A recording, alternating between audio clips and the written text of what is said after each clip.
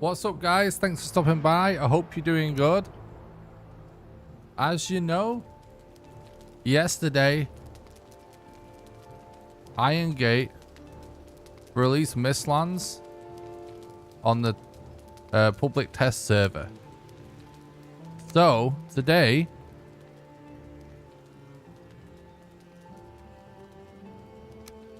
I'm going to be doing a ton of speedrun testing to figure out what the speedrun strats are going to be for Mistlands.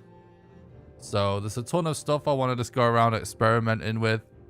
A ton of stuff I want to explore. And of course, we'll be doing a ton of like test boss fights for the final boss. Because for sure there's several options for our approach, and I just need to figure out like what I want the approach to be for my first actual attempt. So you have to bear with me. You can't just jump into speedruns right away. That's not how it works. You have to kind of like figure out a route, a method, and whichever one you're happy with, then we can actually start doing some runs. We can maybe even do some mock runs where we sort of like cheat a little bit, but we test the route. We may even do some set seed stuff. So it's going to be very weird and wild and getting very experimental and very testy and very glitchy. Probably for the next few days until we figure out what the run is going to look like. So yeah, it's going to be a fun adventure. It's really cool that we're getting to sort of go back to the beginning of the speedrun process in many ways. So you guys that have been following me for a while are now going to see, you know, sort of like how we really figure all this stuff out to begin with. So I'm actually really looking forward to it. It's a really fun process. This is, you know, one of my favorite things about speedrunning Valheim is just being a part of figuring out all of the strats and doing some of the earliest runs. It's like one of the more fun things for me personally. So yeah, we've created a new character. Gonna explore the map. Gonna put God mode on. Probably Ghost for now as well. Evil mode. I might even put... No, I won't put environment clear on it. So that might not be a great test. What's up, Joey? Thanks for stopping by the stream. I hope you're doing good. I'm really looking forward to seeing how the new content changes at the beginning of the run. Yeah, for sure. I'm really interested in seeing how it all turns out.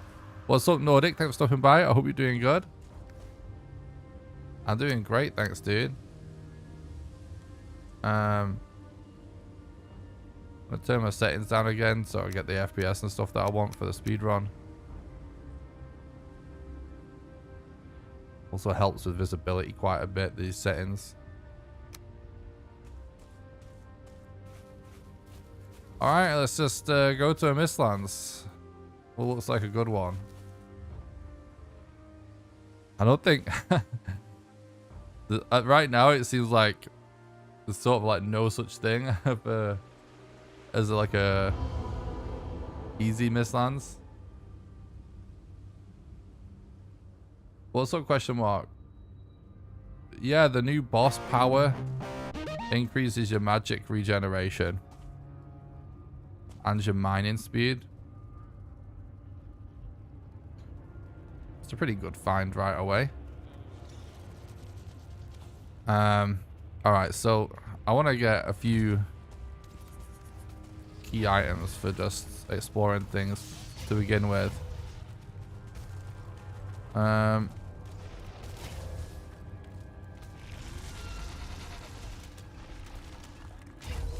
Wow.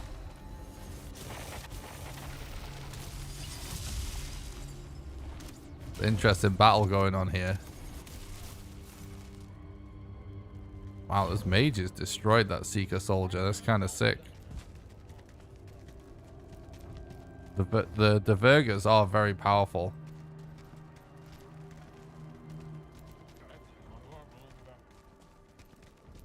Hey, what's up? Ethan, thanks for talking about the stream. I hope you're doing good, dude.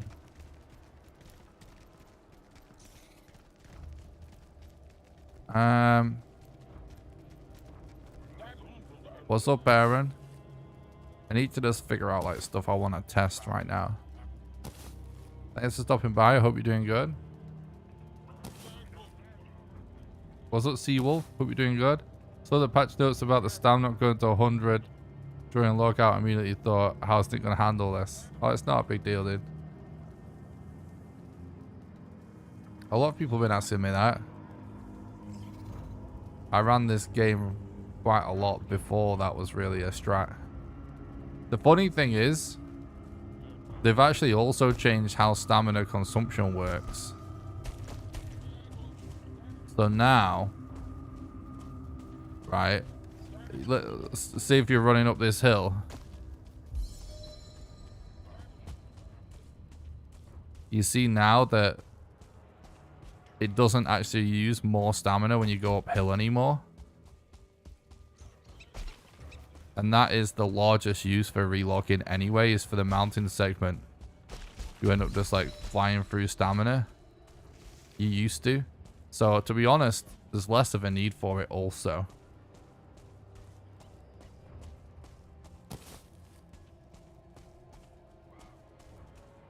Oh, awesome. Thanks, Ethan. I'm glad you're enjoying the Mistlands videos.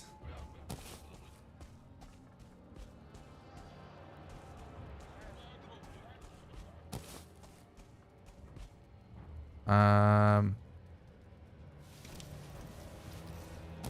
just choosing the stuff that I want to start testing with from the beginning.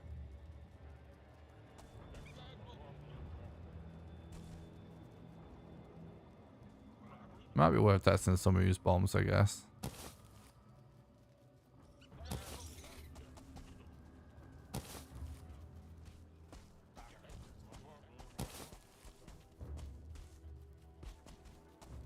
New enemies are weak to slash. I'm not sure about weaknesses yet. Been focusing on speedruns and stuff, so we'll test that a bit more as well today, I think. Maybe investigate weaknesses a bit more today. This seems like weirdly achievable. The spine snap.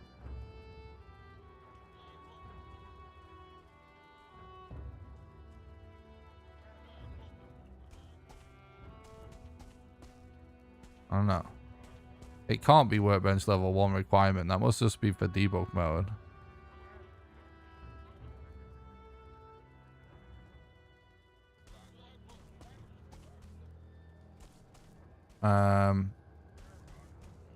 Maybe the feather cake could be useful for testing. I don't know. Definitely want a club.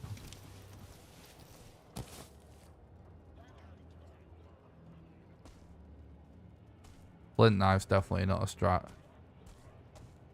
But yeah, we've already been testing the Abyssal Razor. We definitely want a Wisp light to test with. Obviously a Seal Breaker.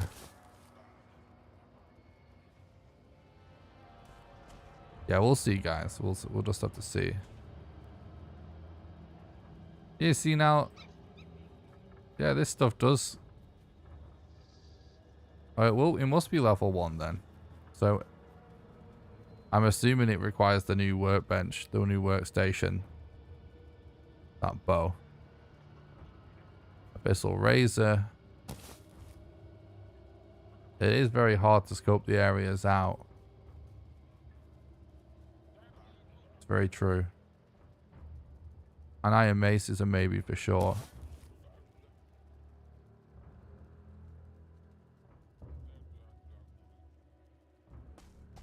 No worries, T-Wolf. I hope you enjoy it, dude. It's super fun so far.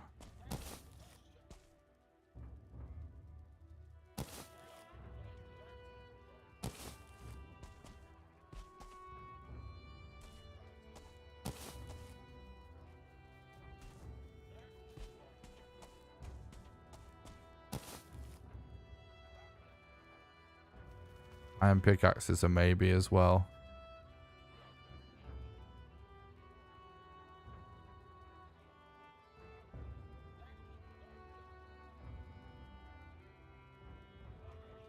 I don't think there's any chance we ever get be like unstaggerable. I wanted to have a look at the demolisher.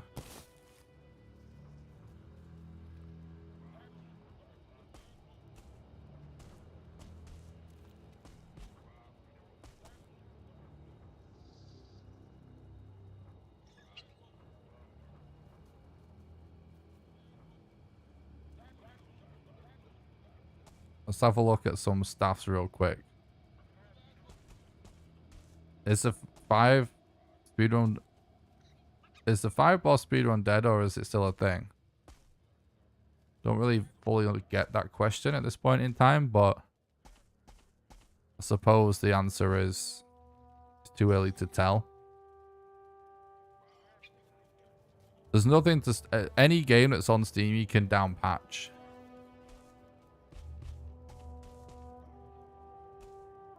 So...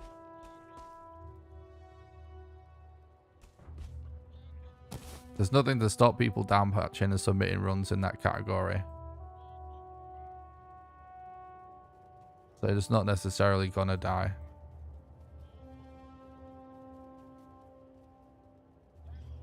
But considering there's only 3 runners on the leaderboard and I'm one of them, and every single one of them is going to be more interested in Mistlands for a while, doesn't really matter right now.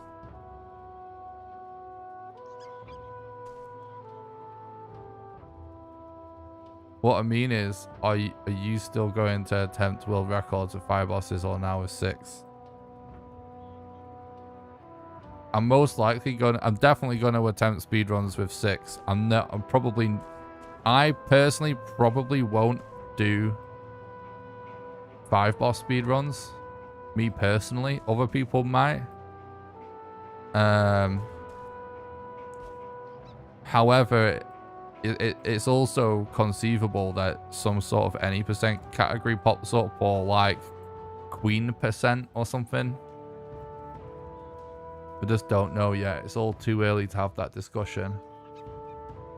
I'm one of the people that makes all of the rules, and my philosophy is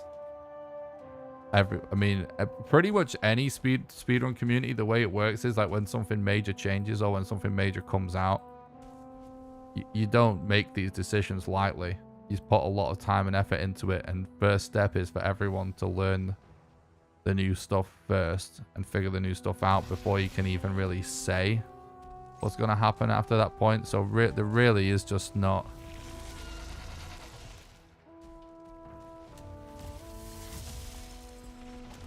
anything we can really say for sure at that point.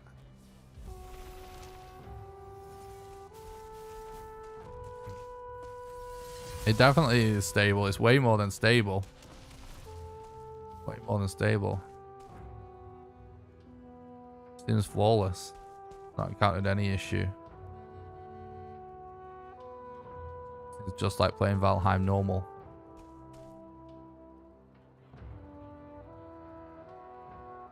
You see, this requiring level 5 is going to be a problem.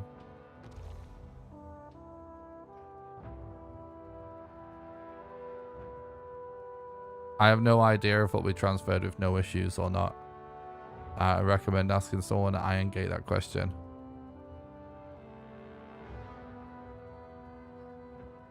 No clue, sorry dude. Not a developer.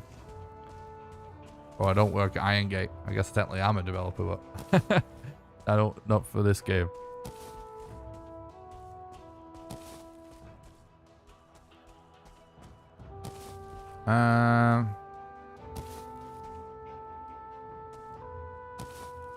We're gonna have to, for what I want to test, we're gonna have to make some magic food. We may have to figure out.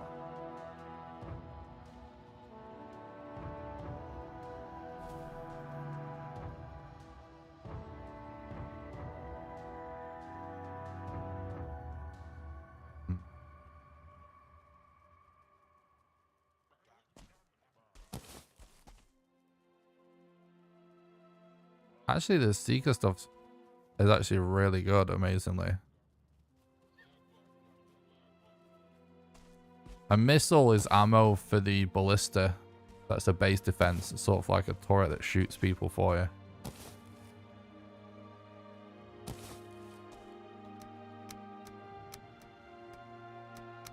Right.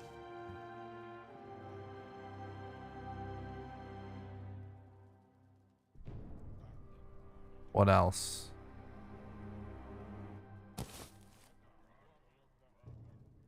I want might actually test troll stuff.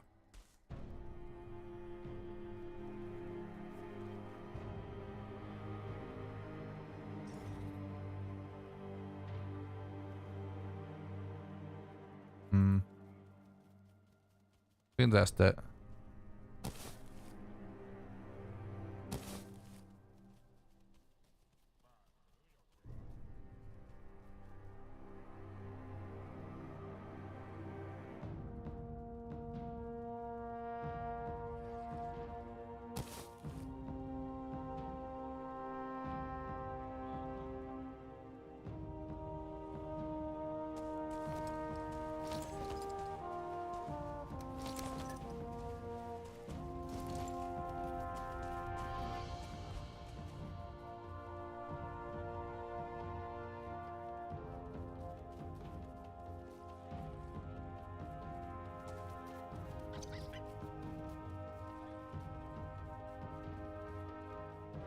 Sorry, chat. I just have to figure out.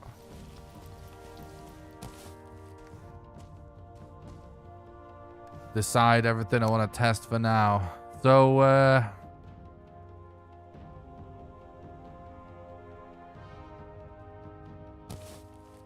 oh, sorry. I've got the playlist on in the background. I will turn on the in-game music again.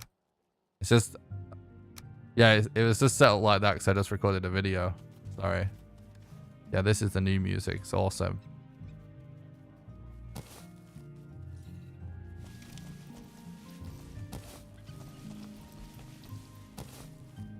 I'm going to try and upgrade the basic stuff to where we would normally upgrade it to. Actually, as well, a fine, yeah, fine wood bow.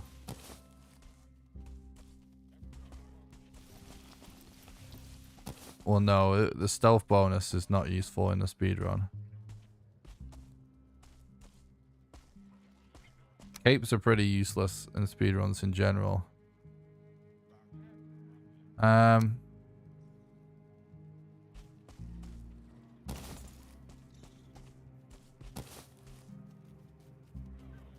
Hold 2.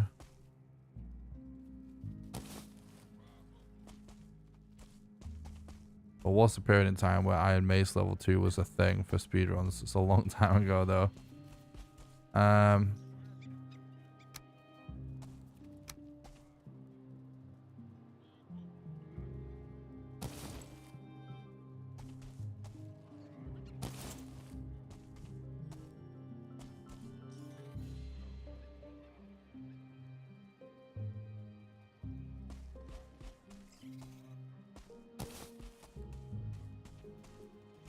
Right.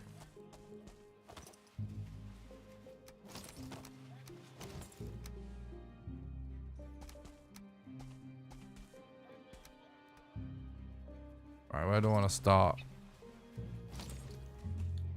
We should spawn in some food that is sort of what we would expect to have at this point in a speedrun.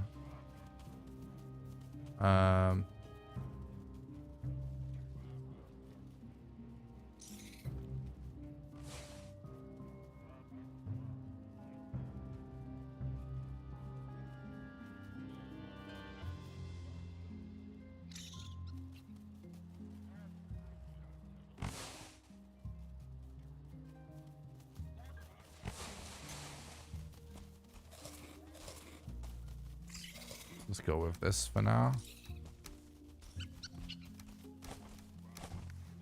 Right. A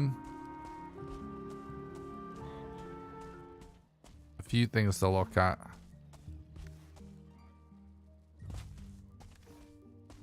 So these things, I believe, give you iron.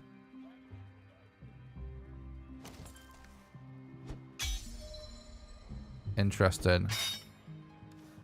That doesn't work on it. And that doesn't work. That's a no-go then. Let's just see what the drop rate is like.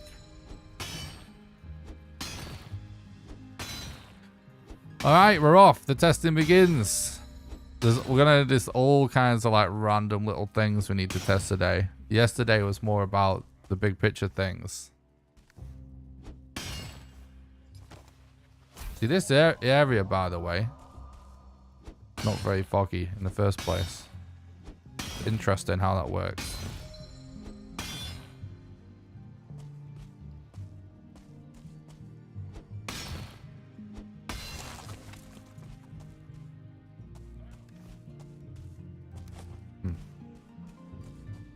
Well, they've that's a weird thing to be so locked out of just getting regular iron. What about these things? Pretty sure it's gonna... Oh, regular does work against this. Actually, let's try and do it from above or something. I want to see, like, if you get a wisp this way. Or can you even... No, you can't just take it out.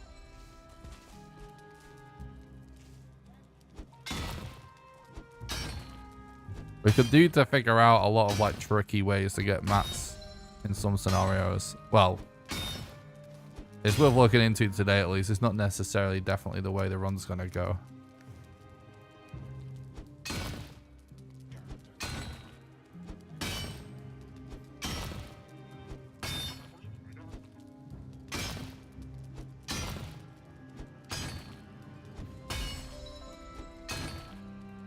I've noticed, by the way, that all this black marble stuff takes a long time to destroy. You do need silver for a wisp light, but it is only one.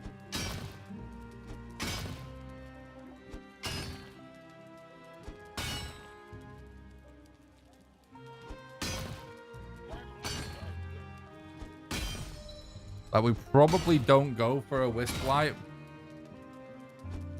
But that doesn't mean you don't test it.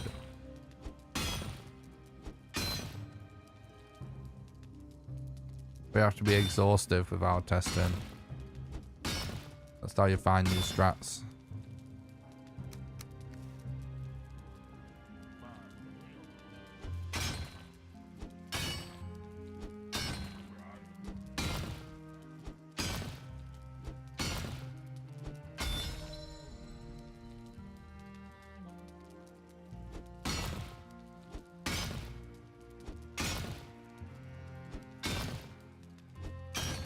Flint axe has always been relevant for speed runs.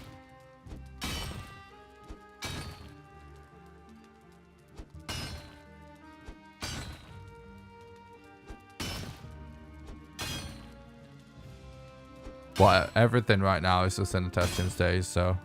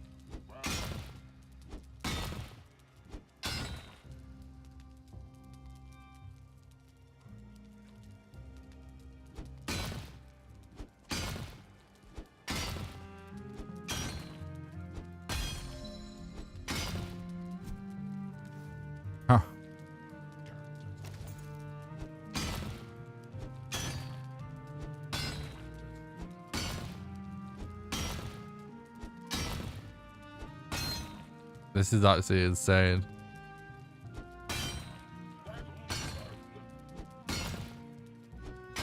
Yeah, mining marble is insane.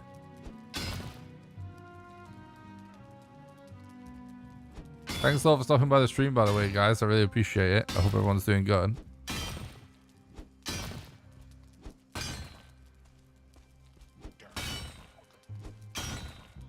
By the way, if you've not heard my first impressions of Mistlands and what I think of it so far, I posted a video last night. You can get a link to it by doing exclamation first. And I also posted a video just before the stream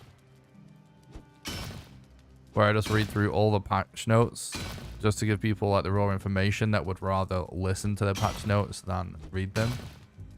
You can get a link to that video by doing exclamation patch notes.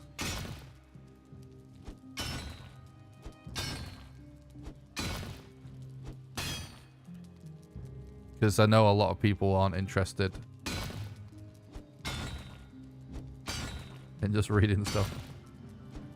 What we're doing right now, we're seeing if we can destroy this with an antler pick. I enjoyed the patch notes one. Sometimes I just like when others read it to me so I don't have to. Guess what? Me too. That's why I made the video. Because I'm the same. Bone Master's less HP than Black Marble. Apparently. Apparently. I'm just testing this because it's interesting that the antler pick does actually do damage to it.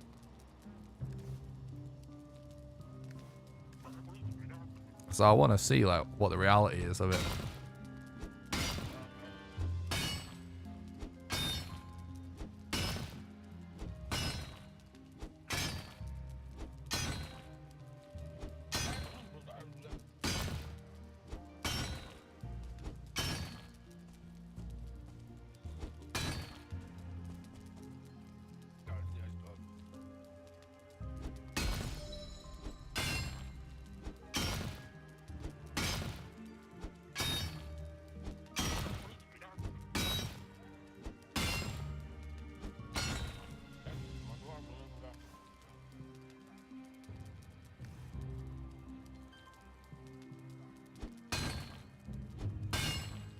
Well, other than that, I mean, I don't know if you can use the stone cutter. I've not tested that. We're doing speedrun testing right now. We wouldn't ordinarily have a stone cutter. This is speedrun testing. We're literally just seeing what's possible right now. Yeah, the queen's very tanky. Although we're going to test some different approaches to her today. With slightly more prep. We did like more like naked testing last night. Stone cutter percent. New category. We can definitely test a stone cutter. But I want to see like how far we get with this right now.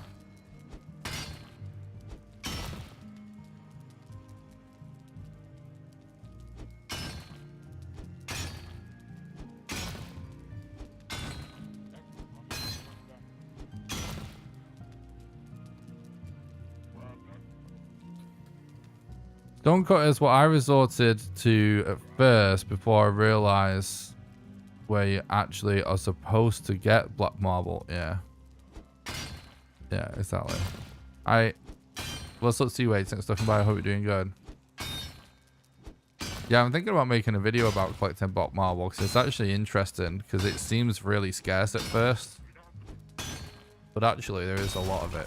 Oh my god. It all did fall down in one go at least. And it looked like...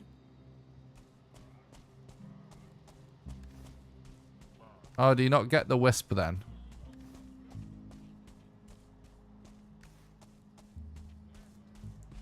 It looked like the Wisp fell.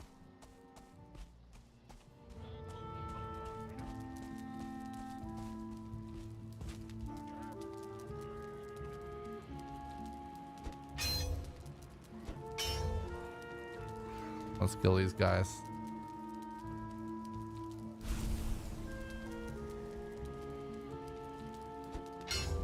It is cool that it's still dull.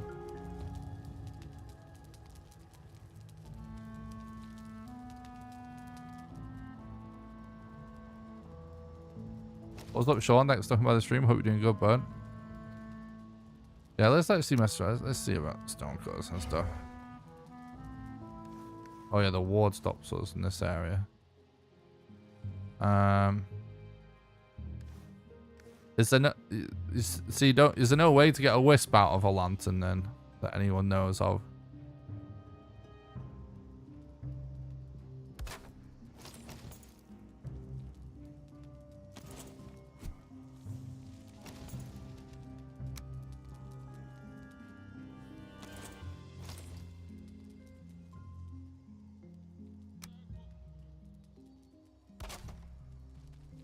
Is there no way to deconstruct this?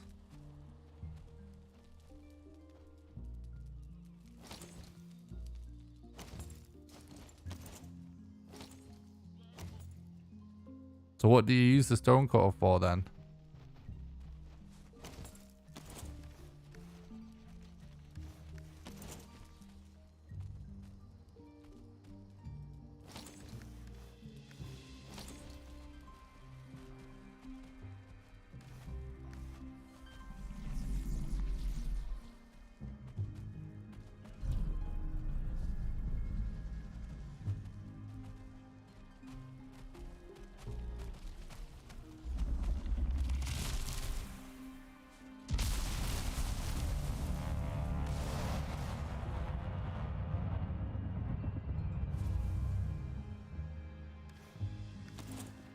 Guessing this is the same.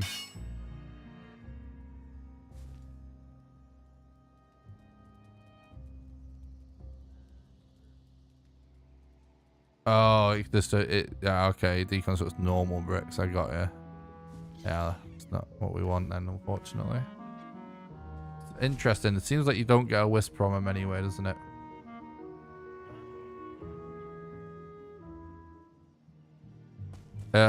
Everyone's Mistlands is really misty, but like different areas vary in the amount of mist they have. So mine might not look very misty, but if we go over here, look, and I turn off my wisp light, it's very, you know, you can't see it all. So it actually is a bit random.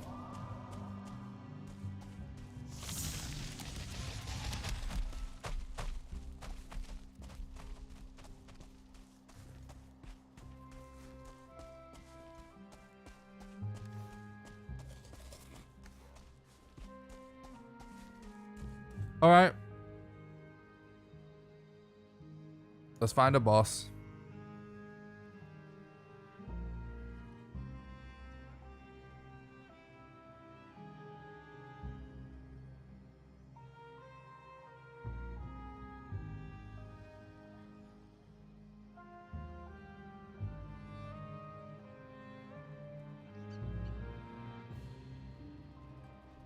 It appears that you can only get a wisp by doing a wisp fountain, but I don't know that for sure yet. I'm trying to figure out if there is an easier way.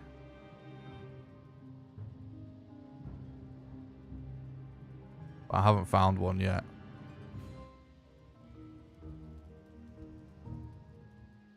I will let everyone know if I do find a way.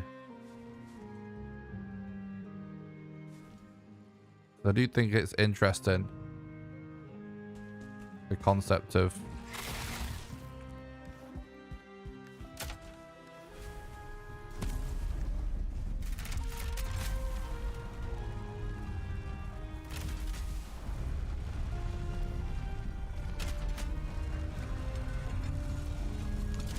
being able to get one a different way.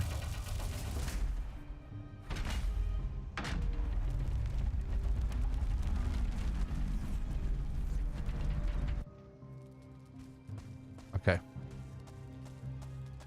Oh yeah, we killed her, but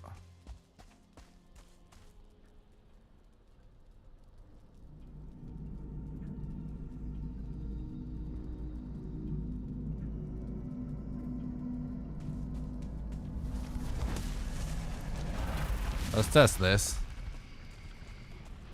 Some people talk about this. I saw it in Jade's video today.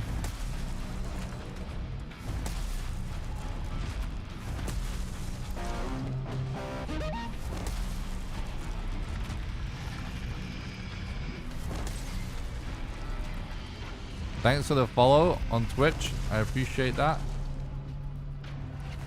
Canaris Design.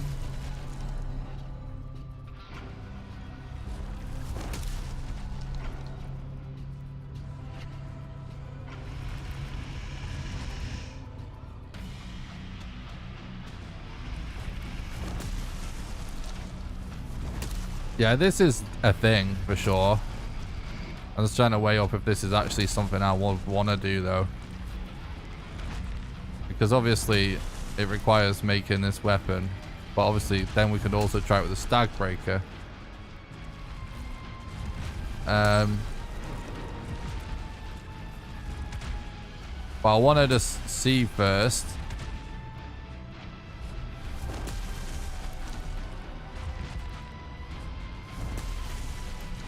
Yeah, they do mostly have a good cheese.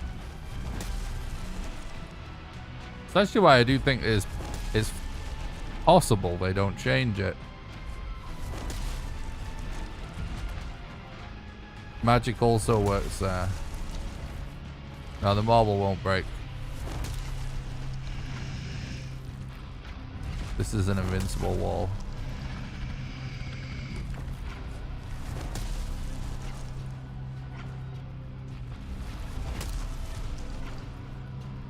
I don't know yet.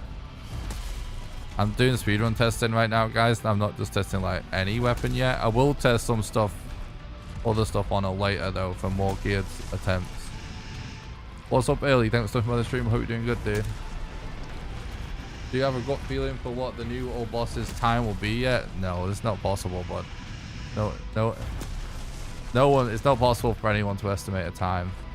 Not until runs start.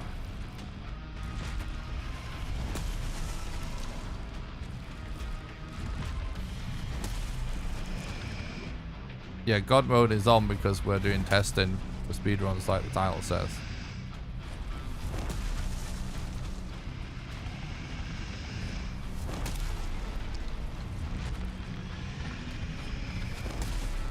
Need to figure out what the right route will be for when we come to do the first official run. Some King strats killing the Queen. True.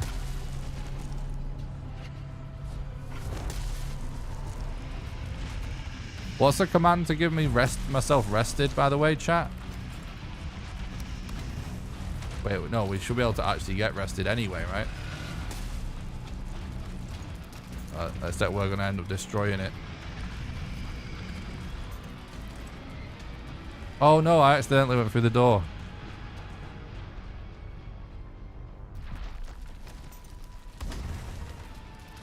Oh my god, this door collision is massive.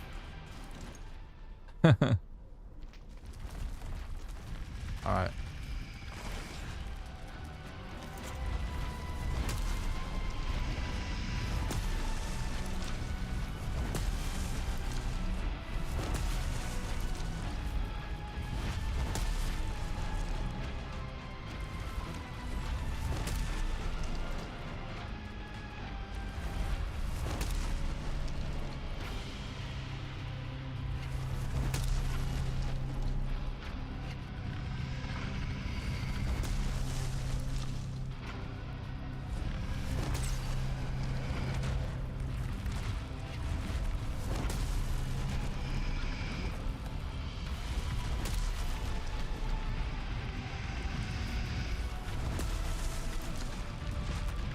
Feel like leaving should reset progress. That seems a little too easy to cheat.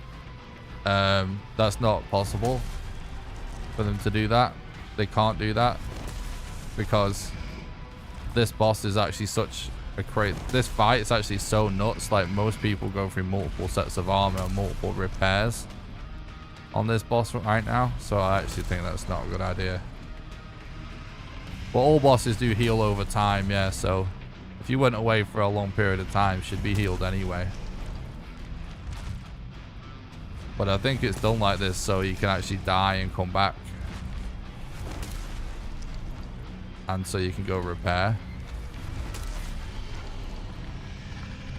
Because it's likely that on like a normal casual survival run, you know, people have stuff break on them.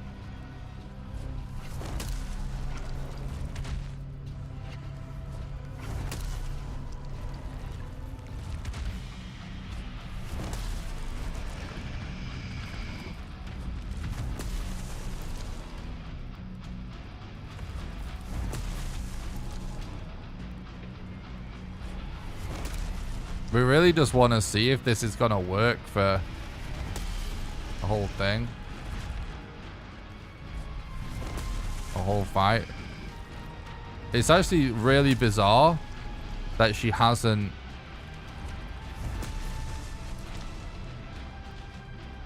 spawned a load of seekers in that have come to get us because she can't see us. Yeah, we're going to test it with the Stag Breaker at some point too. Thought she clip through and bite it. Yeah, good point. Right, let's actually take a look. No, she isn't spawning him.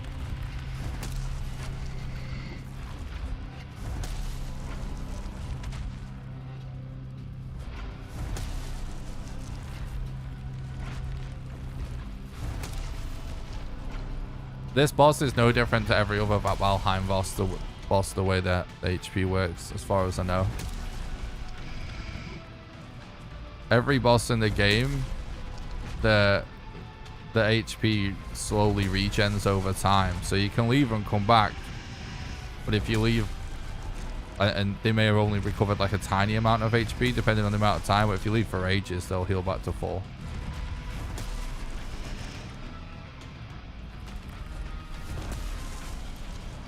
We can't... The bonfires don't work in here.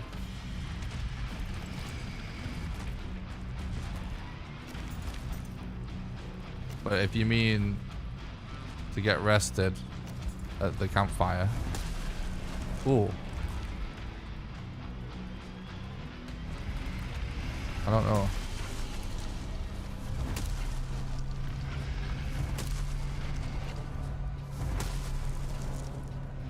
What's up, Dan? Thanks for stopping by. I hope you're doing good, dude. Happy Wednesday. Hell yeah, dude. Yeah, see, this is actually gonna break as well. But that doesn't matter at the minute. We're just testing this sort of proof of concept of a different approach. But the one thing this strat has going for it over the way we're doing it yesterday is consistency.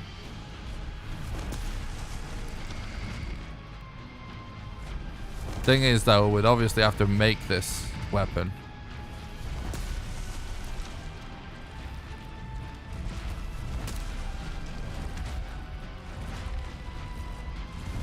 What's up, Demigod? Thanks for stopping by. I hope you're doing good.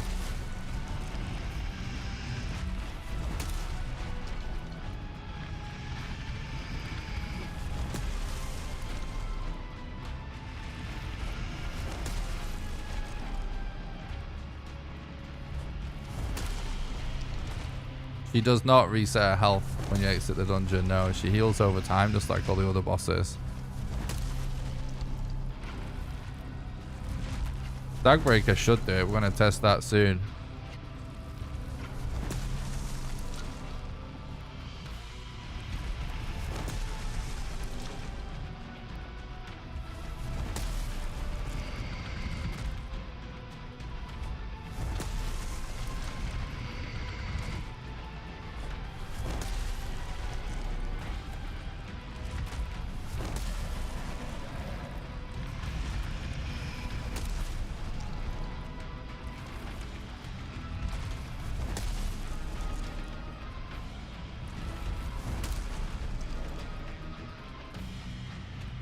Which food do you need to kill the queen for?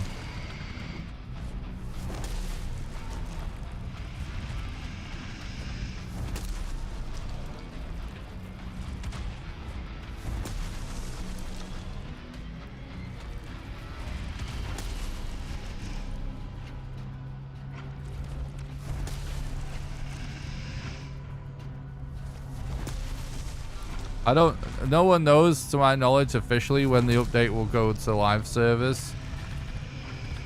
But most people are making the assumption it'll be within like a couple of weeks. You don't get royal jelly from the queen. It's everywhere, dude.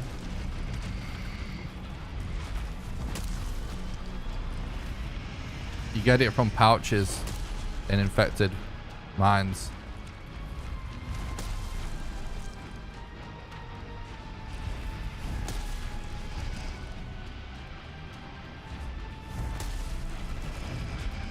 like piles of it on the ground that you can pick up.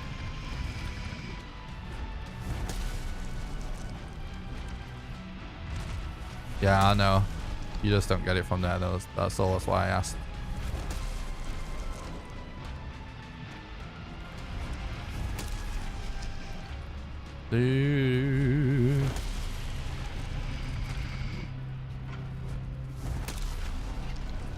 It seems to spawn around anywhere those little critters that pop out of eggs appear. So you may have thought you may have seen that way because there probably does exist in this room because of those little, I forget what they're called, you know, the little ones that pop out the eggs. These rooms are filled with them, but they actually do also spawn in infested mines. The music is really cool. Looking forward to see the Stagbreaker test, mostly because it proves valuable. Then it will be an extended trophy police bit. That's very, very true. Chat will love that. What's up, Bevo? Thanks for stopping by. I hope you're doing good.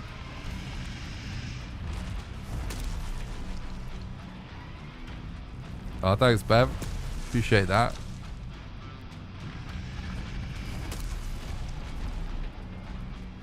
Thanks a lot for stopping by, everybody. Another day of fun, weird experimenting and cheesing and figuring out the speedrun strats for Mistlands.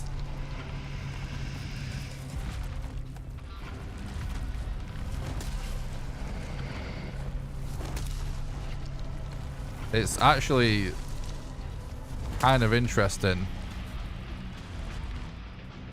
that this does. So, do you remember yesterday when I was saying about if we could build in this room, I would know exactly what to do with the strat we're testing. And what I was referring to was if you actually would be able to build yourself into a little box, she wouldn't be able to see you. And therefore probably wouldn't do her attack where she spawns in the Seekers. Well, this is actually accomplishing the same thing. She's not doing that attack because she can't see us to do it.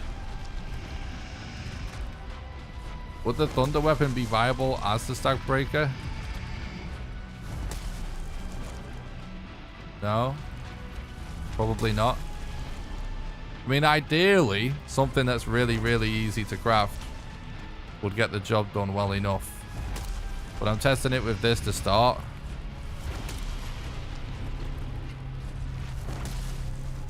But we should kind of like start with like trash weapons really, and then you can maybe figure out if there is a higher level weapon that's worth crafting.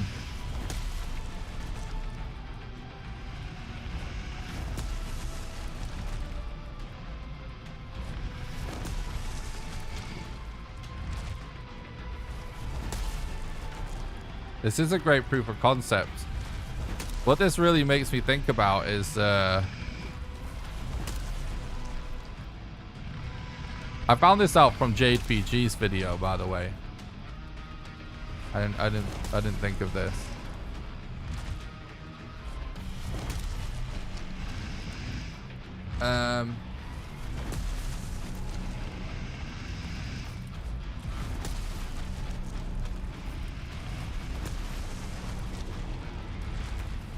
This makes me wonder about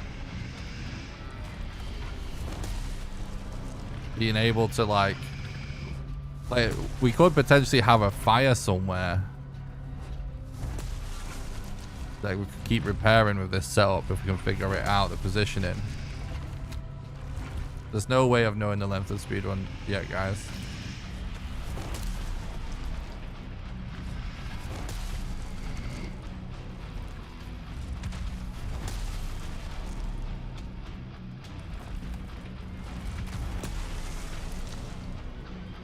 It is efficient and it's extremely reliable, extremely safe.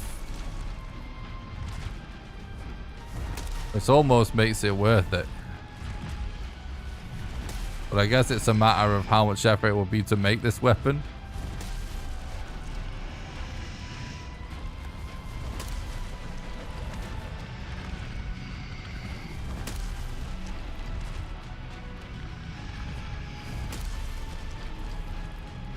No, this is level 1. So this would actually smash at a higher level, wouldn't it? This strat. This actually really makes me wonder. It's so consistent. Maybe it would be worth making this. And it would be a way to get a run down. It's like as soon as you get done with your glove, figure out how to make this weapon.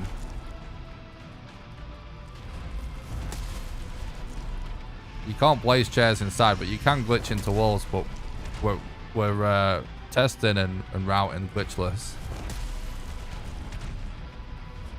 I guarantee the glitch strat would be to just flip into something so she can't see us and use that to spam fires.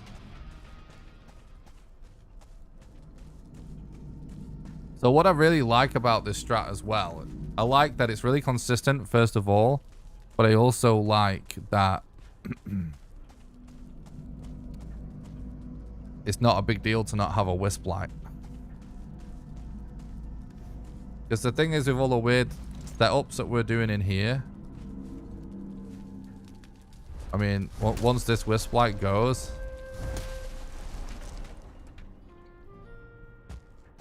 I mean, it's a nightmare, look. To be able to climb back up and use that strat. I did have to repair it, yeah. Which is a complication. But whatever crafting table we need to make it, obviously we'd have to make it anyway to craft, so let's just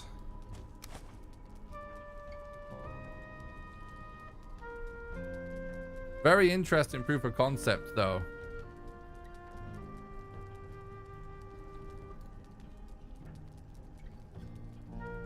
Let's get a stag breaker in the mix.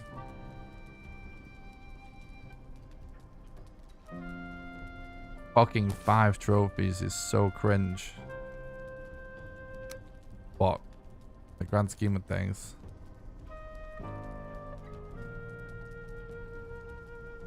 I mean, hypothetically you'd be able to get it to level 2. That's to be a huge grind trophy wise.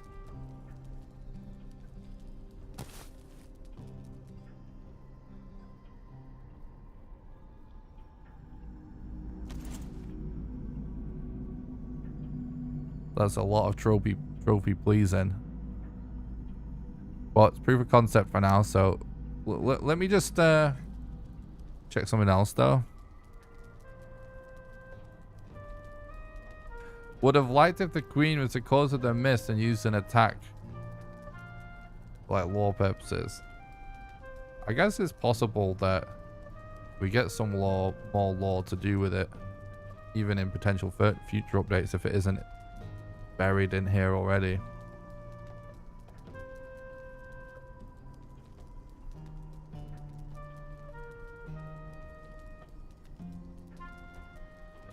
Yggdrasil wood. We need to test some stuff with getting Yggdrasil wood.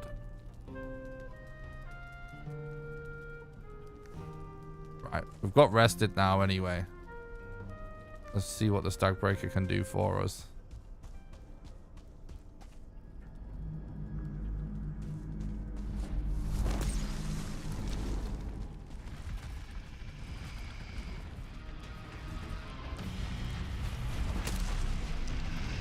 Oh dear.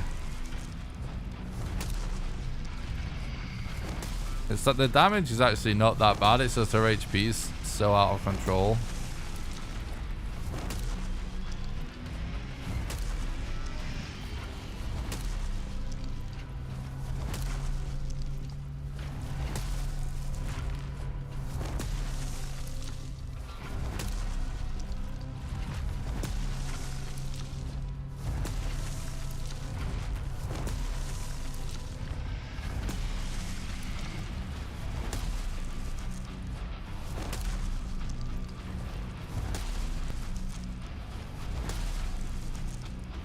Don't think this is going to be worth it.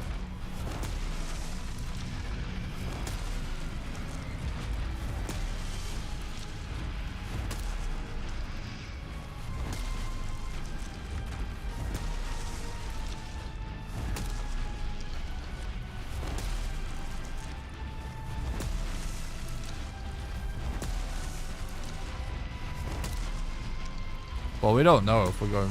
I feel like chat's like really in a hurry for this to all be like super figured out, but we don't really know if we're going to make that hammer yet.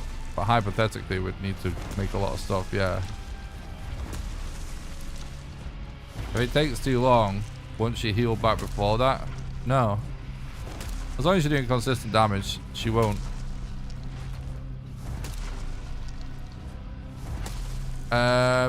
The iron sledge is not going to be worth it because of the trader.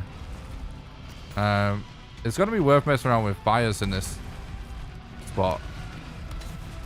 No fucking way, dude.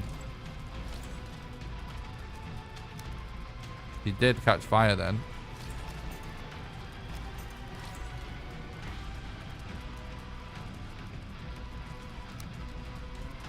He's not on fire anymore.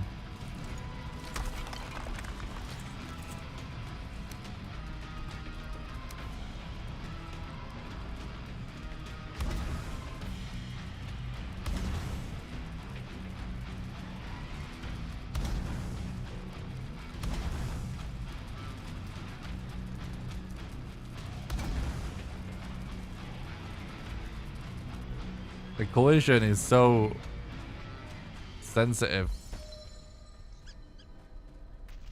with the door. It's, I don't know. Honestly, like, campfires still seem like the actual best way to cheese her. With no prep.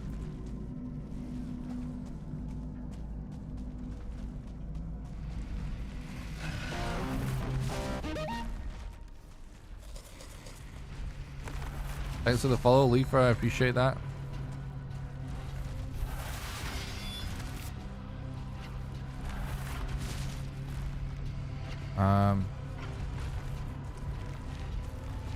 Oh.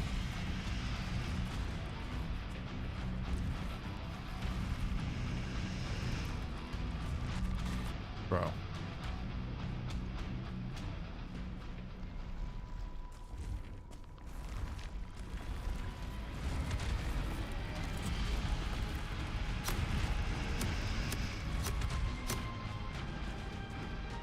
Sometimes she kind of like... Wait.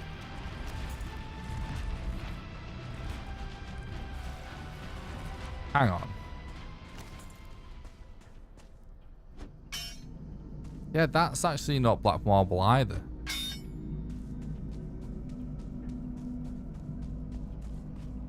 Oh. I actually legit didn't even notice that this side is actually different. Yeah, so that is, but that isn't. So that actually means that that might make fire a potential there. Let's try this again.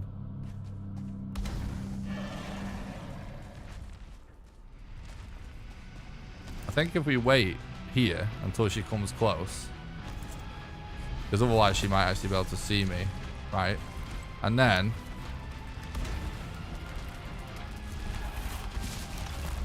Oh, I wasn't able to get on the repair fast enough.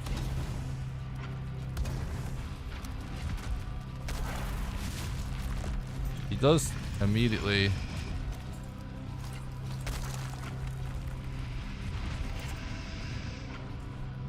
Alright, hang on.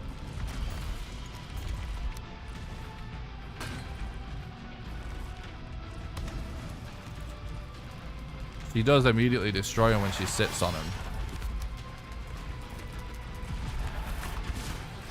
But is there like the spot?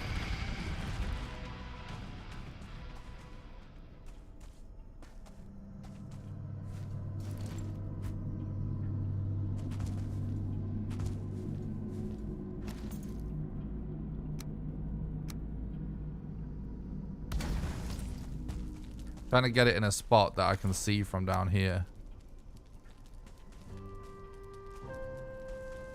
Yeah, I mean, we can see that.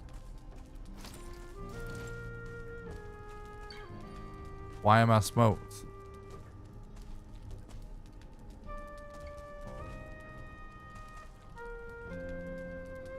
I mean...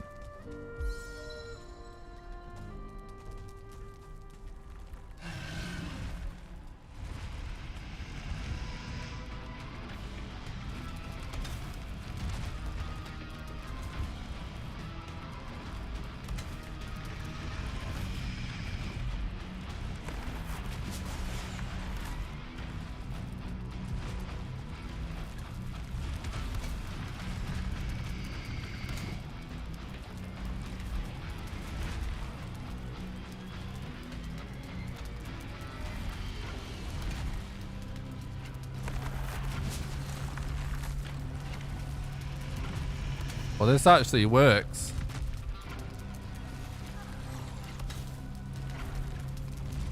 It's a lot better than a stag. Whoa.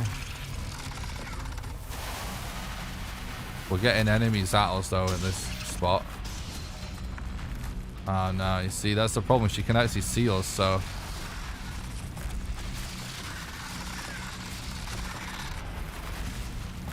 Seems like it has potential.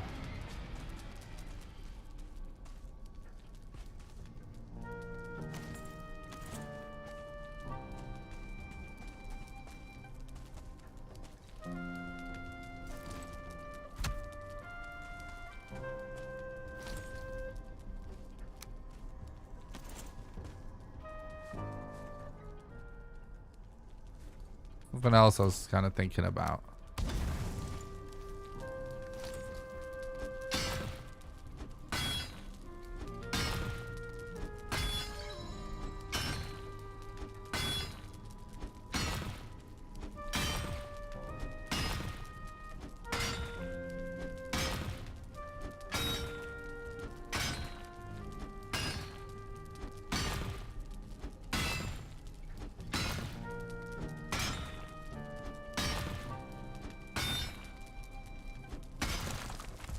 Yeah. Fires tend to stay where they are when stuff's destroyed underneath them.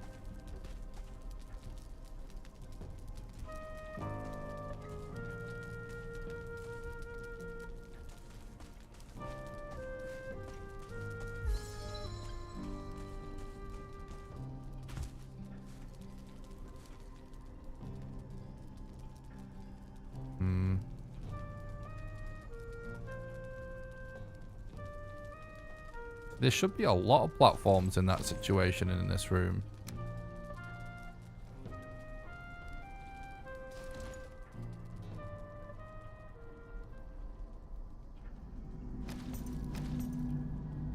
It's like all this.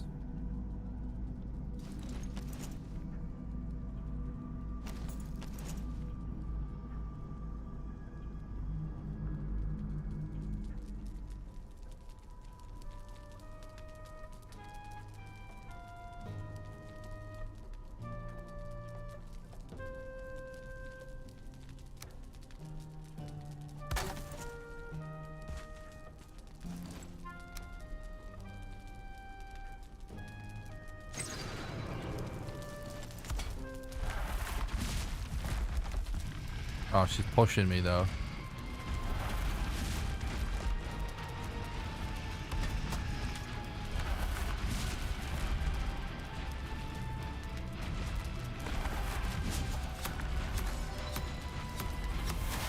The combination of campfires and the Abyssal Razor is still one of the best things we've found that we can do pretty simply.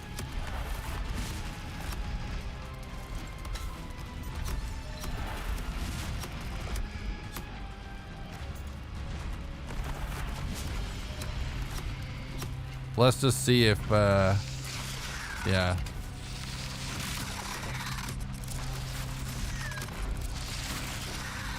So I'm pretty curious, yeah. No, I was thinking like, hell knife for the win, hell yeah. I was wondering like, if you're on a small enough platform, I wonder if the Seekers don't get you. But I actually, I mean, maybe they won't. It just seemed like this was next to us there. Let's look around a bit more. It's interesting. You know what? Let's do wisp lights again everywhere. I think it's an interesting fact that, you know, you can just place fires down on something and then destroy it and the fire stays there. There may be a structure somewhere in this room that makes that setup way more viable. Just need a good look around. Because you think about it, a platform like this could hypothetically be filled with fires.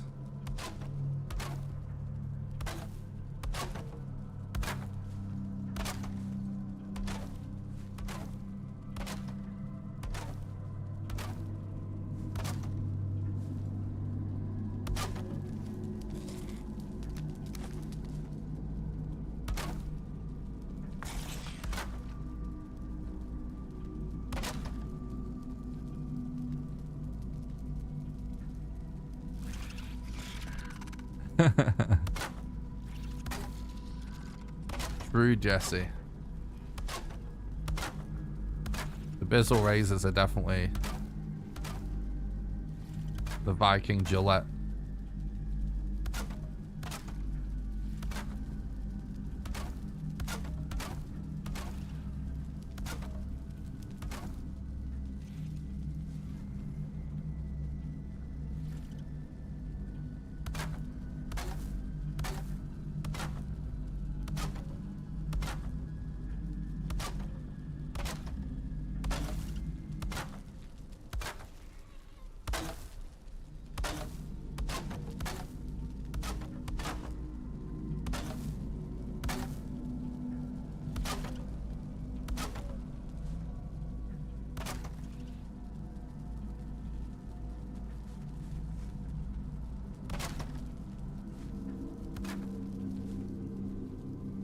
Alright, that's pretty good.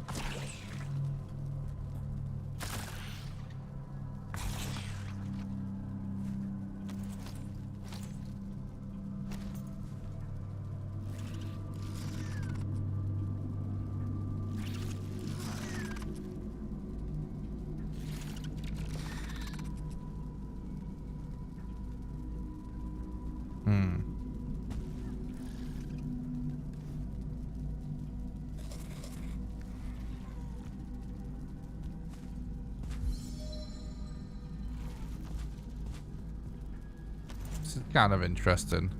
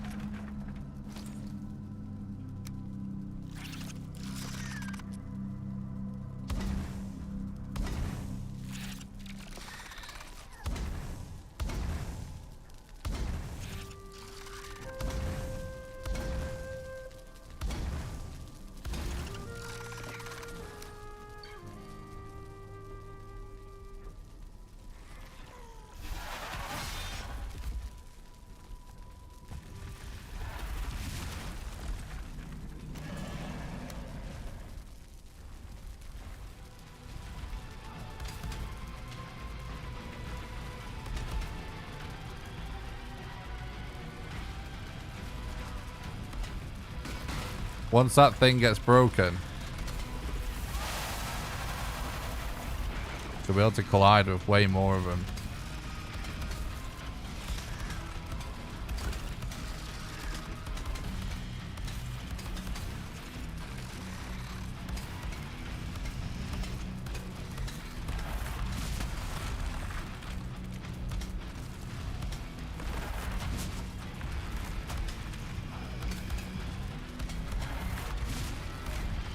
This is absolutely melting it.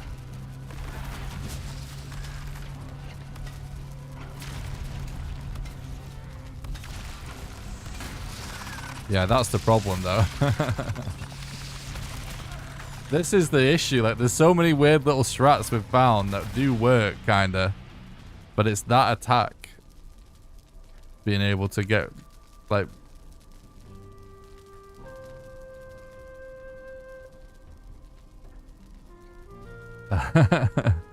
Hell yeah, Jesse.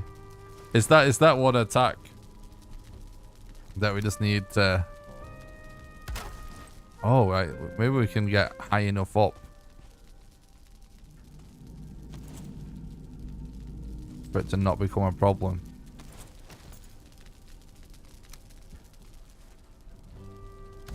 We are higher there, I think, right?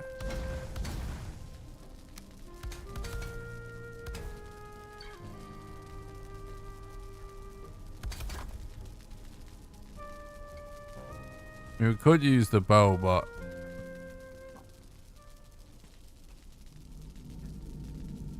could use the bow. I guess it's just a matter of how long it will take. We should definitely test the bow. I'm sure there's a million ways the bow could work. Because you could go really high up with the bow. Still be able to do damage.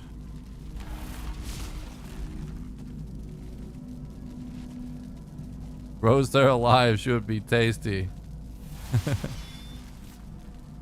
Bro. Oh, she's aggroed on the goddamn torches. Oi.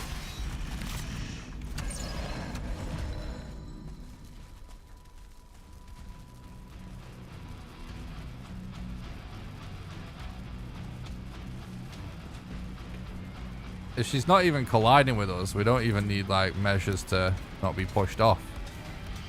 It's just I suppose what we should really figure out is there a height where the seekers won't get us? And where the acid won't get us?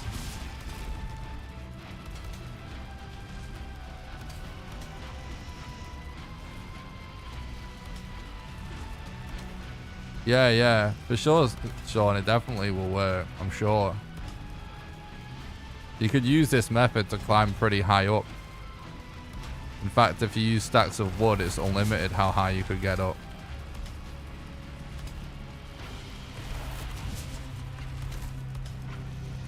Well, so far so good with this.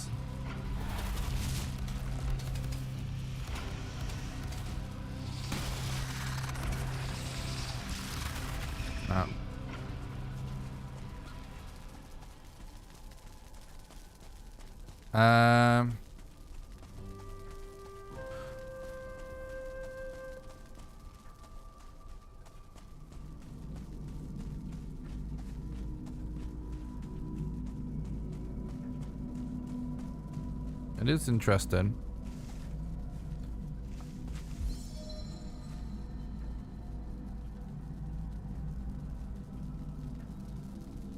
It is interesting.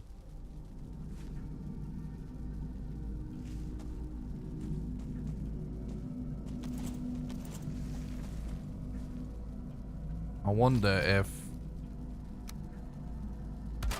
if we could just get away where we're high enough up but close to one of them platforms.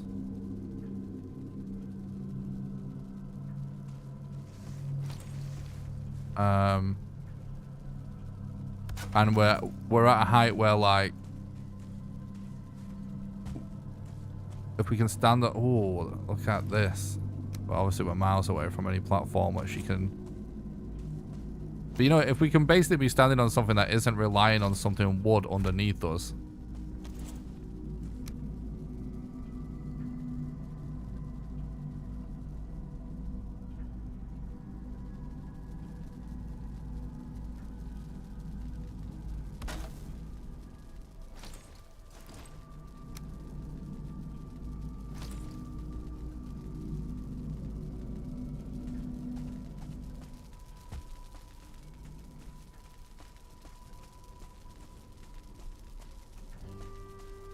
Yeah, we maybe should just see, like, at what height is there no issue.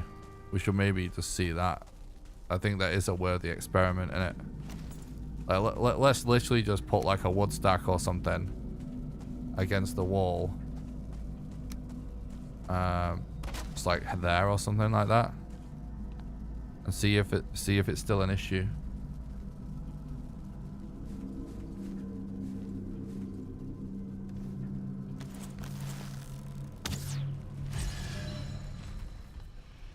The problem is, though, we do need to. I suppose we can keep shooting her with arrows. We need I think she appears to need to take a certain amount of damage sometimes to start doing seekers at us.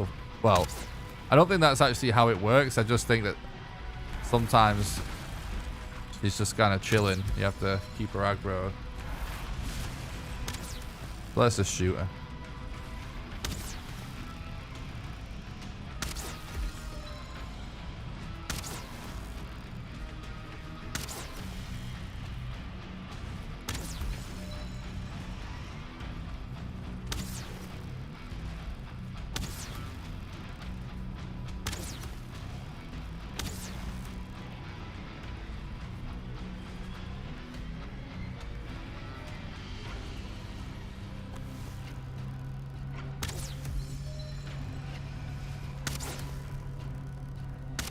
interesting that this seems to be acting as if she can't see us.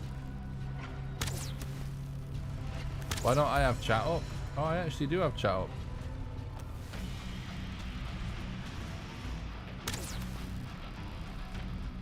I don't understand. Thanks for talking about the stream anyway, SD. I hope you're doing good.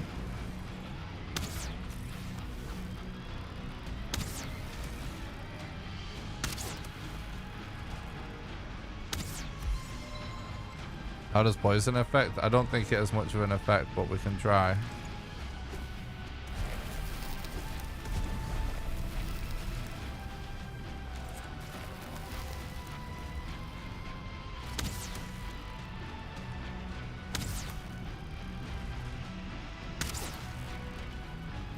I have thought about using magic. We'll test it, but the point, it most likely will be a faster run if you can do it with stuff that you already have. Yeah, you see, that's what I wanted to test. Seems like there is nowhere that the Seekers can't get you from. Well, not nowhere, but it's not a height thing, it would appear.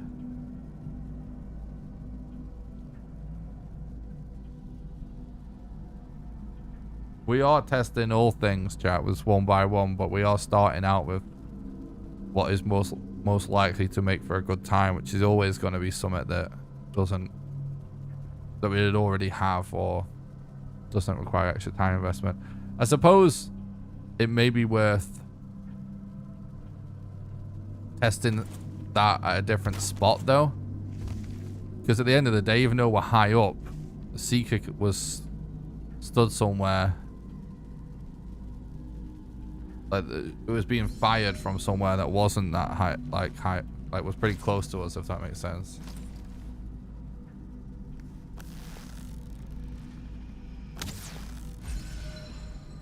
Like maybe if the ground that she is on is further away, it won't be able to reach. Now you can't dig the floor. Let's see how far we get with this.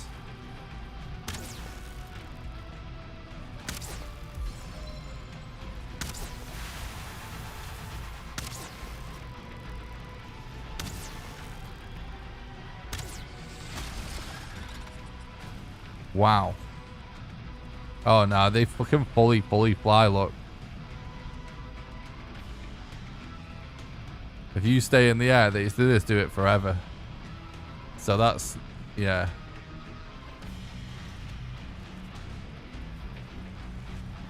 I see what you did there, Iron Gate. Just appears they don't fully fly because you're not normally in the air. But they'll land at once they've hit you, essentially. Always, it looks like.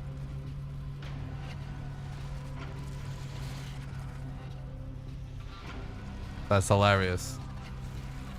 All right, so that does make me feel like unless we find another structure we can hide inside, that most likely the entrance is the key.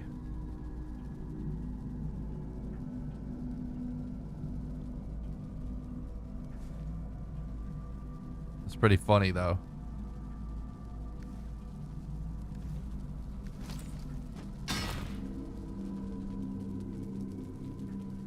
Yeah, I think like most of these structures that aren't entrances or like the actual spawner are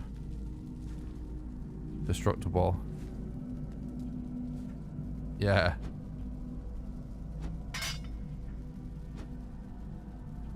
Probably was.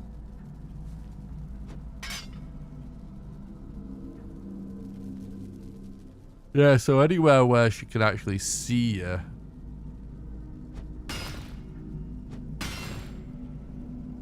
Like if there's somewhere we can actually hide other than the entrance. I mean, we could try the entrance again also, of course.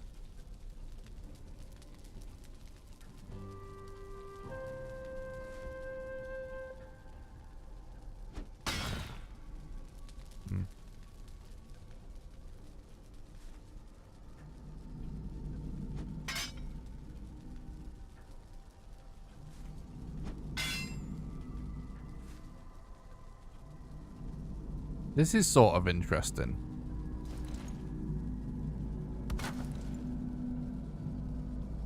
Like if I wonder what it's like if I'm actually sort of covered from above. If that has any effect.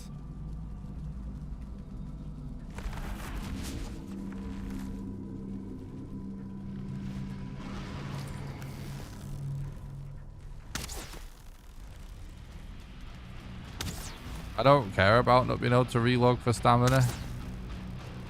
It was always something that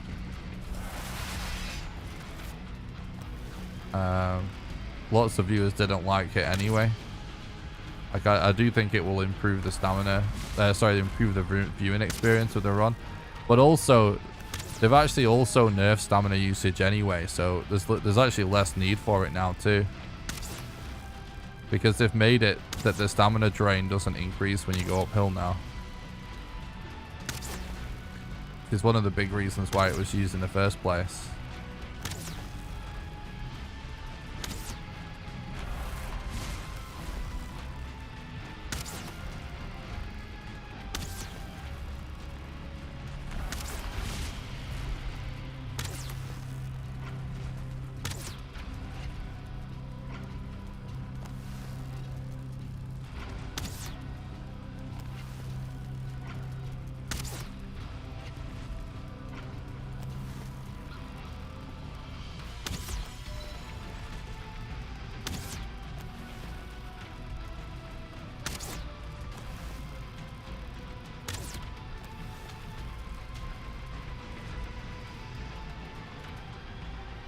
I don't know about getting rid of poisons, but I don't think so. They didn't say if they did.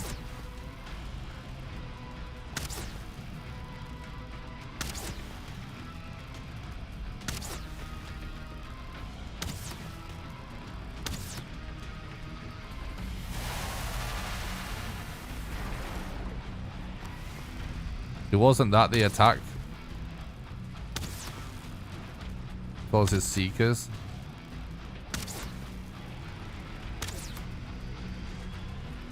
Like, I'm kind of wondering if being in an enclosed area might stop the seekers coming. Yeah, they're here. We can hear them.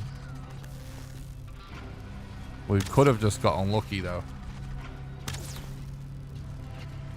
Oh, you see? Did you see it? It's trying to get me, but it's confused. Oh no, it found me. Wow. Okay. AI actually pretty good on those seekers. Huh.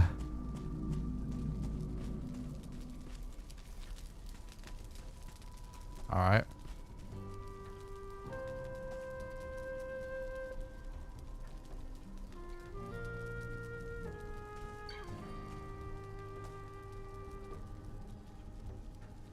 Don't look at it. True. Wait, you know what?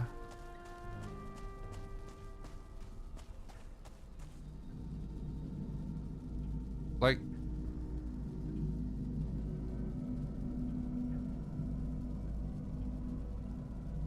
what? I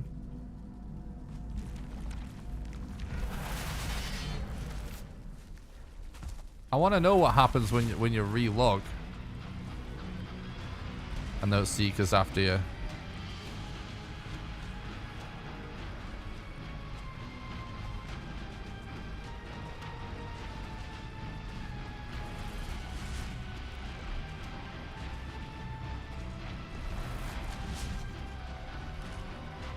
What's up, Crazy YOLO Crafter? Thanks for stopping by. I hope you're doing good, dude.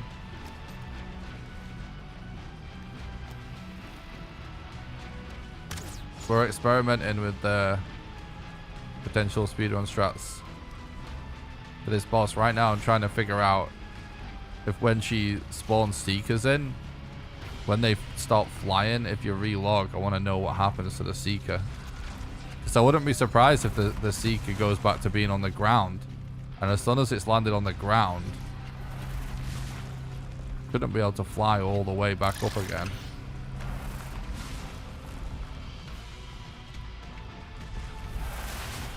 I don't know, like, think we're going to have to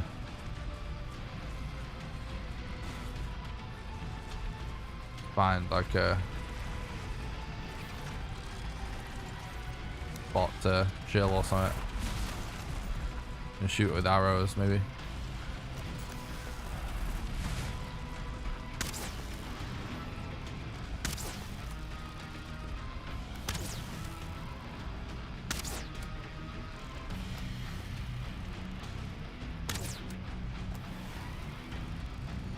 I don't know if we're going to be able to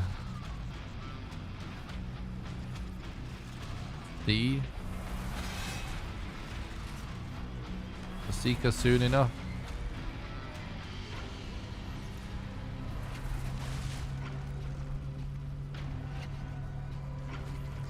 Now, you know what we should do? We should go back to the strat under the stairs. Because that, it did take a longer time at least for the Seeker.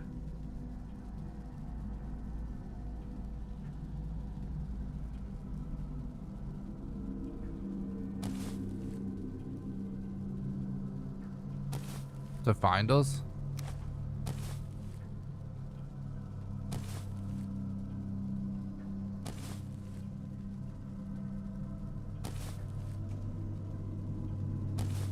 Oh, the Wisp I must have got from one of the torches. Let's actually have a fine wood bow.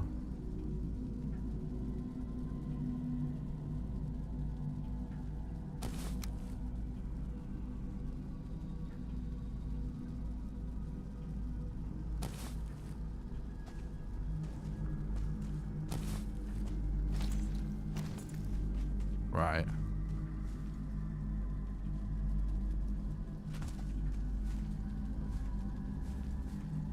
Because this was actually really promising for a minute.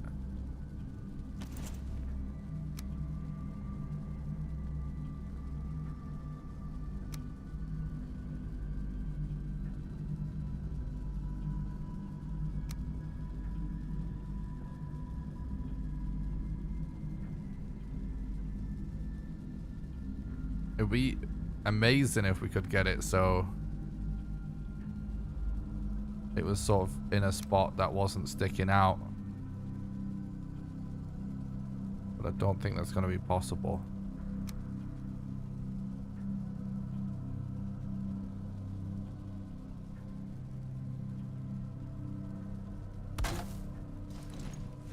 Hell yeah, Deshan.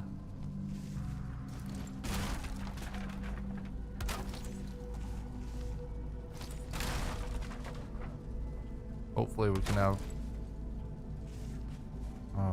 some good strats for it.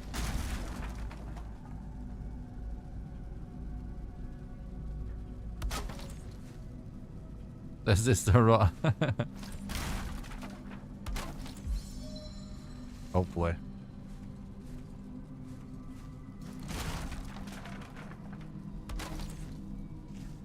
All right.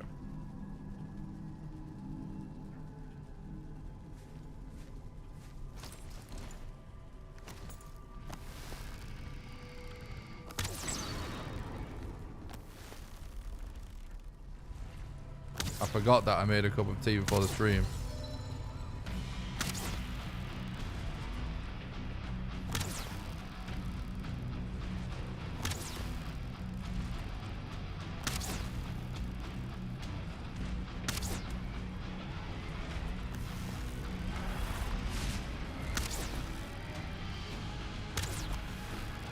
Iron arrows and Vinewood bow level 3 is not too bad.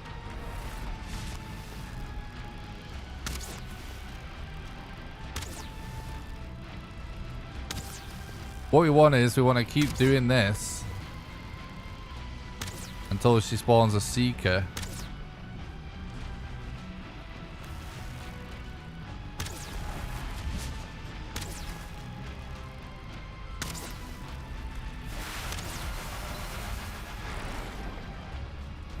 That was one, right?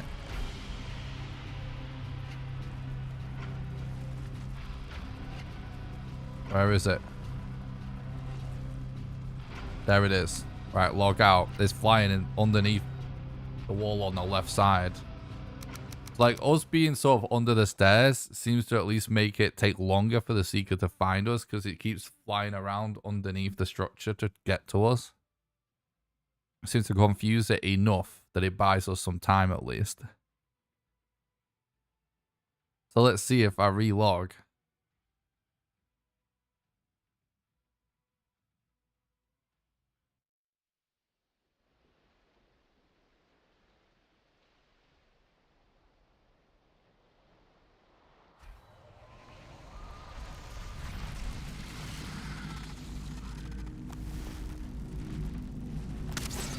Right, now I still hear Seekers.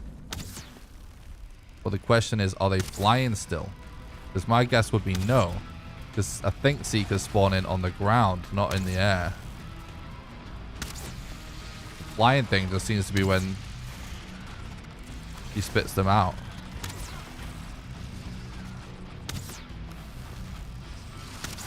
Trying to keep an eye out for these Seekers to see if there's any flying near us.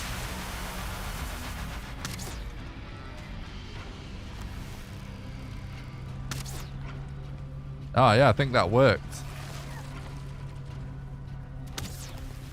I think that worked.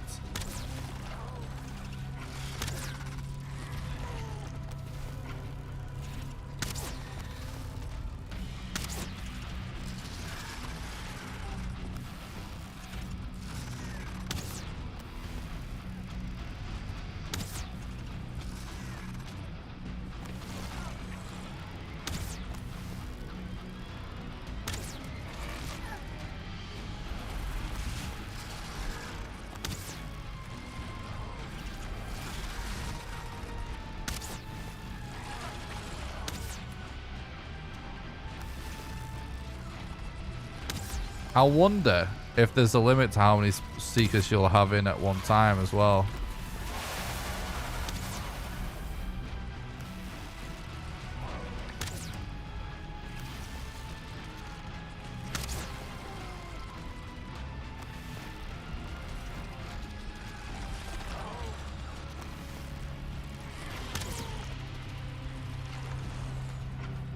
The new crossbow is awesome.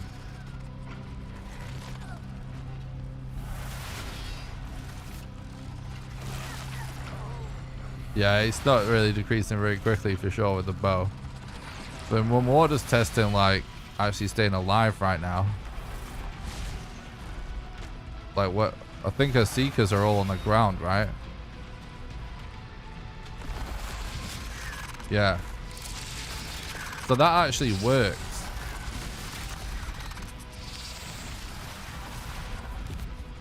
Relock in when the Seekers, when she spawns them in. So when she spawns Seekers in, if you're high up, they'll just fly immediately. And while flying, it can infinitely fly until they hit you and then they'll land. But if you relock when they're in the air, they just land when you relog. So that makes me wonder about this strat.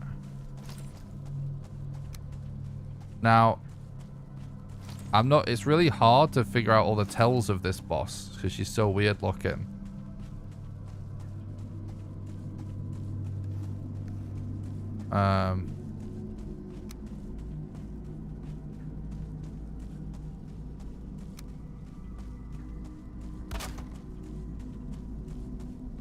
But it makes me wonder about this strat again.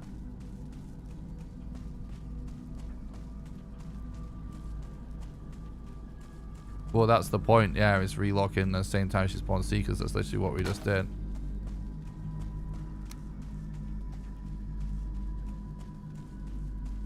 But the thing is, the fastest strat that we've found so far was... No, wait, the fastest strat we found so far where Seekers were a problem was actually the multiple fire strat, wasn't it? Not this one.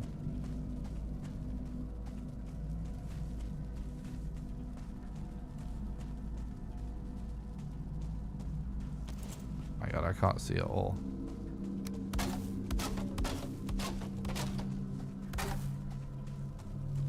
Yeah, it was this one, wasn't it? If we can figure out... Basically, there's a couple of strats that we've tried that worked, but just failed because of the seeker attack. If we can figure out how to time the relog correctly for those...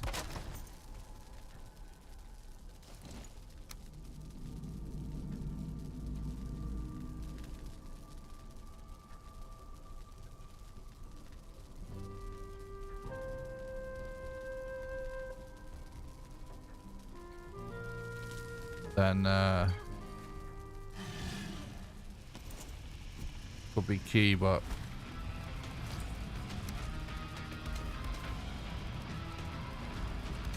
it's just a matter of how hard that's going to be.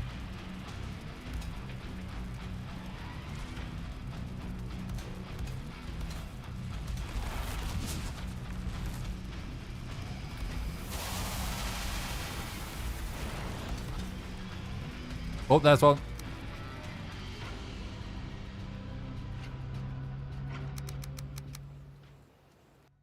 This would be a very interesting strat if this wound up being the way we do it in the speedrun.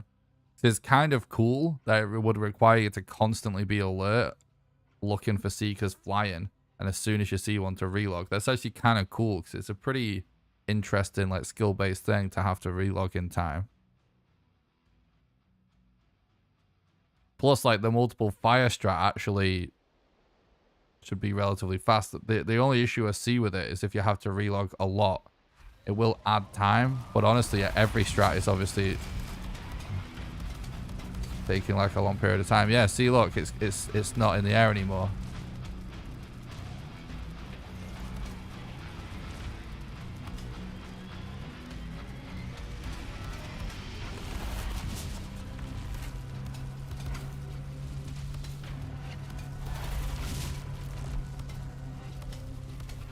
When she finally manages to destroy that platform, which I don't get how it's not destroyed yet, but she does manage to destroy it,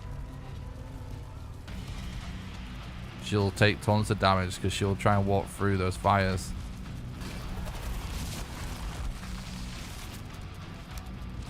There's a seeker right there. She just jumped on top of him. I mean, I may die from smoke here, but we're just doing one thing at a time right now. We'll figure that out afterwards.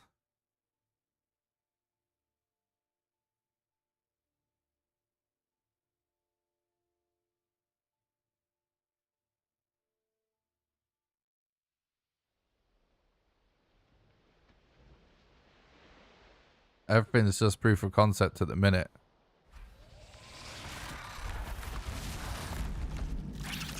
Okay, so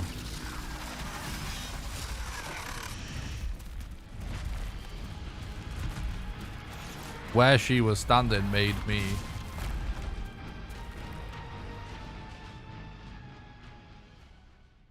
fall off, basically, because she was clipping.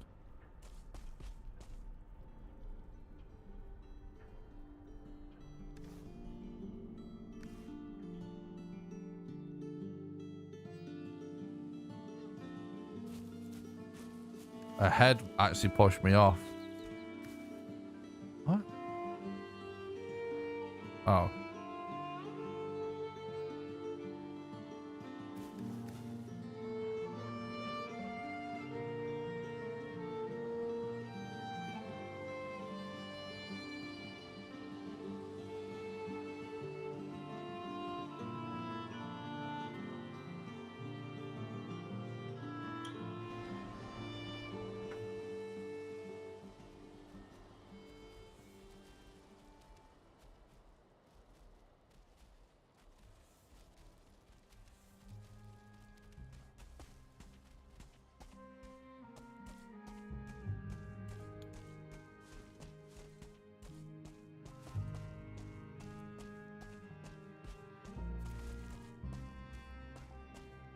My god, we don't have our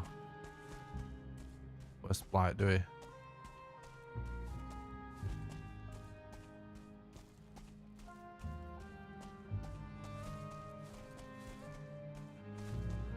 I don't think each dungeon is different, but if it may be a little different. I don't know for sure yet. Honestly, with all the mist, it's really annoying to fully investigate it because it means you'd have to really cover them in torches to figure it out. They appear to be the same to me, but maybe there's some slight differences.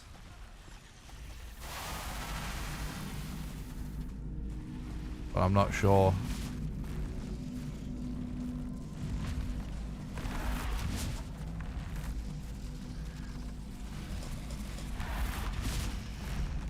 What's up, Sailor? Thanks for stopping by. I hope you're doing good.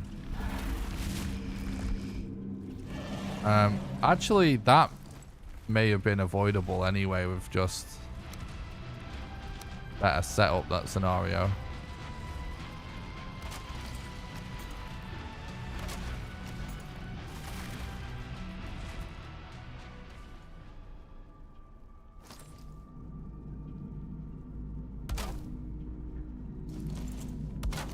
Yeah, I think if you maybe had a bit of a situation like this where you're sort of locking yourself in, you might not have been pushed off there anyway. In fact, in this situation,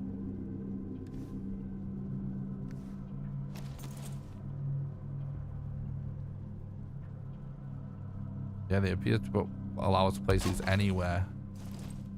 So I think we can actually lock ourselves in place with cooking stations.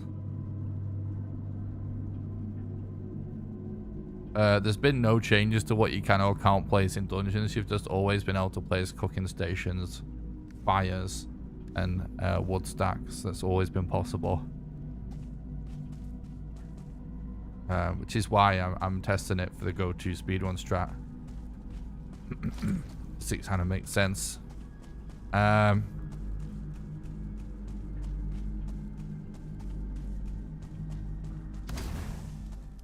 Oh yeah, you mean you're saying like you can't build like proper stuff? Yeah, it would make for a sick base, this, right? So just to reiterate what I'm actually testing here, basically like something interesting about fires that some of you may know, particularly people that are like really well into building and stuff. One of the things about fires in Valheim is when you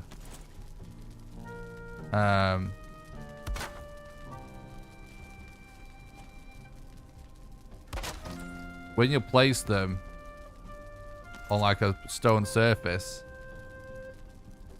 if you then destroy that stone surface, the fire will stay where it was. So we're gonna see, we're sort of trying to do a strat where we abuse that. Now, I'm wary that we're being smoked right now, but that may be solvable with something a different way. For now, we're just doing proof of concept. Everything's new tech right now, bud. No strats that's set in stone for Mistlands yet.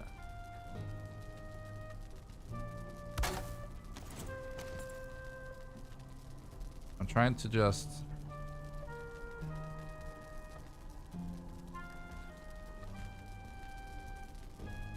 see on the other side. There we go. It's actually letting me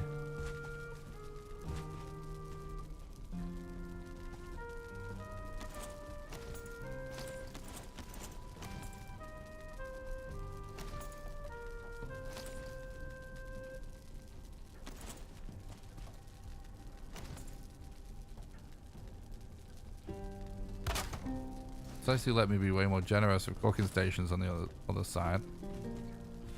Weirdly enough.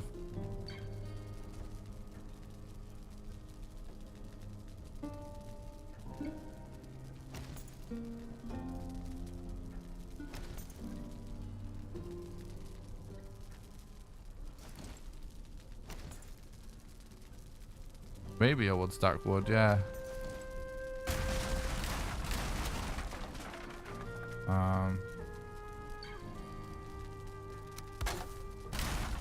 Obviously, cooking stations require a lot less more feasible.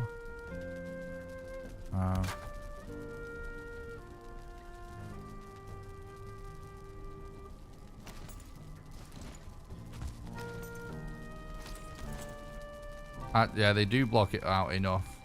Yeah, they do block it out enough. But we obviously want to be able to repair, so let me just... What's up, Sinan? Thanks for stopping by. I hope you're doing good, dude.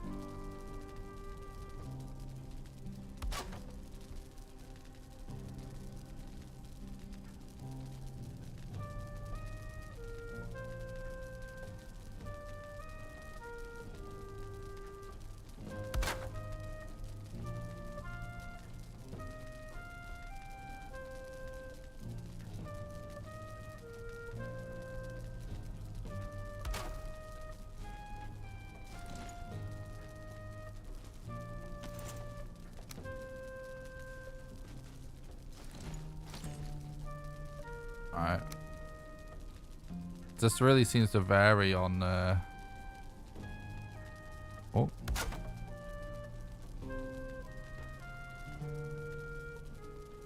On like location, like curvature of the wall, I think.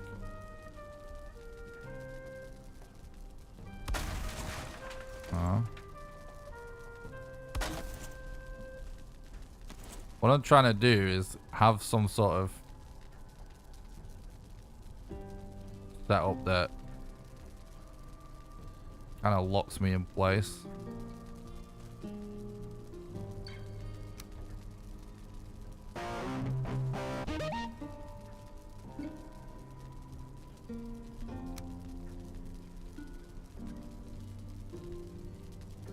Would love to evict the troll for personal purpose. Hell yeah, dude. Thanks a lot for the follow on Twitch. Full party Z, I appreciate that.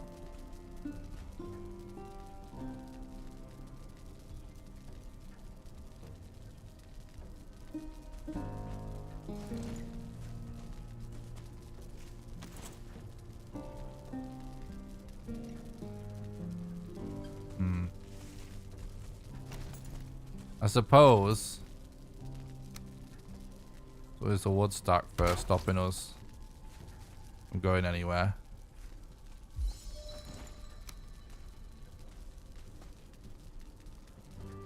Wait, what was that? That was... let's just try this. It's going to be kind of scuffed.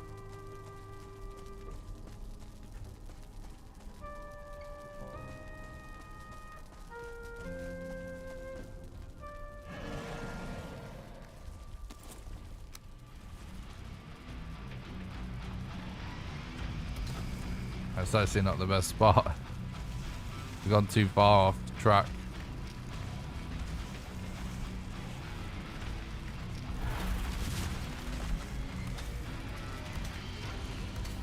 He's on the fires now, though.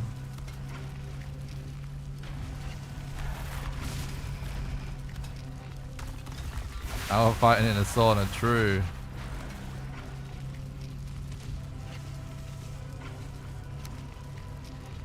We have to relog when the seekers are flying at us. Then it won't be able to fly at us again. That's what we have figured out.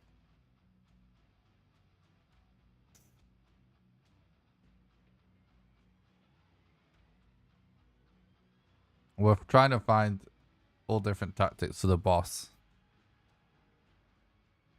The tactics we found yesterday are really good, but the problem with them is certain attacks that we can't survive, basically.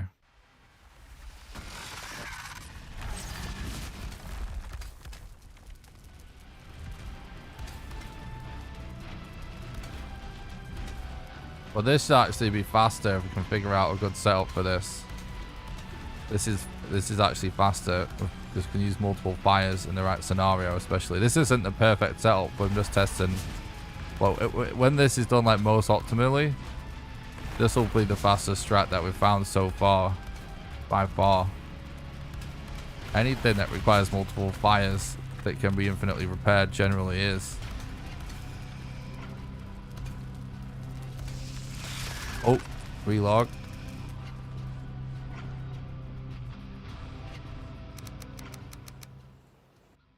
So this is what we need to test. We need to test, like, number one, can we evade poison attacks? Number two, can we evade the flying seekers? If we can stay out of reach of seekers and do consistent fire damage, then whatever strat that is going to be golden for our first attempt, most likely.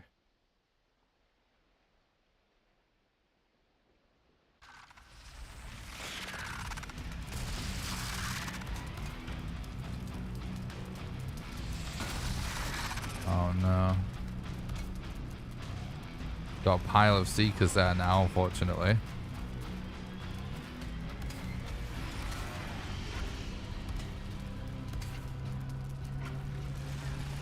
I wonder if it's going to let us place new fires in there.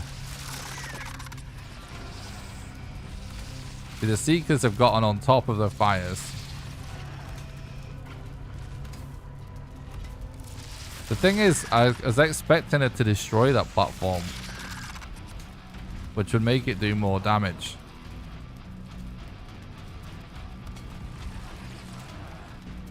Maybe we need to get the platform low HP first.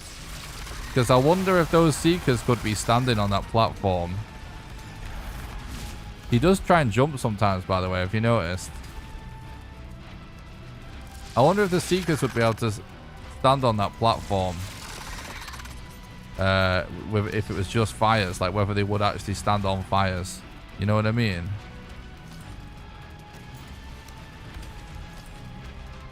Uh-oh. No, I did that. No, I did a fucking wrong move. Oh, I didn't put God mode on. I forgot. That was just a mistake. I pressed W by accident and literally walked off the edge.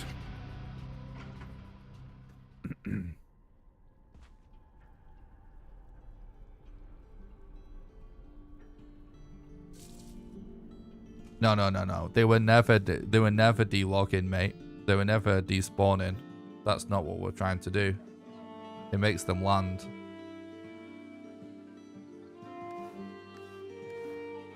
It resets the AI. Relogging has never caused anything to despawn. Just resets AI cycles.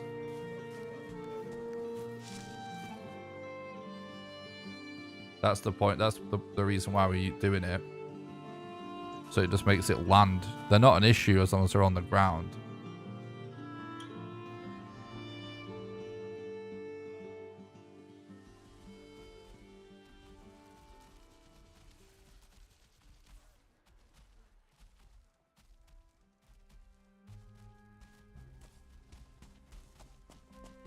Yeah, like whenever we relog to evade enemies, it's just to reset their AI cycle. Not to despawn them.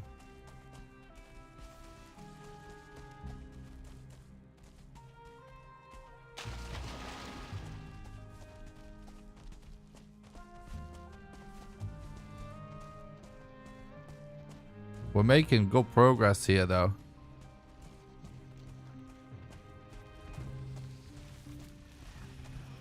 I think what we should do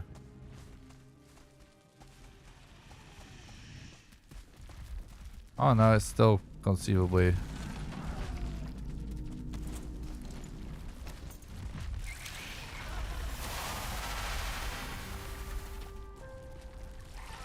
for whatever reason it's just not destroying that thing at all.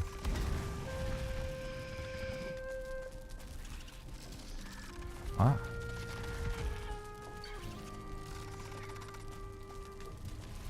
So it's so buggy.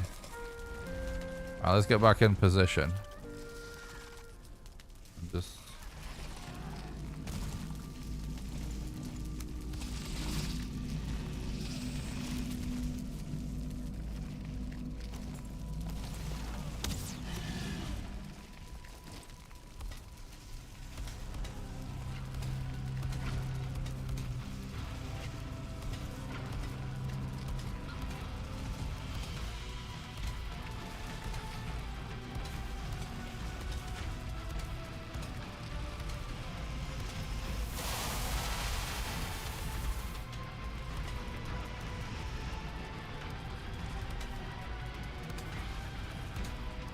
Thing is, you could always hit her with a few arrows as well, I guess.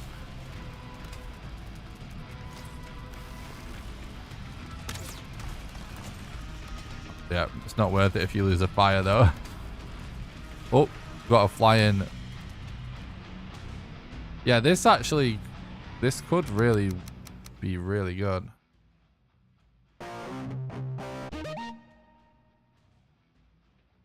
Thanks for the sub on YouTube, Cecil. I appreciate that. I hope you're doing good, dude. This is the newest last boss in Valheim? Yep, it is.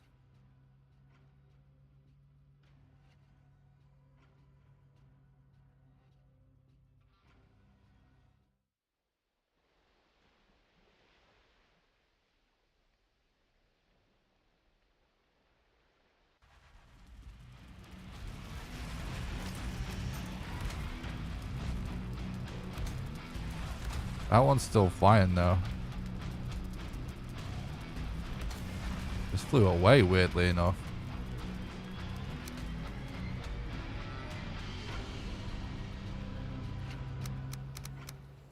Hope we get a model plus for the Deep North.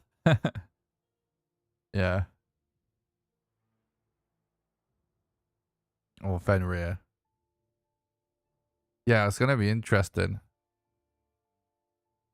I mean, it kind of seems like the final boss of the game is going to be in one of those two biomes, right?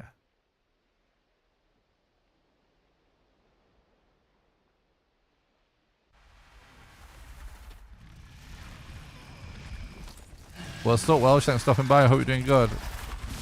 It still kept coming after us there.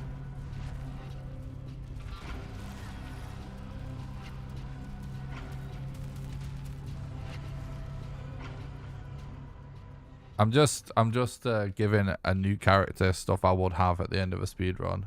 That's what I'm doing.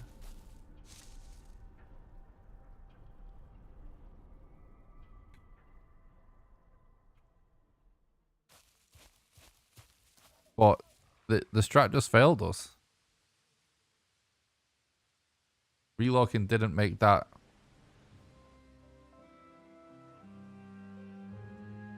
Seeker land, unfortunately.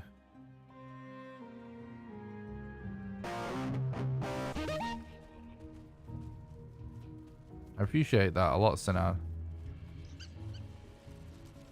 I'm glad you like that, dude.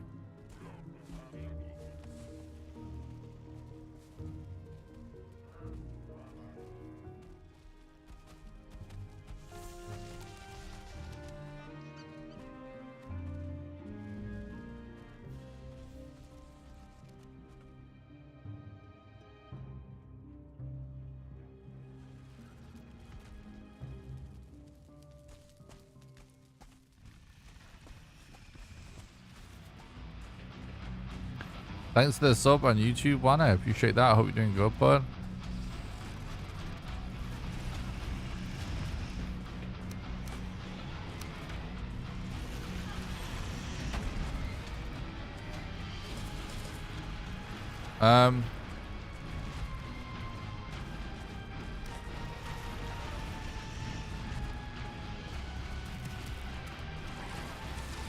Kind of interesting that that Seeker got us that time, because this strat has worked.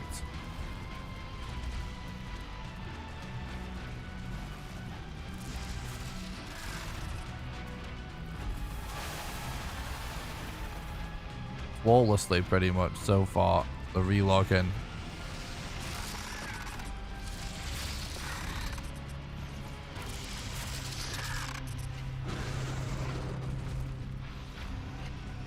Let me see if I can bait the Seeker.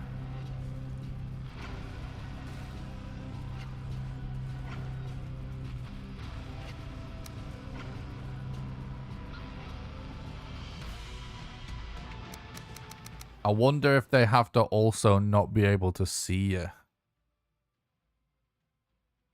I wonder if that is the thing. Because depending on when it changes, the AI cycle of the mob, there's a period of time where mobs can see us when we can't do anything as it's loading up, as your character's standing up. Well, so Neil, thanks, bud. I appreciate that. Look, he did make him land, though. He did make him land. Oh, but he just took off again.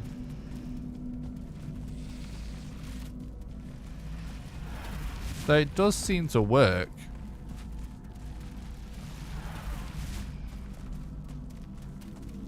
It does seem to work. The new boss is awesome. I love it. It's way harder than anything else in Valheim so far. I think it's awesome.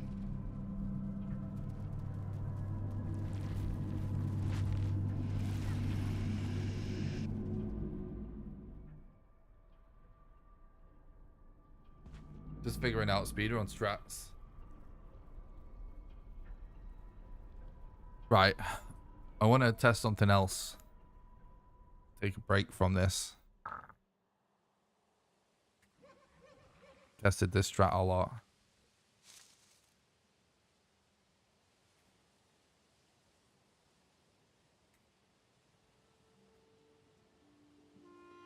Find me another boss.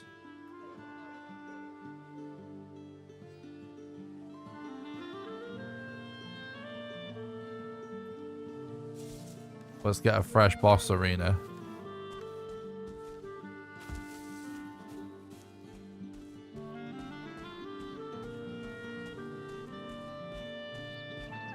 Go grab my stuff on this one.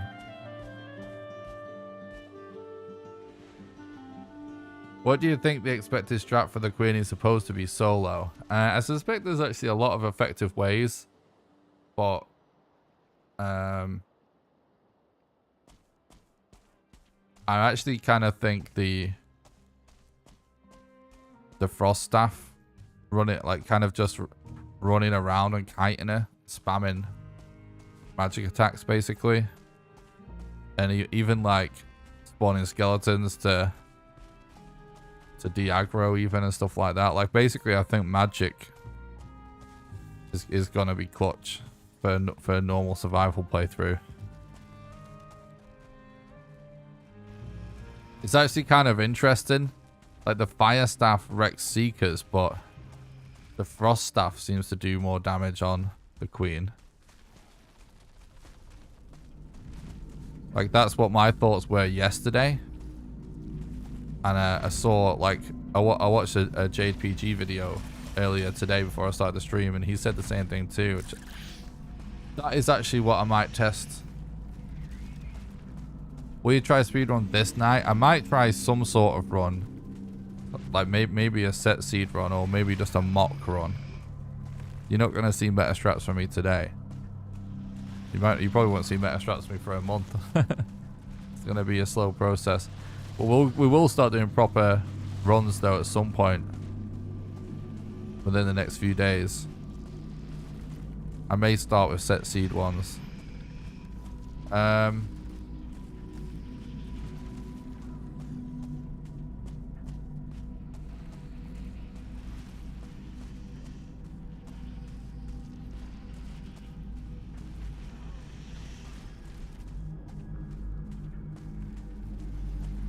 Also, that hammer strat that we did at the start of the stream is totally legit. I mean, that absolutely wrecks. I mean, it's a big cheese, but it's a way for anyone to beat the boss easily. What you get for killing the queen? You get a trophy that increases your mining speed and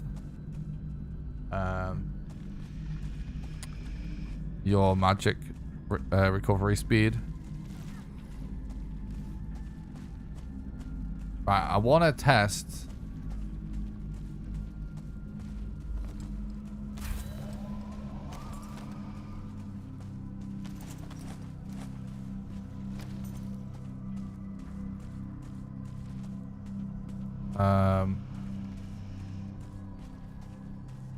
The frost staff. But I need to figure out how I want to test it.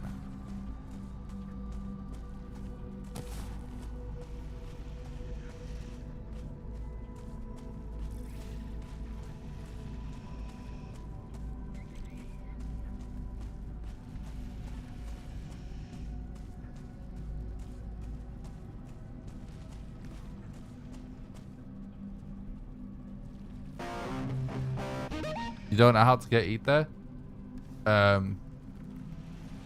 you have to make one of the magic foods. We've got the Seeper Aspic or the Yggdrasil porridge. So it's a new food recipe. There's a couple of new food recipes that unlock it.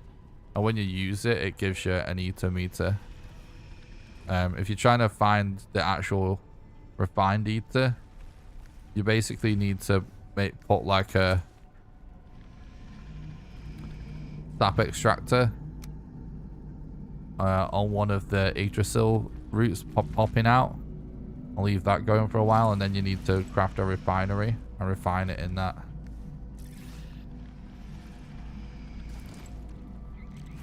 Yeah, refined ether. Yeah, that's what I'm saying. Yeah. So yeah, if you just do like, you put the sap extractor down by one of the Yggdrasil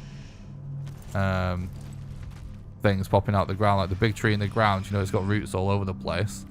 You want to place this sap extractor on it. You need a Dverga extractor to do it, which you get by breaking the chests inside the Dverga camps, and they will attack you for doing that. So that's a big fight to get that.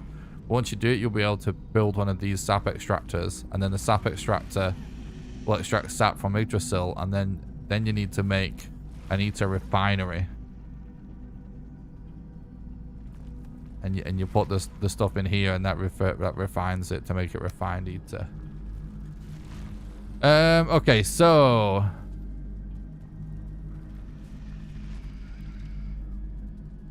yeah, what I was gonna say is, for like speedrun strats, I'm not sure like where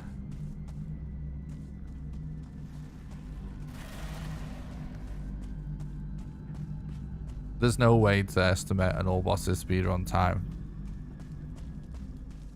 There's no way there's no way to know. There won't even be a way when strats are established.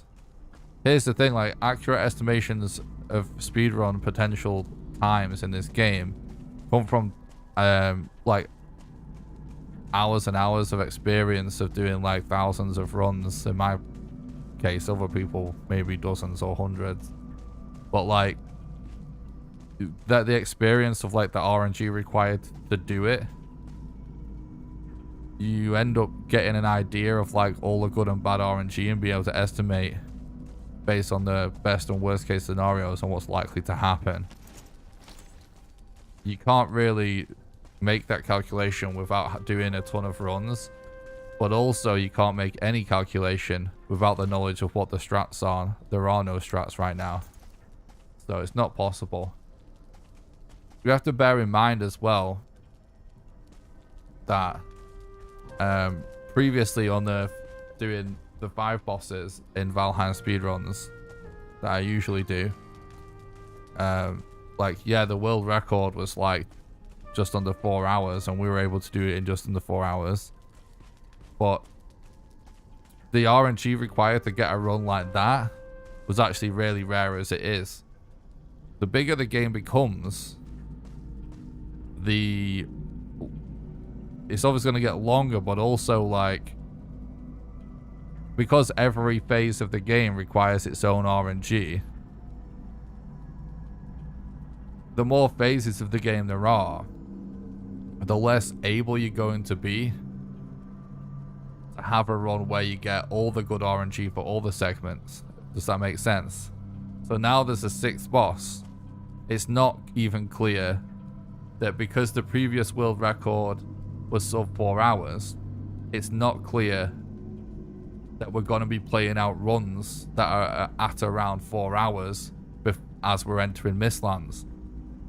Because the RNG of what we need to get throughout the entire run now may mean that we need to roll the dice on something else. Well, we certainly will have to roll the dice on something else.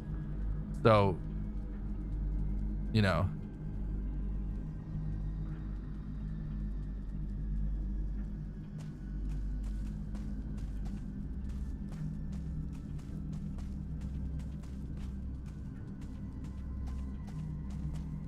it's like GTA speedrun for 10 hours. I mean,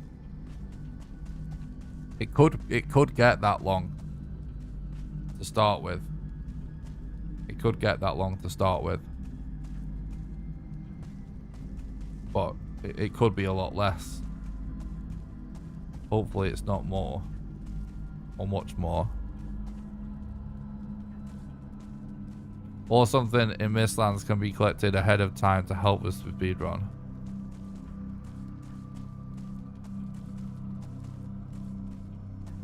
Yeah. What do if you need to actually gear and it's 6 to 10? I don't understand.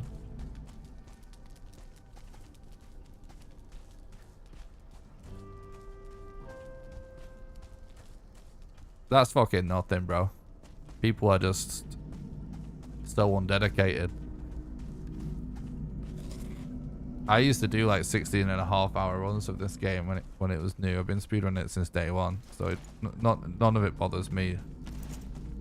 We're just here to have a good time and enjoy the run. I'm going to be doing runs no matter how long they are. I've even stayed up for like, I think 18, 19 hours once doing runs. So, but no one's capable of making estimates right now. Anyway, let me get back to what I was thinking of before.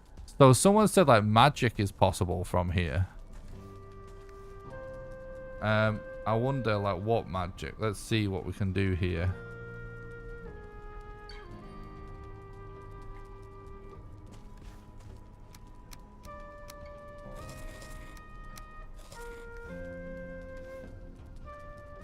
Like, don't forget, guys, as well, there's no reason, like...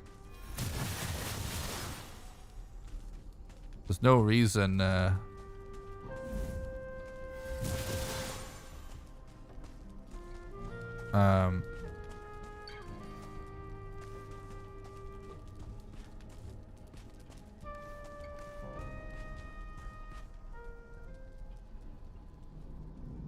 no reason why other categories won't become a thing. Like, there's multiple categories in every speedrun game in history.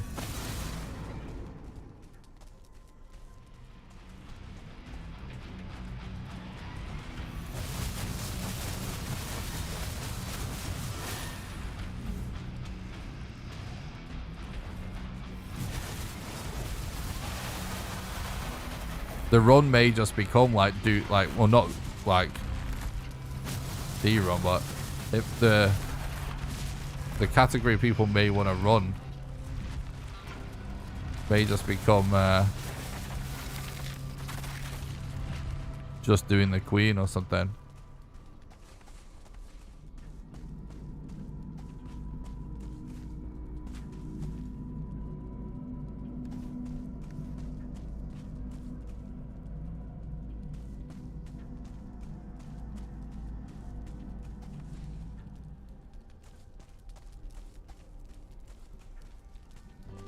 You think? Oh, the fire one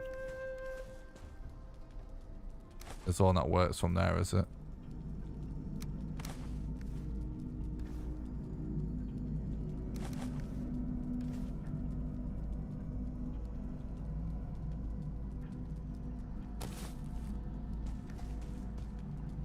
Oh, this collision is like huge for the door. It's so easy to accidentally leave.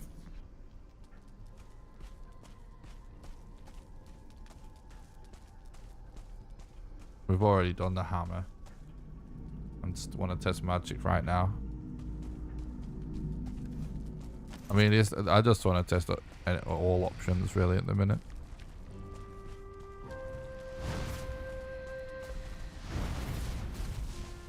Do we actually have ghost on right now? What's going on? Yeah.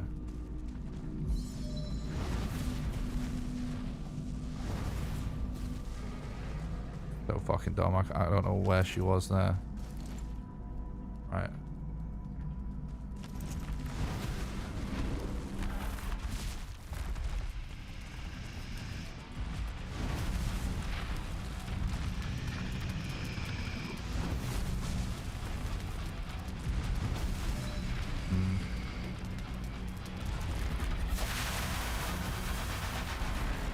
Yeah, tons of the new animations are really cool.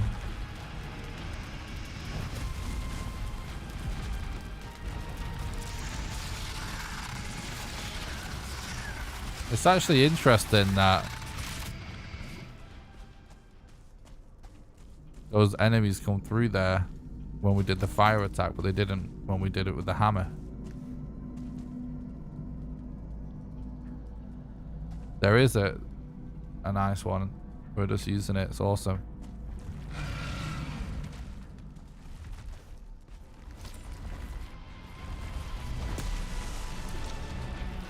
And when we used the hammer, Deacons didn't actually come through.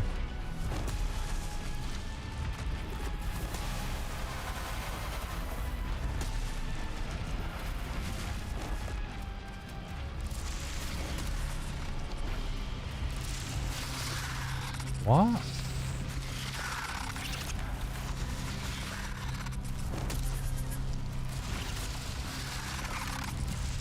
We literally tested this earlier.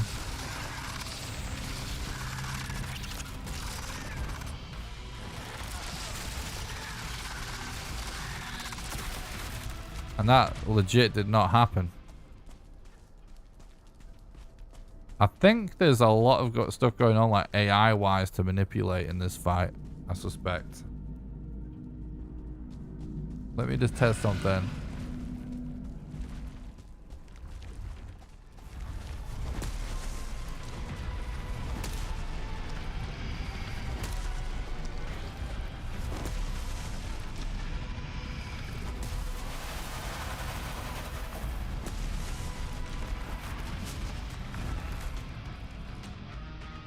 What the hell?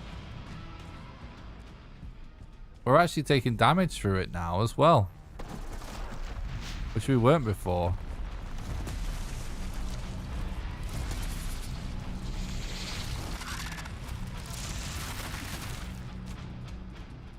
Maybe the devs are watching the stream and changing the background. Well, for sure they're doing that.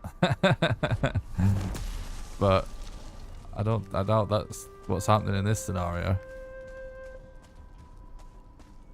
For sure they're doing that though. For sure they're doing that. I think they often are. So they know I'm the guy with the cheese.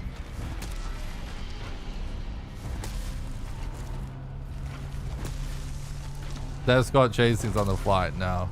No, I don't think so.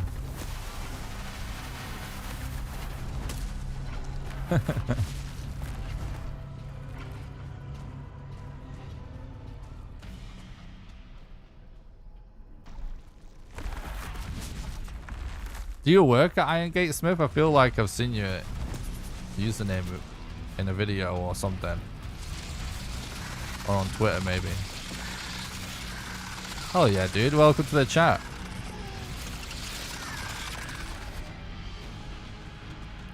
Great job with Mistlands, by the way.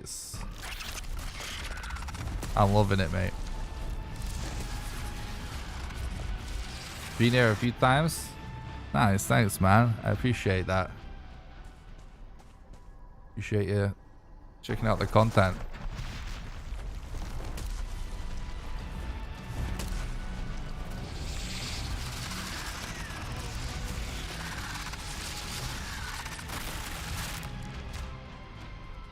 Oh, thanks, dude. Good game. How about that?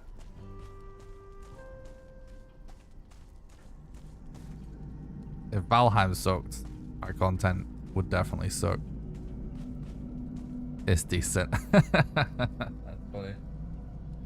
Alright, I don't know what I want to test next, chat. Any ideas? I'm trying to think. I'm testing everything I can think of. I feel like the thing right now. We've not gone back to the strats we were trying yesterday, but just re-log in on certain attacks. Not tried that yet. Try Frosner, blocking the boss can be done. Alright, okay.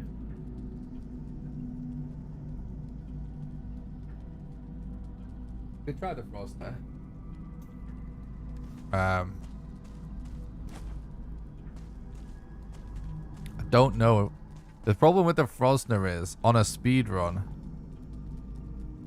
finding these traders is going to be a nightmare. But I'm up for testing it, just out of... just for the sake of Valheim science.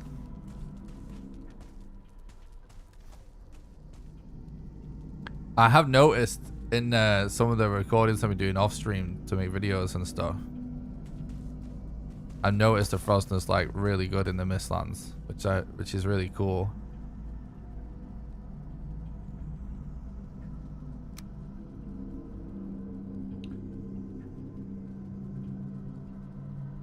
Just go with level 1, I guess.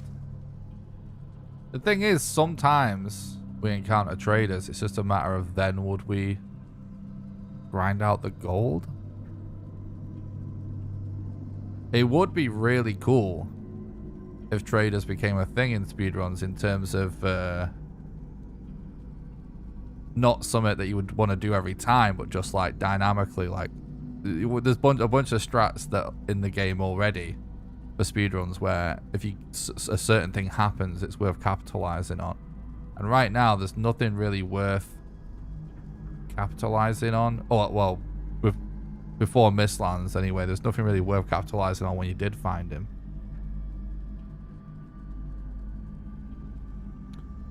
But it would be cool if there was something that was like gettable fast enough when you did encounter him. Frostner overall is a luck item to find for Mistlands since it slows down all mobs and they don't like hammer to their face. Yeah. Yeah. For sure, yeah. It's been super fun using the Frostner. But I've not tried it on the boss. Frostner can carry you through 50% of the game. I mean, definitely a great weapon.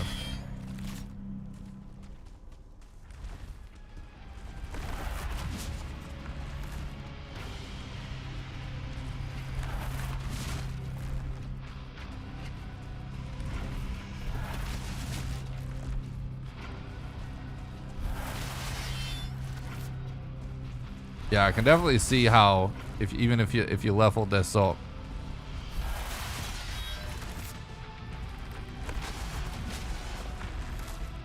damage would be pretty massive.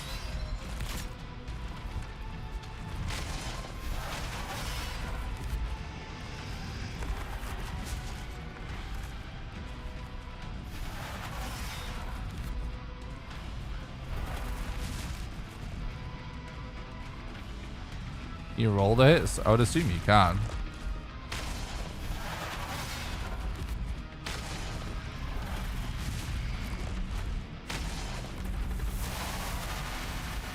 Right now, that's probably how I would want to do it if I was doing a survival world.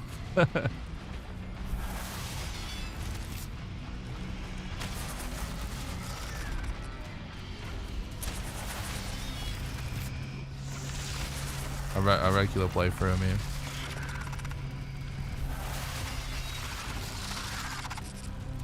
Bruh.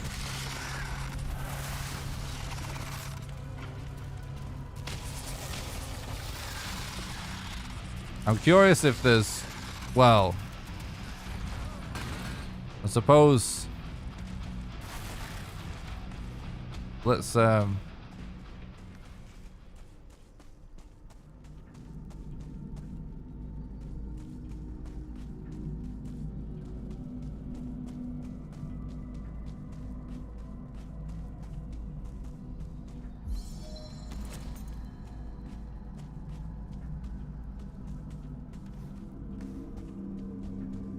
man, sometimes the visibility is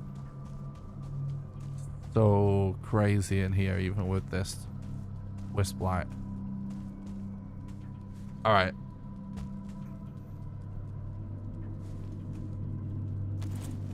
Out of curiosity, we go back to this.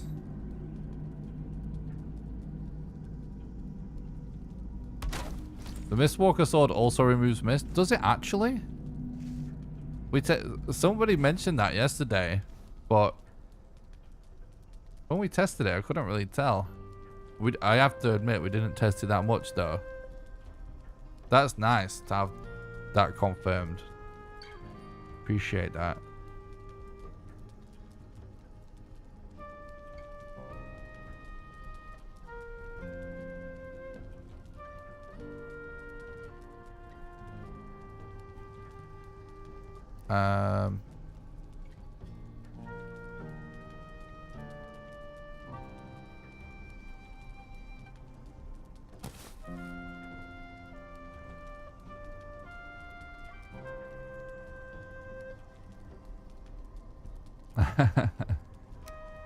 Nice.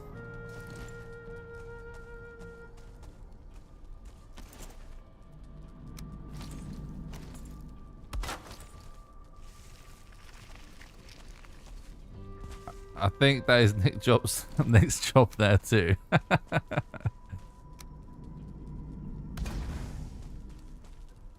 Rob's a big sword. Wait, so anyway. So I don't know. What am I looking at here, like with this Mistwalker for?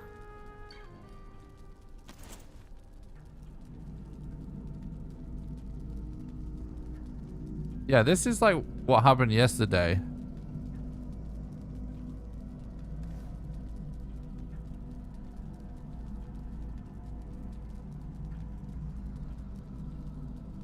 The Wisp, remove the Wisp light?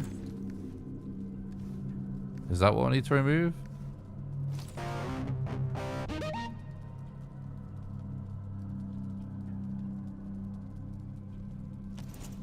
Oh.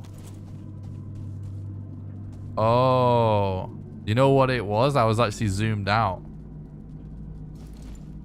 when I tested it.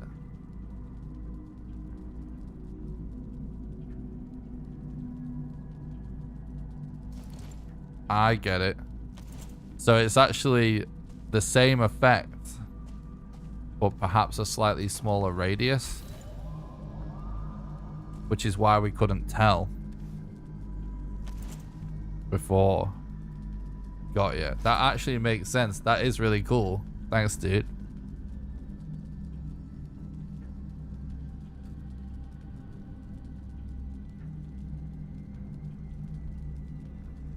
Help someone when you run back and forth again. Yeah, yeah. For sure. I mean, this is a cool weapon anyway. Actually, it looks... I didn't actually notice what it looks like up close. Does look dope. Is it okay to start a new game on a public test, or should I wait for full release? I suppose that's up to you, dude. I mean, it definitely works. I don't know. Maybe Smith can actually answer. Is the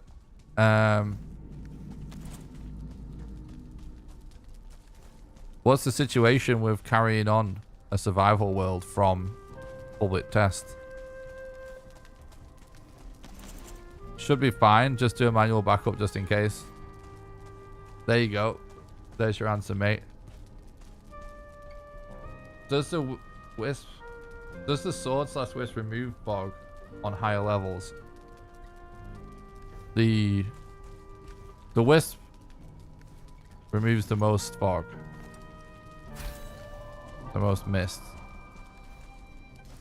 He doesn't seem to do anything when you combine the two. But the Mistwalker does remove like enough mist to be able to at least fight close range.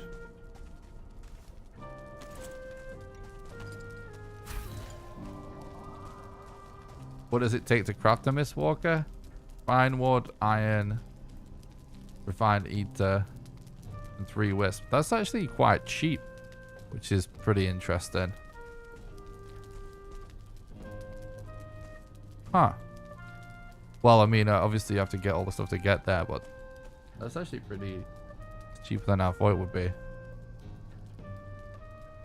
World always carries over from test into live. Yeah, I thought it did, but I didn't want to be responsible for telling someone it did. without knowing for sure. Sorry if you've gotten this question, but do you intend to actually start doing full speedruns of Mistlands soon, or will you wait for full release? I'll be starting doing full speedruns of this game as soon as possible. As soon as possible.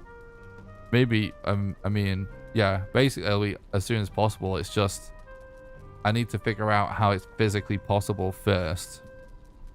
Because, obviously, I just need to know.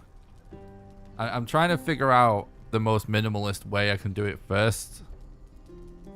Or just like the minimum viable way to just start doing runs. I'm not just going to start doing it blindly. But I will definitely start doing full speedruns of all 6 bosses very soon. I'm just figuring strats out. I can't really give you a timeline for it because obviously we just don't know when I'm going to have like a major breakthrough. But if you want to know my current opinion on it, as of like 30 minutes ago, my opinion would have been, well, with this hammer,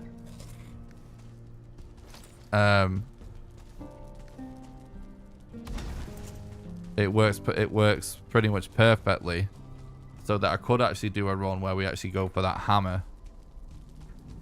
Because the rest of the speed run we can play pretty normally, but just not.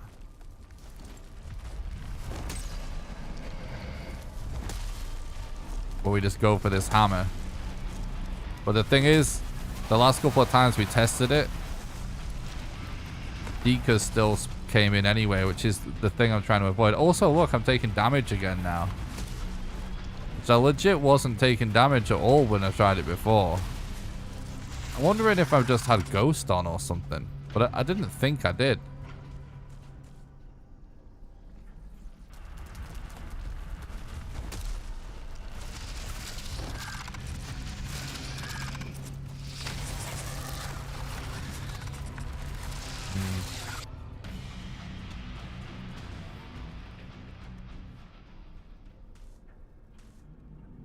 Queen percent runs could potentially... Well, Queen percent runs will for sure be a thing, because doing individual bosses is already a thing. But I don't know, my first runs may end up being set seed runs. My condolences to future Nick for having to fight 2 queens at once in the survival series. Yep, that's gonna happen at some point. What was I just thinking? Yeah, here's what I was thinking.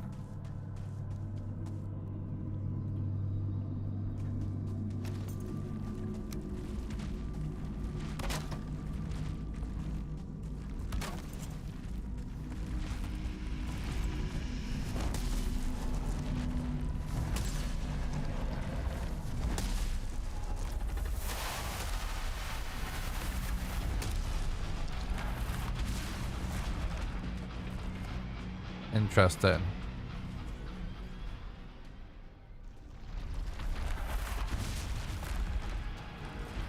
Interesting. I'm really confused about why I wasn't getting pushed back before, but I am now.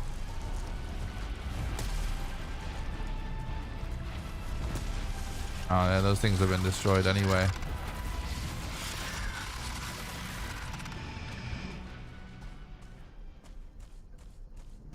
I'm so confused. Like, I wonder if I did just have Ghost on and I didn't realize. Let's put Ghost on for a sec.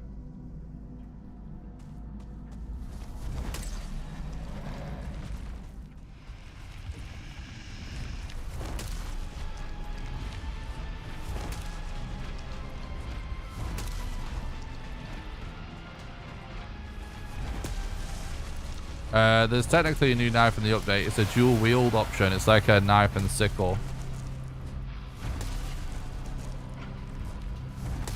Yeah, I might have had Ghost on. I mean, I must have.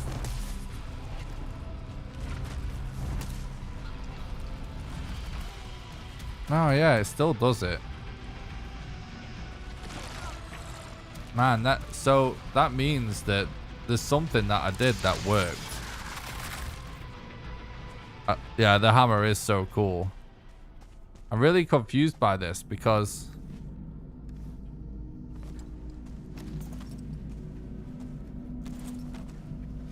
like that means, was it just random? Did we just get lucky? Like, how were we able to...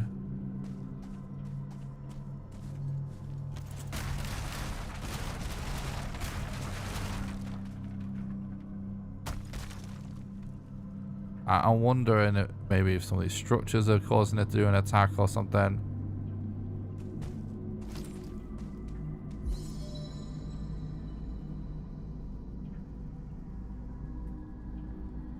An anti-knockback chart would be neat. True.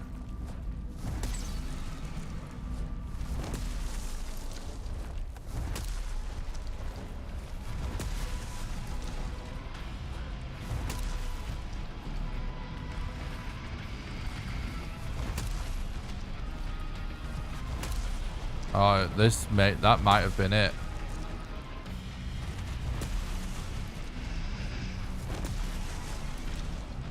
I think we'd end up destroying woodlogs anyway. You know what? I think that is what was going on. I think it was the structures that were baiting the attack.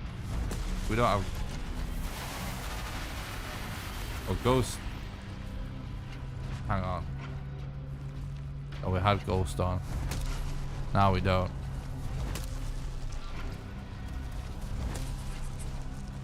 No.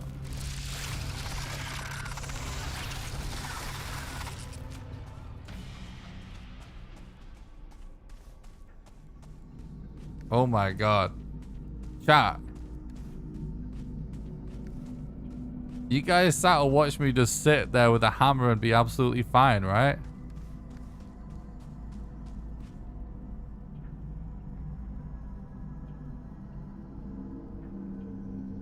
How? How is it different now? It's so weird. There has to be something that I'm doing differently. Is this a different arena? No, it isn't.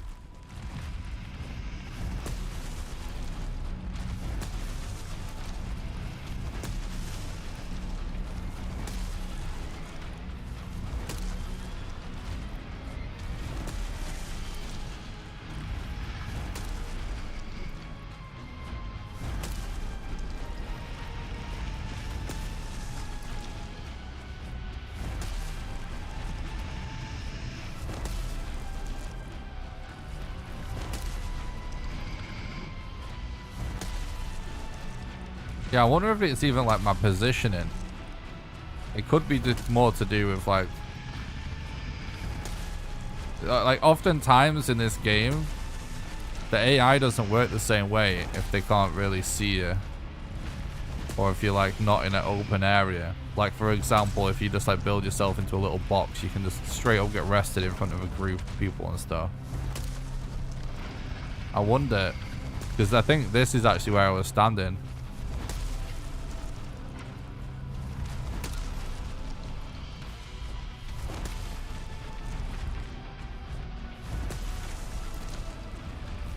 I don't think you can build corewood spikes inside, mate. Yeah, I think we may have to stay tucked in this corner. Alright, so if this is actually still viable, then I'll go back to saying, like, right now, like, my current thought on speedrunning the game with all bosses is we do everything up until you gluff like we normally do. But then we build this hammer. And we use a combination of this hammer and just tons of campfires and cooking stations to block mobs to explore the mines. And then just run from everything in Mistlands.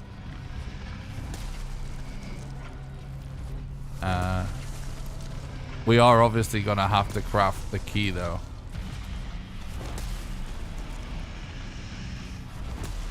But that could be a really cool run. Just trying to think if I want to commit to it or not. Like, it'd be good if we could find something that... No, right. Here's what... We're going to stick through this boss fight one more time. Make sure we can definitely do it without getting seekers spawning in. And then what I'm going to do is investigate everything we would have to craft. We're going to put like a bunch of crap, like different workbenches and stuff down, different workstations. And we're going to figure out what it would actually take to build all of the stuff for the current route I have in my head. And see what that looks like. Because...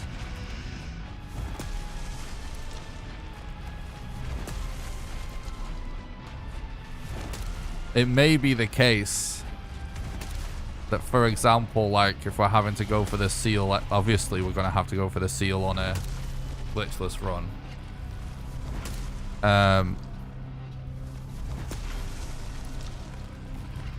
Then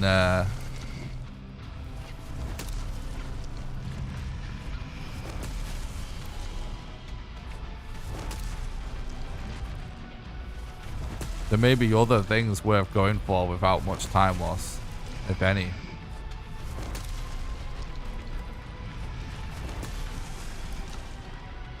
Hotfix going in 2 days.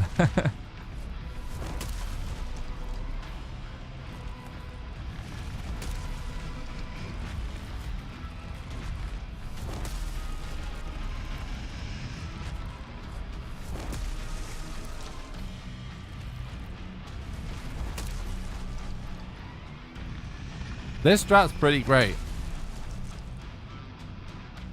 Something that I was thinking about before though. When do you plan the beat Valheim backwards run? Once I've figured out more strats and done a few successful speedruns, I'll start figuring out how to do it in reverse again. Or if it's even possible. Which it is, it will be. It just is a matter of how, if we get glitches involved, probably. So what I actually had just thought of as well, when we actually put together the leaderboards on speedrun.com for Valheim, originally we had a glitched variant for every category. And he ended up removing it because after about a year, we had no glitched speedruns ever submitted. And the reason for that is, even though this game actually does have people in the speedrun community hunting glitches all the time, not all the time, but there's a small handful of people that claim to be glitch hunters, and I've done a ton of glitch hunting. There's glitches that can be used and abused for certain things, like I showed off a lot of them in couple of my videos, but they actually don't save a ton of time. So like they're not, that's why the glitchless speedruns aren't really the glitch speedruns aren't really a thing. This update might make them a thing, because if we can just clip in to this room to fight her right away without having to make the key, then the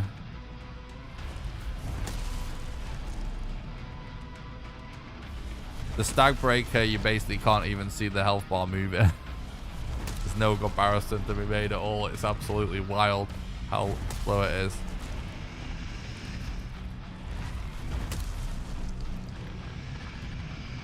We'll test some clips for some glitched runs in a sec, but I reckon that this might make glitch runs a thing, because if you can actually skip making the key, that actually is probably going to be pretty big time save.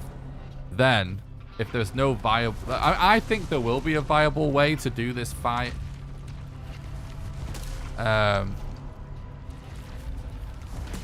Yeah, still hammer time. I think there will be viable ways of doing this with like no gear anyway, even on a glitchless run. Well, let's say glitchless starts out, that you actually end up making this hammer. then that's another big time save of doing a glitch run all of a sudden, right? You don't have to make this hammer because you'll just be able to clip and into something to hide and keep repairing a fire and over and over, sorry.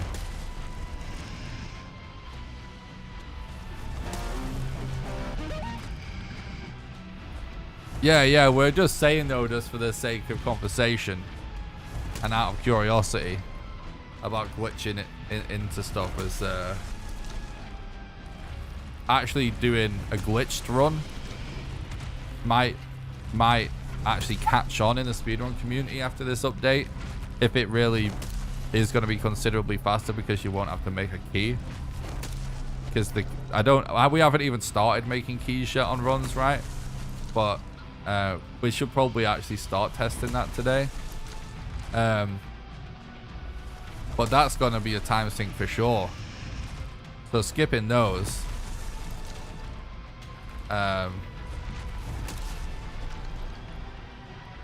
could save a lot of time, potentially. And then if there ends up being like no viable way to do this boss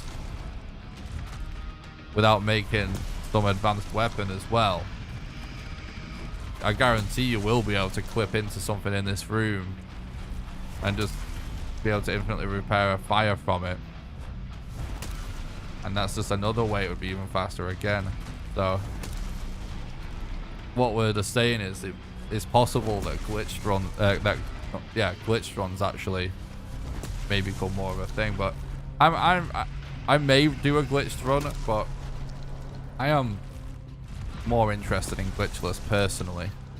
But generally I figure out meta stuff for all the categories just so I know the game backwards and forwards, because it makes it easier for me to do like weird challenge ideas and stuff. So I do like to know all the strats for all the categories generally, even though I may not run them a ton.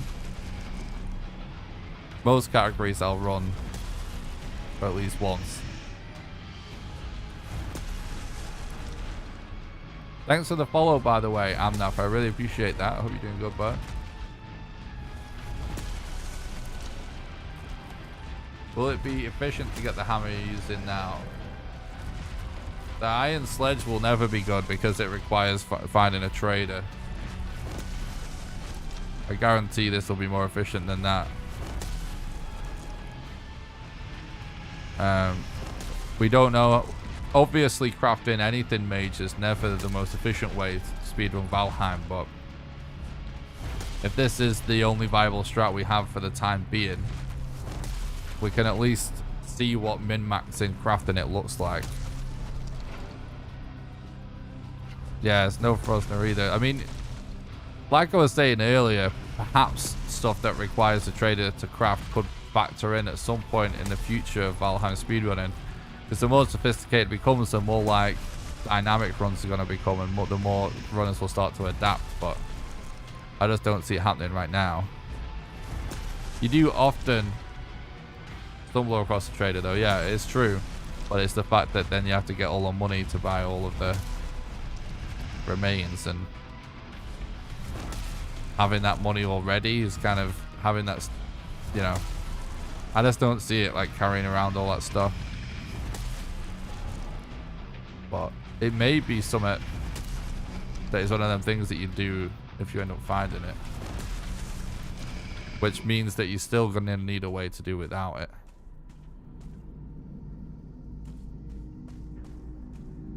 Yeah, the abyssal razor strat, exactly. It's like, yeah, opportunistic. The weird thing about the abyssal razor strat is that actually by the time you get to your gluth, most likely you do bump into a Leviathan. So this still works.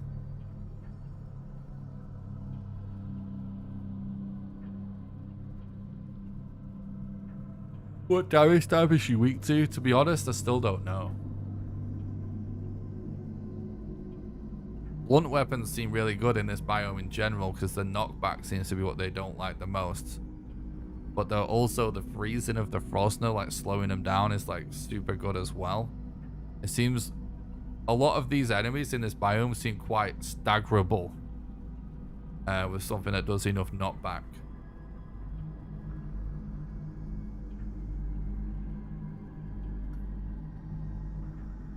Oh, I despawned the trophy. That's why. She does drop it though. You had to be inside a specific area, or is it RNG when it works or not? It works when I stand in this corner.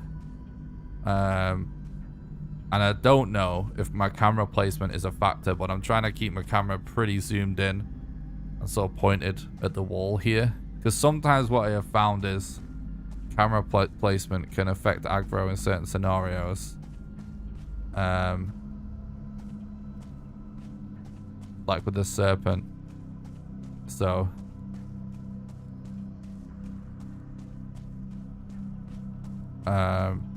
my current theory is just I'm standing in this corner like this and it seems to work. PS, don't fix it. Right, I'm gonna go to the bathroom and you heard nothing, chat. And then I'm gonna test some workbenches. Alright? You won't fix it. Just don't report it to anyone that codes at the studio. I'm gonna go to the bathroom and then we're gonna test some workstations, alright, chat? But is there any point in making another cup of tea?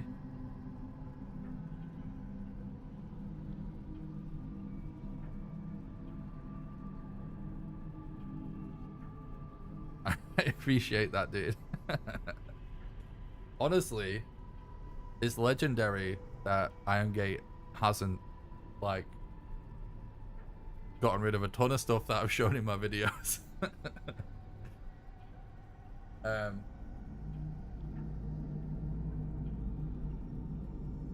was gonna say I'm gonna make another cup of tea, but I'll let everything go cold, so there's no point. I'm just gonna go to the bathroom. I'll be right back, chat.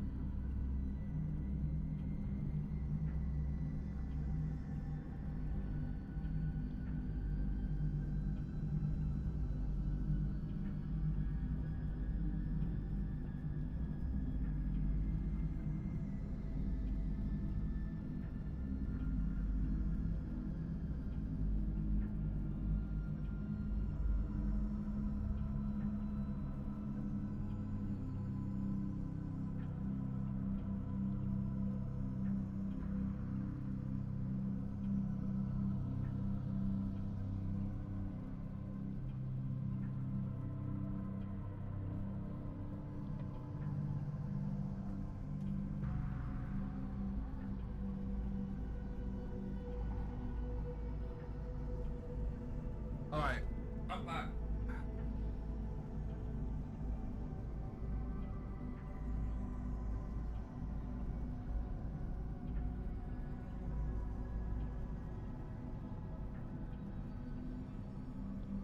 Comes down to how a person wants to play. If people want to speedrun, they can speedrun. No point in messing with those things, really. I mean, I think that is a really sensible approach. There are, for sure, there has been some game studios in the past that I feel like have approached patching out things that speedrunners do in a somewhat toxic manner. I can't think of any examples off the top of my head though. But sometimes it's like I've seen games nerf things because of what, like, you know, what like a couple of people are doing in the community, and it negatively affects the entire community, which seems sort of pointless to take it to that extreme. You know what I mean? So I like that approach. Can you put a heated gamers mug in your merch list? ISD isn't good when it starts out hot. True.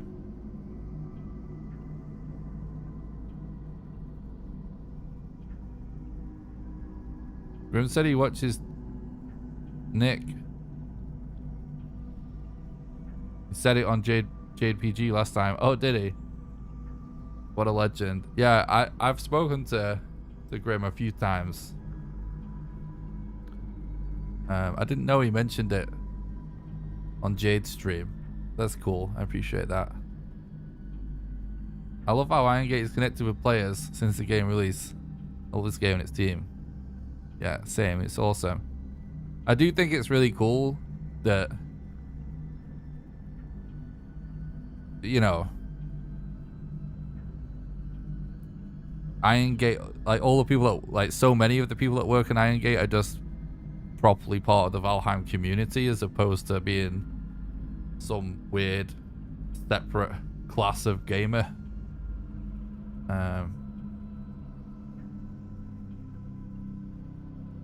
That's the way to be, in my opinion. Frankly, guys, there's two game studios that I think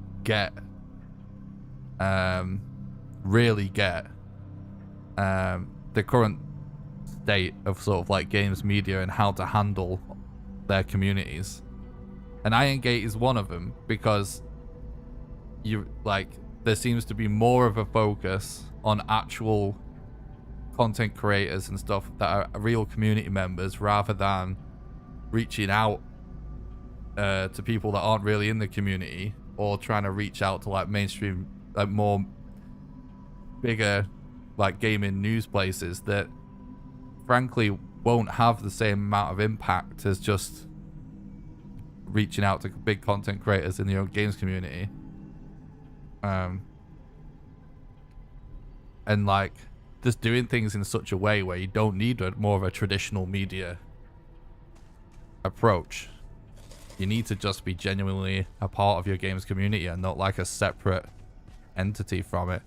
And Battlestate Games are actually the other company that I think do like an amazing job with Escape from Tarkov. Of you very rarely see anything in any news about Escape from Tarkov, but Tarkov's doing just fine, and they just go straight to all their streamers and YouTubers to reach out to their audience. Can you I'm trying to catch up on the chat, sorry.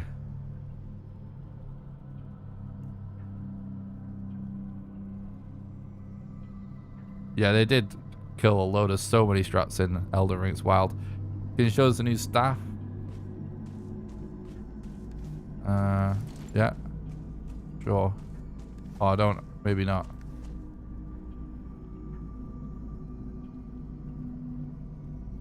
I think I may be opening up a slippery slope by taking requests. There's one staff.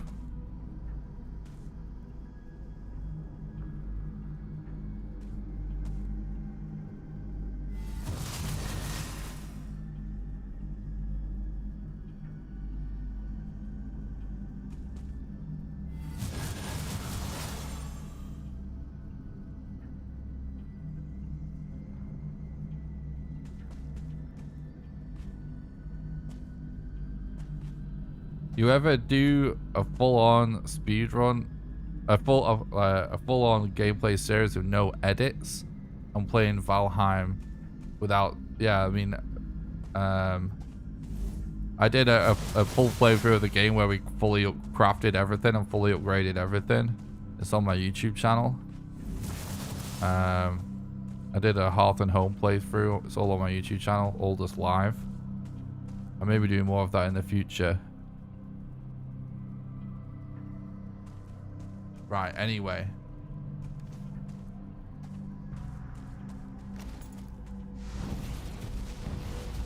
There we go, there's some staffs. Right, let me oh,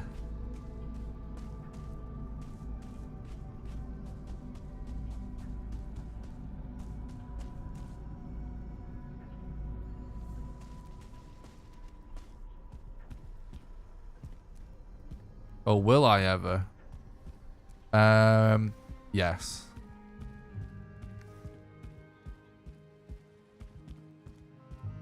But I'm not ready to announce my plans for future playthroughs just yet. I have a plan though. You'll get that kind of content from me sometime soonish.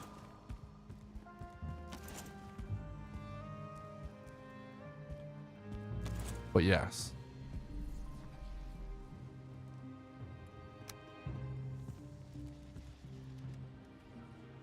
Okay.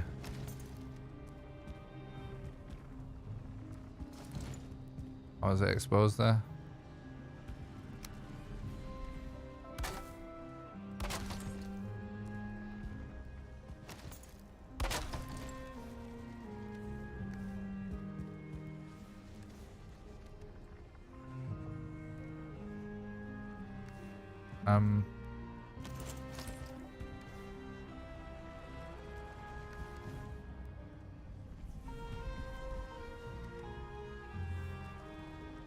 There's no way of going to a crafting table and seeing everything you can craft on it, is there?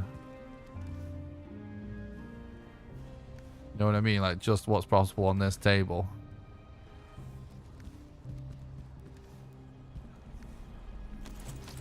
Not without having collected all the maps.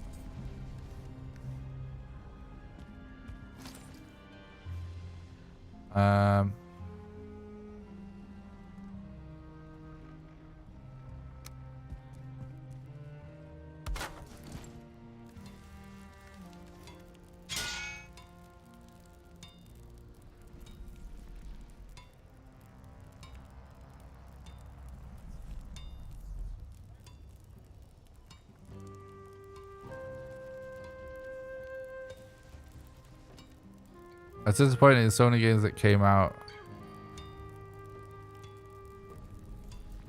Yeah, Valheim is super good. Hope in the future you can take drakes and farm their eggs. That would be cool. Nick, do you know which type of damage? Wait, sorry. Do you know which type of damage is Queen Wick against?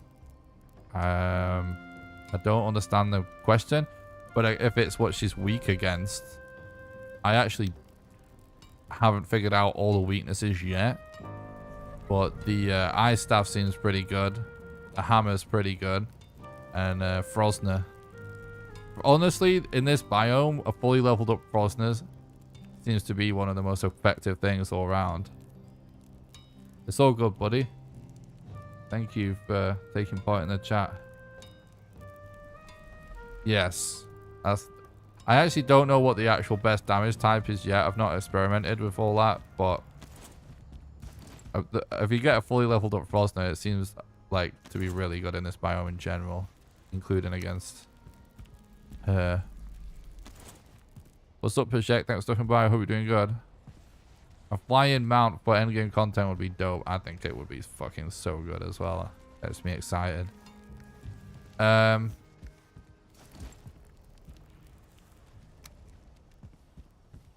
going to like put down like a load of stuff that it...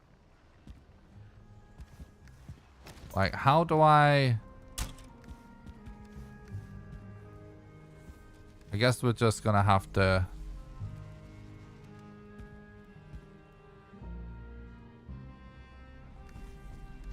Let me just drop like a load of this stuff over here.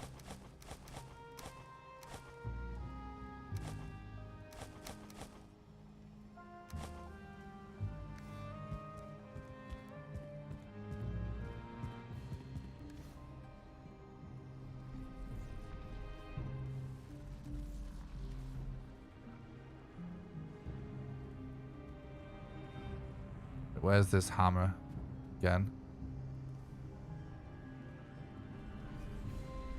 We need to figure out process of getting to that hammer and getting the steel breaker as well, to be honest. That's an easy one. Just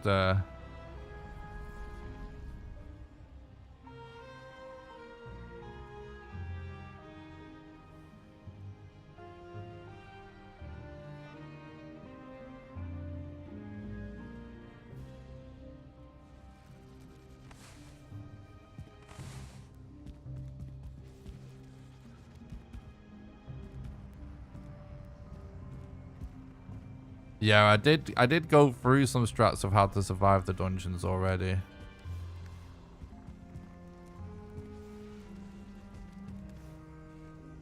Okay, cool. I'm just figuring stuff out in my head of how we need to route stuff.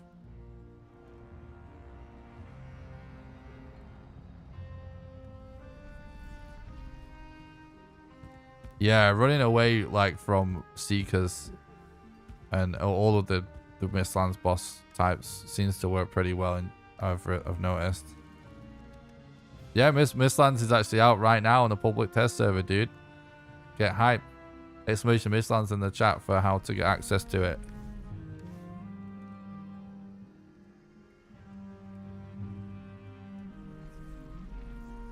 What is the new forge? It's called a black forge. I'd love to show you what you can craft on it, but I actually don't know, because there isn't a way, is there, without actually collecting all the mats, which I'm not going to do right now, but I would assume it's necessary to make this hammer. So we may see some of it in a sec.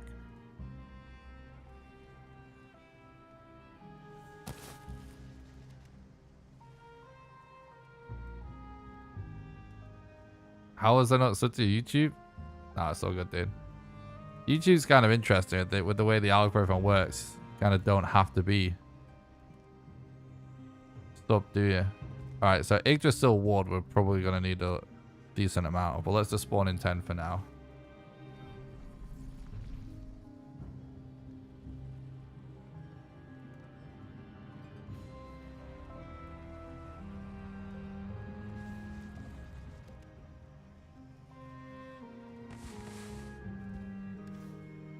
Iron.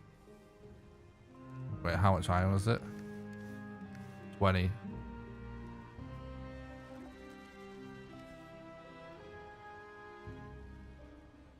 I was just thinking.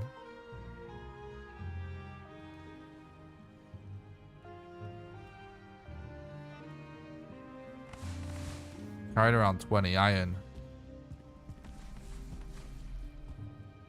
Out. Let's not worry about this kind of stuff just yet. Thanks a lot for the sub on YouTube, Bill. I appreciate that. I hope you're doing good.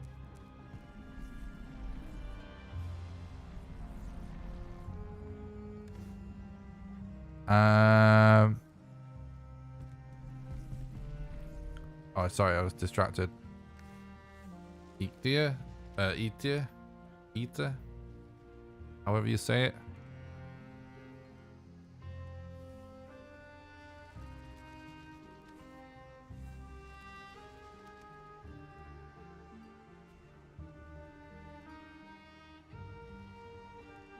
What's it called?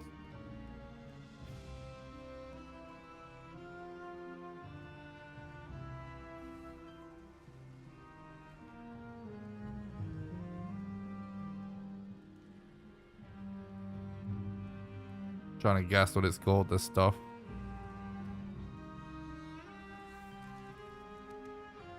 Is it just spawn ether?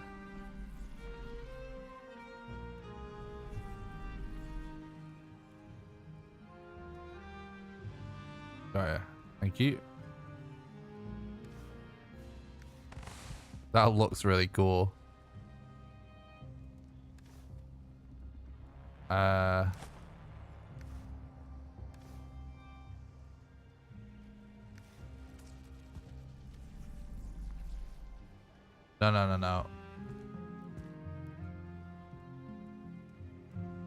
We don't need to type no cost first of all to deal with no mats. We just use debug mode.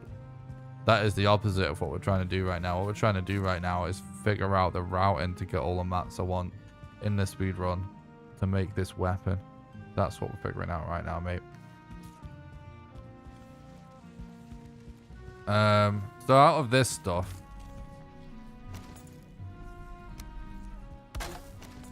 we'll put this down to stop anything despawning.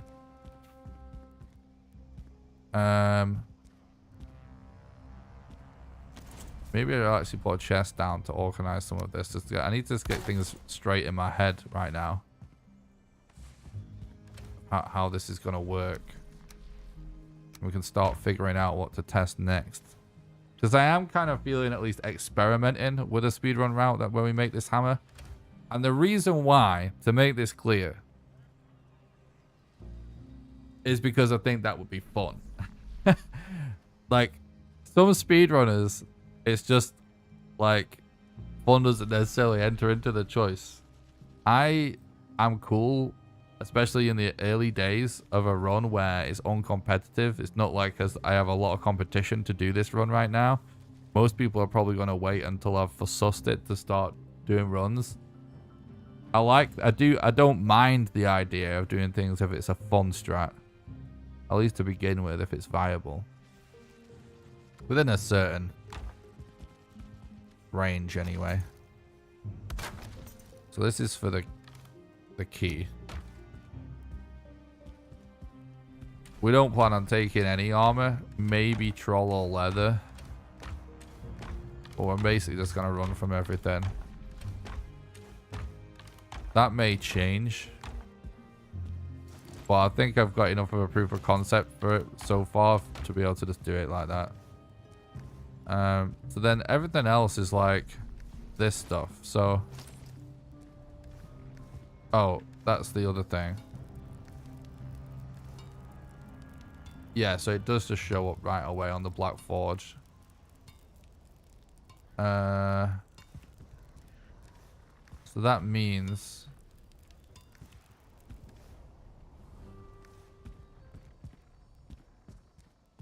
that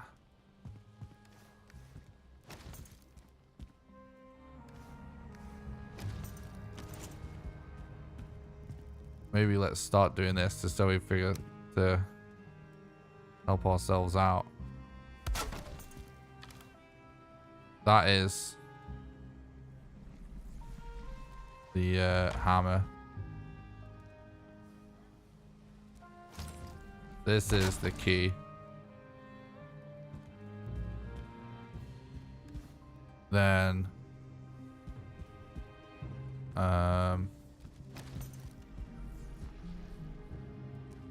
sorry, I'm just doing this chat to just get things kind of straight in my head of what I want to do next. There's kind of a lot to think about at this point. It's going to help me internalize it. Because obviously we have to remember. Well, I may actually write stuff down even at some point. But I'll try not to write too much stuff down. Because I find it becomes a crutch.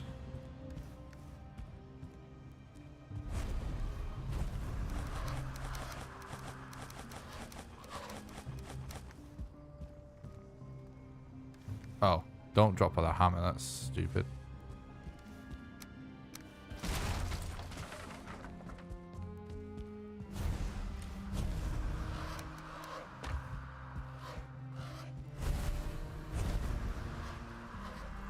I was going to ask that earlier if you tried to rely on memorization as much as possible. Yeah, in all things pretty much, mate. In all things.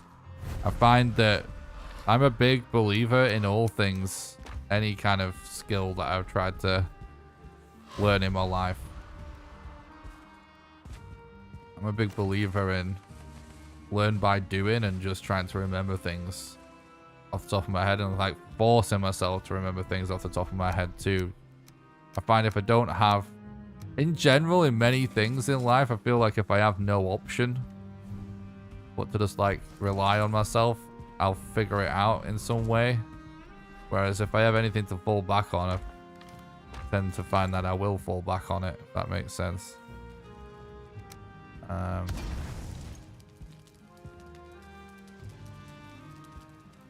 But yeah, in speedrunning, it's useful to write lists of mats and stuff sometimes.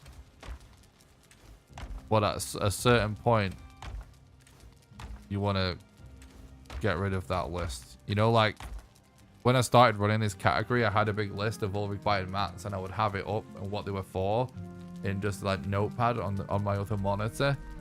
And then after a while, I just would like, I was realizing I wasn't checking the list. And as soon as I realized I'm not checking the list, then I started doing runs of just closing the list. And just not having it up.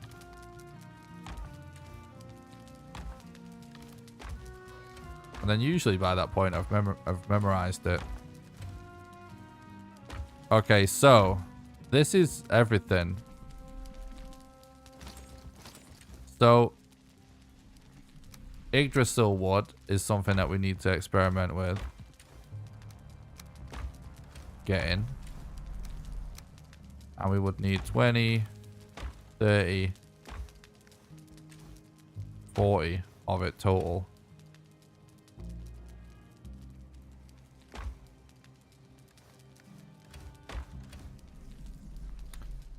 Refined Ether is obviously another one. Or Ether, whatever it's called. For that we would need 5 and 15. Which I think we just refined the sap for that. Which in fact, that is gonna mean that we would need to... Well, we need to experiment with this. Let's just put that there for now. We need to experiment with that as well. And it's just iron and fragments, cores, black marble, all self-explanatory.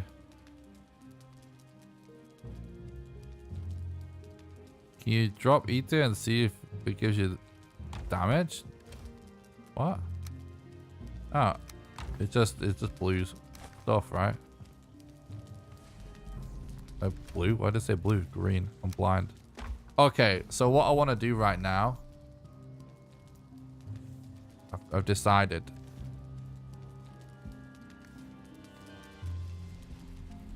It shoots things. What shoots things?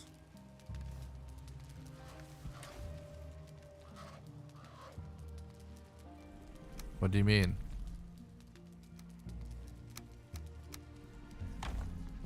Well, I don't know what you're talking about yet. You need to type in a complete sentences so I know what you're talking about. Ether ball shoots things. What do you mean? It's just a ball.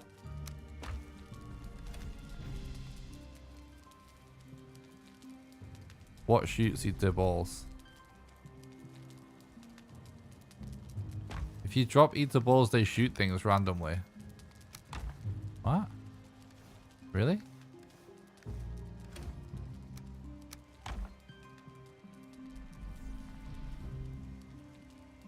It shoots things that damage his surroundings.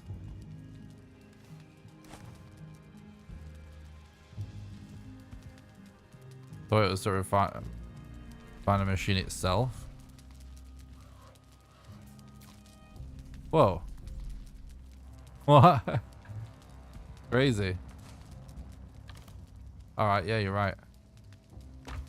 But it just did it then, right? Literally.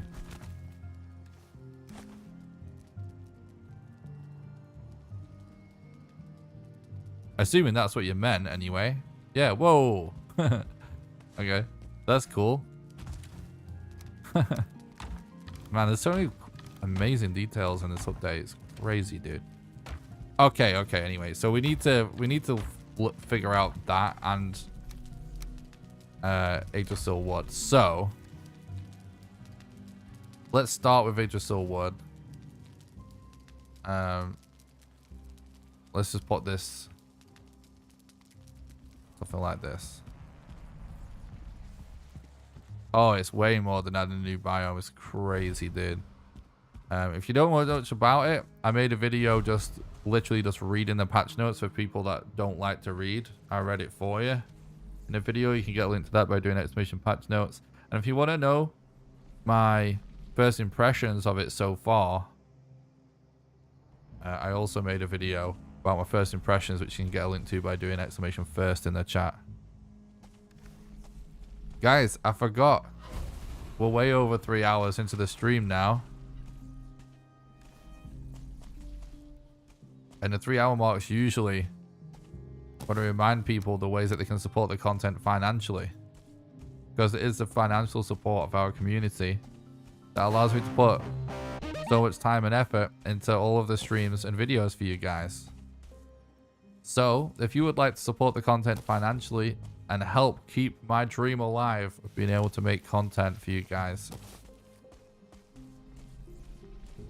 then the best way for you to do that is on Patreon at patreon.com/NickRawcliffe. Patreon allows you to do a monthly donation, sort of like a Twitch sub. Essentially, you can do it for any amount of money, even as little as $1. Now, how it works is, for example, if you were to subscribe at the $1 level right now, you'll donate $1 to me right now, and then you'll be donating $1 a month on the first of every month from then onwards. So you cancel your subscription, and you can cancel them at any time. Also, anyone that becomes a patron gets invited to join my private Valheim server that I pay for, that runs 24/7. You get to play on there whenever you want with the rest of the community. And you also get invited to play with me live on stream when we do server streams. Also, I will be launching a second server. Right now, we have a server that's primarily for building. That's absolutely amazing. Like, some of the best builds I've ever seen are on our community server. It's absolutely insane. And I will be starting another server dedicated to Mistlands once Mistlands hits the public live servers. So what the plan is to basically make that our survival server, so everyone will be able to start afresh on the server together with Mistlands, and we'll be able to do server streams where we sort of play that together. And that server, we then will wipe every major update, so people get to do the survival experience every time together. And then we will keep the current server as a no-wipe creative server for people to just continue adding to the big cities and stuff we have on there. There's a link in the description to the Patreon, or you can do exclamation Patreon in the chat for the link. The second best way to support the content financially is just by doing normal donations. Donation is the best way to do a one-off contribution because your money goes the furthest. There's a link in the description to the donation page, or you can do exclamation donate in the chat for the link. And last but not least, you can support the content financially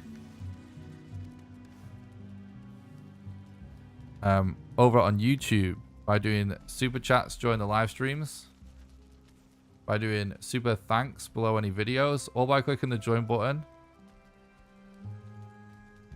below the stream and becoming a YouTube member. And members get access to monthly exclusive behind the scenes content.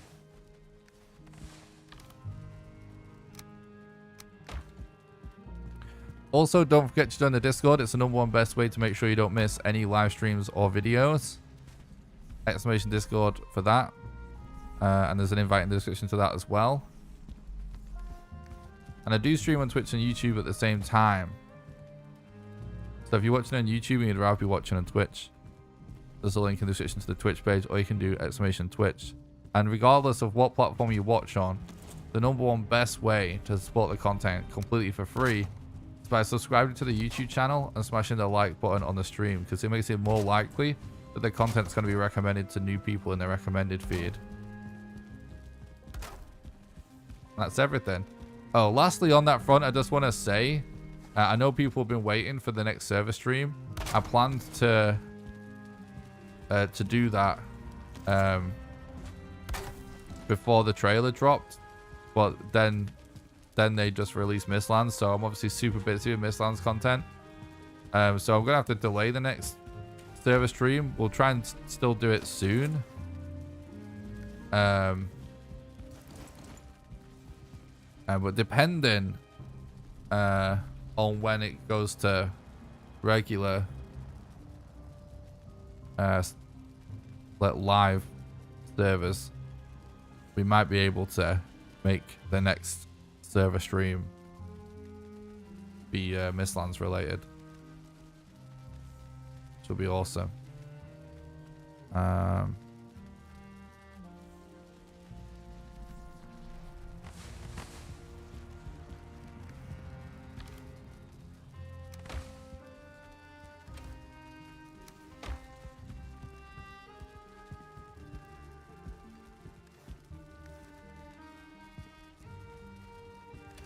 And yeah, I was gonna, like, pretty soon for the next, like, behind the scenes, like, stream / video for YouTube members, I'm gonna be sharing, I'm gonna just, like, do a random stream to members of just doing some random game development, because someone was asking me about it. It's come up a few times on stream, and whenever it comes up, people seem really interested in it. And I don't really plan on doing any content about game development or anything, obviously. At least not right now. But I think that's the perfect kind of thing to share as a members only video. So I'm gonna do like a little stream where I can show you something that I'm working on, and we'll try and like just code, like implement, you know, some kind of feature during the stream.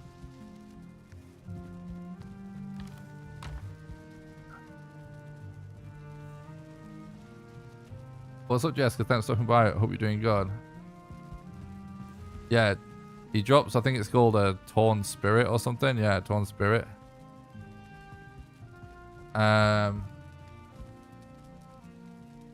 Okay, so we need to figure out having to use a black metal axe is an absolute nightmare. And it's actually it's actually the requirement of a forge, and a forge level 4 and linen and all that shit, dude. There's no fucking way we're gonna route that. We need to figure out a way to cheese getting that.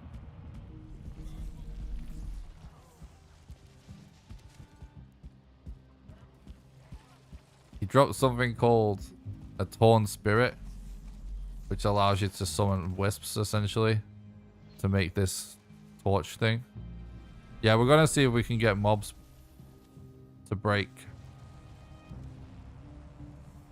the tree. All right, thanks, Smith. I appreciate you stopping by the stream, mate. It's good to hear from you. Have a good sleep, bud. Congratulations on the release of this public test build. It's awesome, dude. Thanks for stopping by, mate. Right, let's spawn in a troll.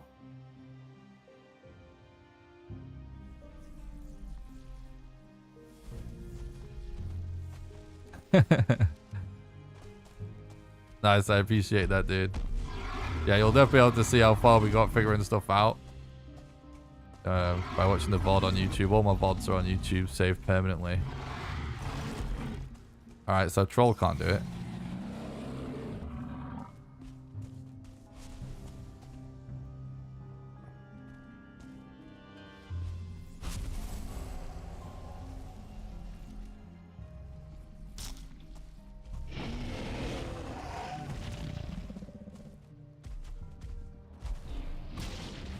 It's mist, bruh.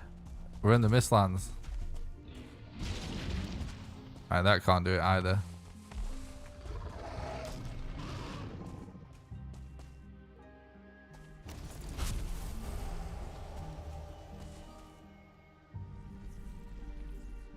There's some sort of seeker maybe that can do it.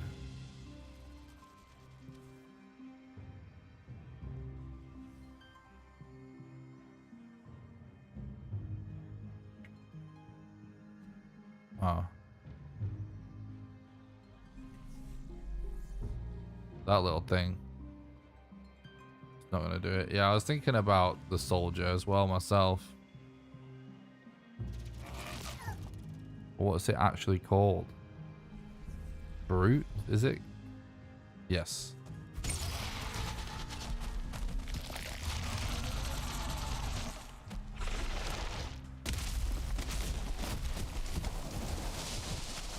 Hell yeah, dude.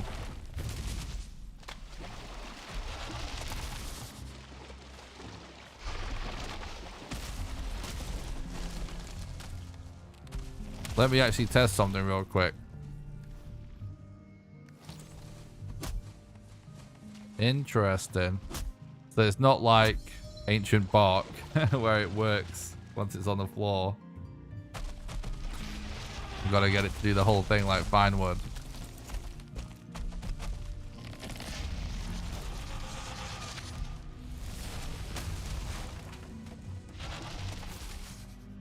Damn.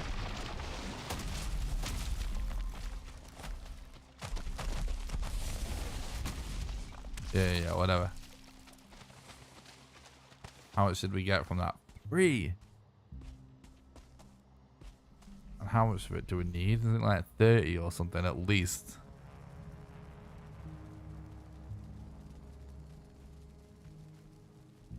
Still gonna be faster than getting a black metal axe.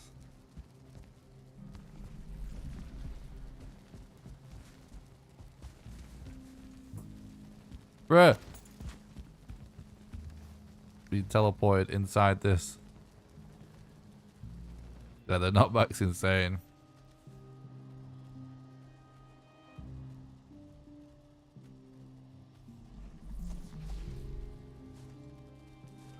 Okay.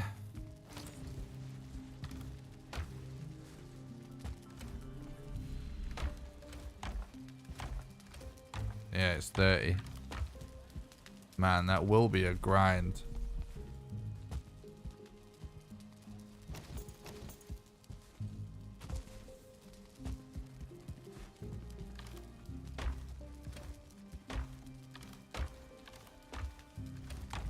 All right, let's come back to that. That's a maybe anyway with using Seeker. It worked at the end of the day, so it's viable. So it's a matter of how much we really want to do that. So next we need to look at the Eater. Everything else is self-explanatory.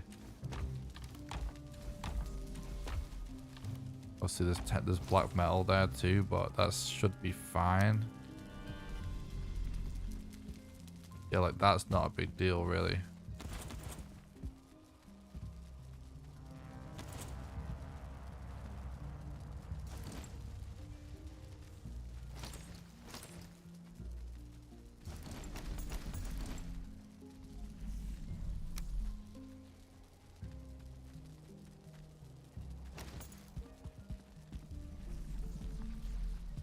Oh, you think the dwarves can break it as well? That's interesting.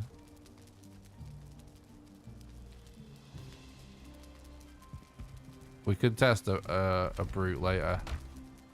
I'm just trying to go through all the steps right now.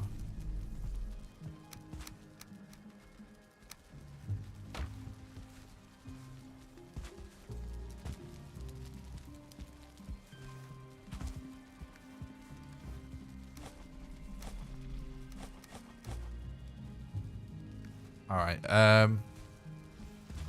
Okay, so refine Eater. I think what we should do is just go.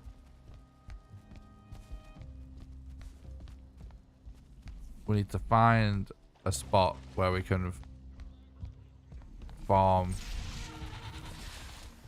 Here we go. I can just see one here. Look. Right, this is what we're gonna do.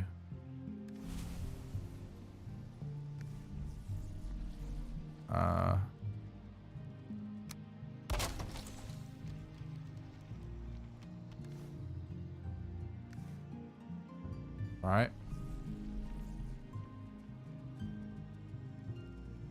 Then we're gonna speed up time.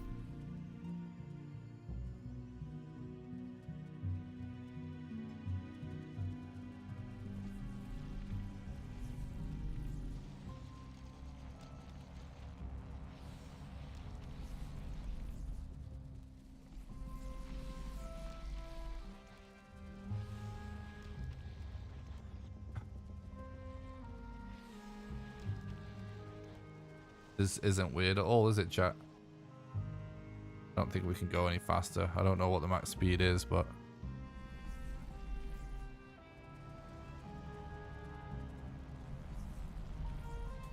Anyway.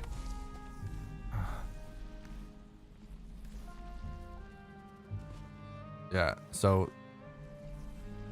That's one of those, anyway. I think they're infinite. That's a very good question. Actually, you know what? It says it's pulsating with energy. I wonder if it does run out. That's an extremely good question. Have a seat all week on Speedrun streams? Yep.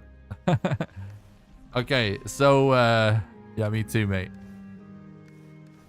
So from SAP, right, then we want to...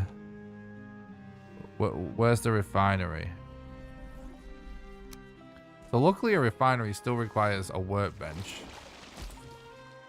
We're going to leave this going. Just in the background, just for like this is all just testing, right? But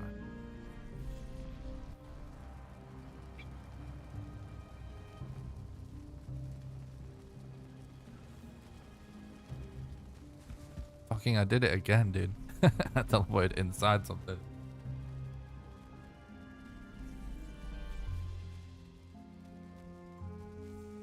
Thanks a lot for watching today, guys. I really appreciate it. Hope everyone's doing good.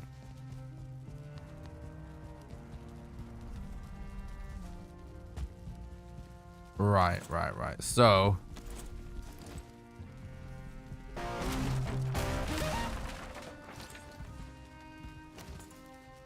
Thanks for the follow on Twitch. I appreciate that. Okay, mates.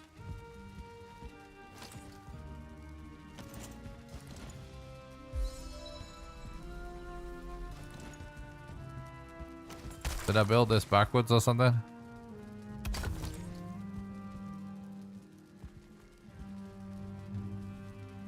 Yeah, so it's just sap, is it?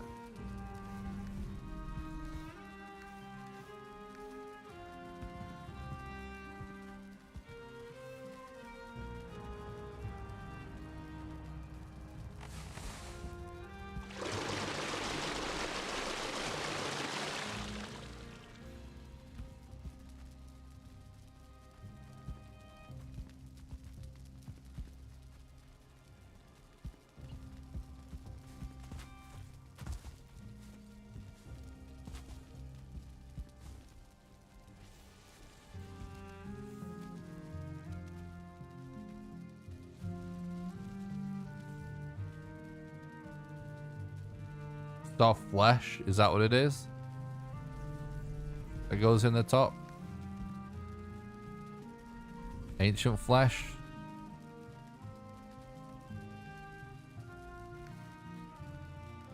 It's soft flesh, right? Pretty sure it's soft flesh.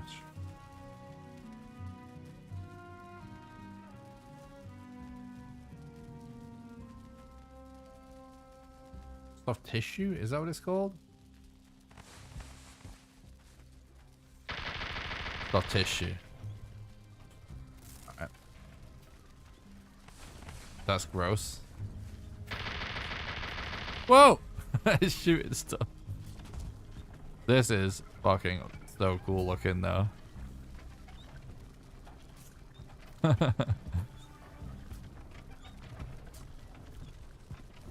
This is awesome.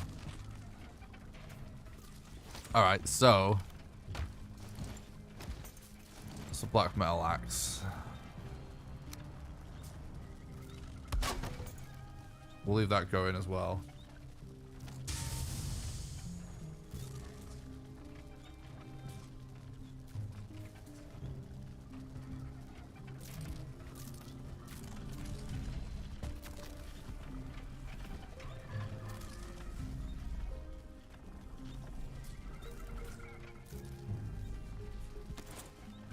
If we get, should we get 20 out, chat? Or do people know that or not?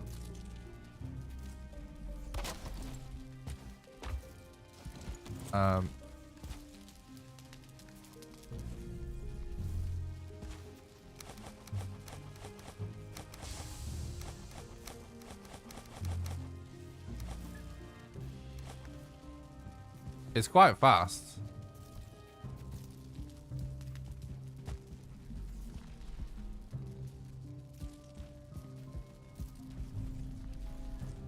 This is just phenomenal work. I never thought Valheim would take this turn. Yeah, I 100% totally agree. It's flipping amazing. Right, give me the mats. Ooh. When you see it like that in your inventory, it's kind of a chonker. That refinery.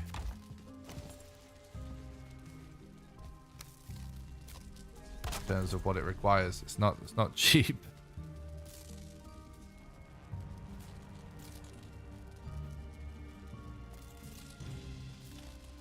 Refinery. So.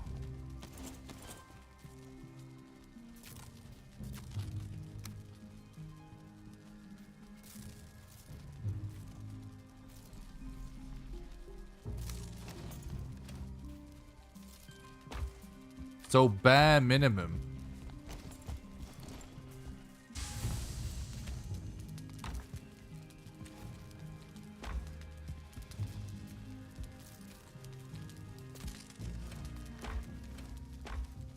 Bare minimum. We need this. Which is gonna require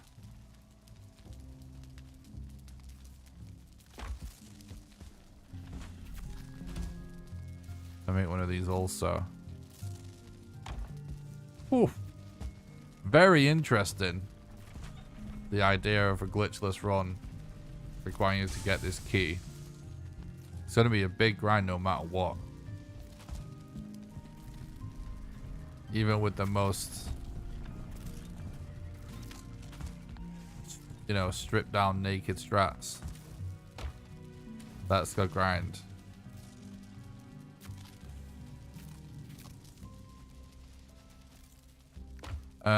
We should experiment with some black marble farming.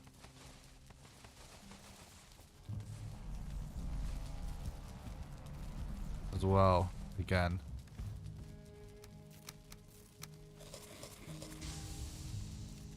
I am routing mats for the speedrun, that's right. I am in Mistlands.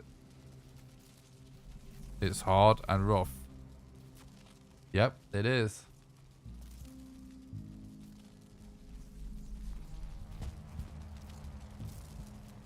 Yeah, this... I have to say, I had imagined that Valheim could go down this route. But I never necessarily thought it actually would. They literally have done almost everything I ever dreamed of being in the game. Like, all of this stuff, most of it at least, is all stuff I really thought would be so amazing for them to add. That they've done most of what I wanted, which is fucking just... I can't believe it. It's like it's just meant to be for me to be a YouTuber for this game.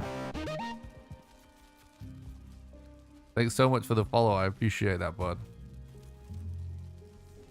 So cool that we're getting a bit of a light show.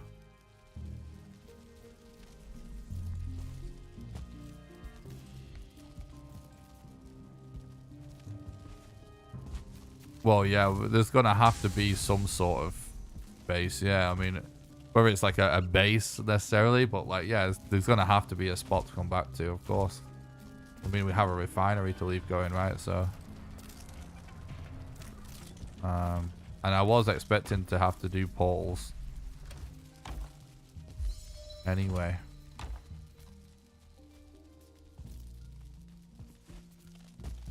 Yeah, same, Aaron. Yeah, same. What was I just saying? Black marble. Right. So what? Oh, did I just put random garbage in there? Why did I do that?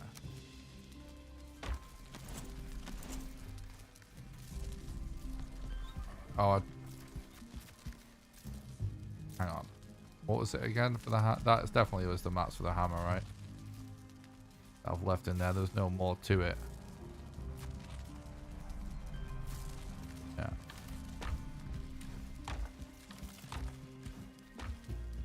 All right. So we need to do find Mistlands.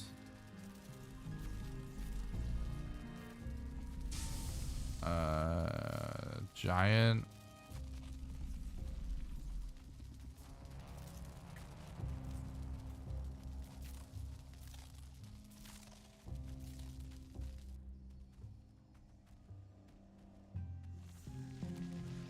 True, Aaron, yeah. Yeah, imagining what the game... I have to say as well, like, if the difficulty continues increasing per biome and we've got 2 more after this, the difficulty curve will have to change, most likely, in some way, shape, or form.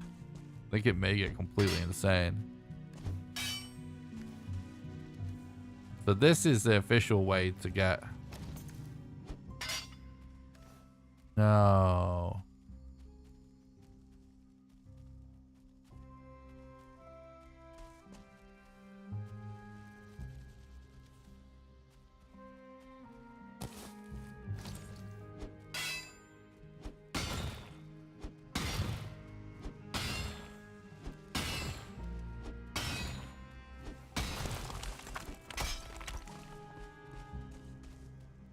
No, you don't need to tell me what to do. You don't understand what you're looking at, pal. We're testing out things for a speedrun. Trying to figure out everything that's possible.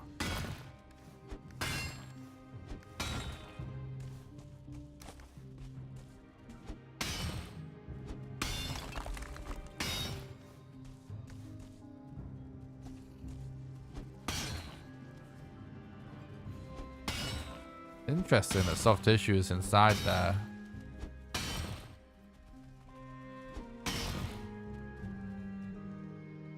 Definitely seen soft tissue in other places though.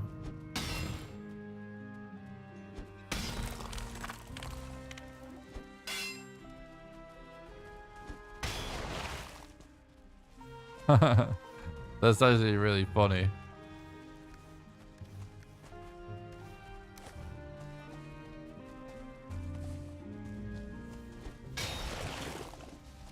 This is so gross though, just digging into the corpse of a giant. That's amazing.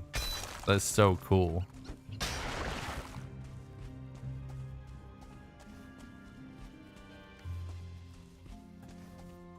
So it's pretty metal even for Viking. It is. It is. It totally is.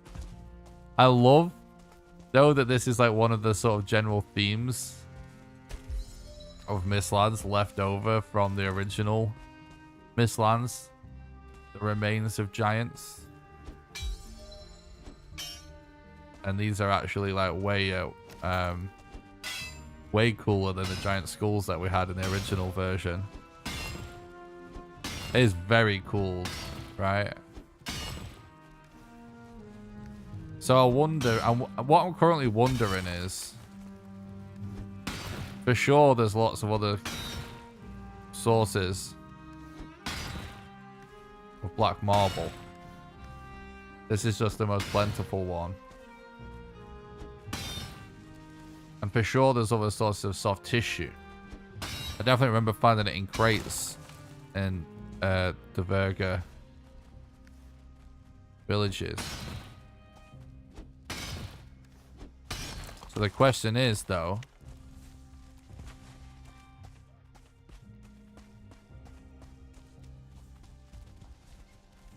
oh, is it only in the brains? Bro, that's fucking crazy.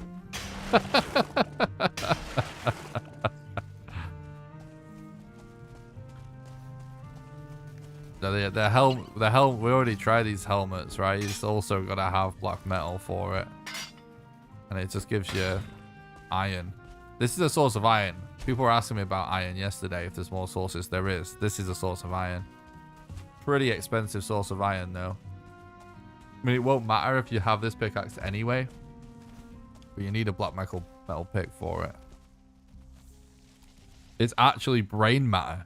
Yeah, that's actually what it is. It's not just... Yeah. Holy shit. I think the best way for black metal was finding all the bridges and digging... I mean, yeah. Bridges and actually in the boss room is full of it as well. And yeah, like, I mean, that most likely will be it. That's what I was thinking. But what we should look at is... Let's just have a quick look at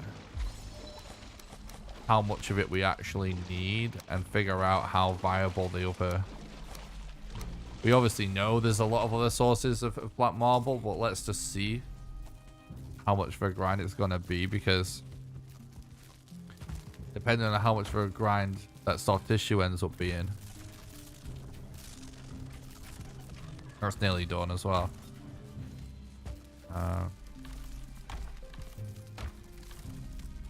10.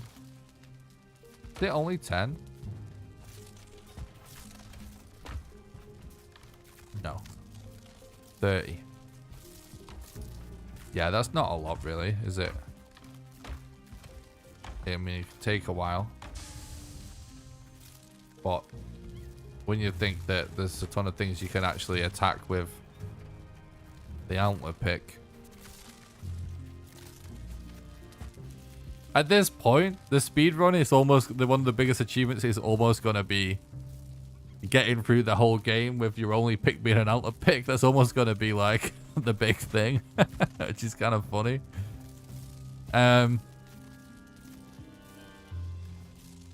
Right, so I was right. Yeah, so we need 30, right? That's what we said.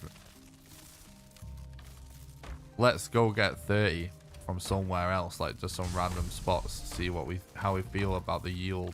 You know what I mean? Like if it's worth the grind or not. I'm guessing it will be, but we need to test it. The thing is, I guess right now we won't worry about like what if we don't find. Oh no. Actually, it's probably going to be more efficient to do a stone cutter in it. Oh, there's a ward.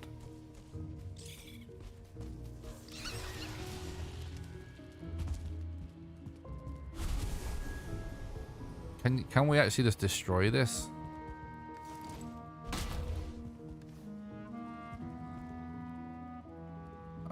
Let me change to a different axe, because we wouldn't make this axe. Yeah, but the problem with the bridges is we can't have to only find bridges in a speedrun. We will test bridges, but we need multiple sources in case we don't find a bridge.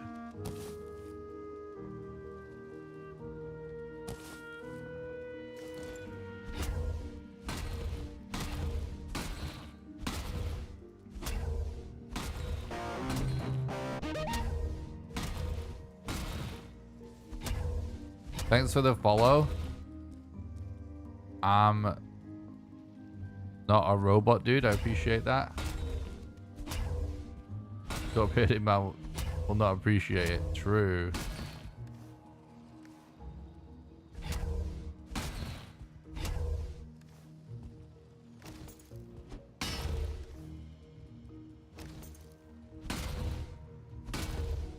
Takes a while to do this, eh? It will be interesting to actually inspect the mats we get from this place after doing this.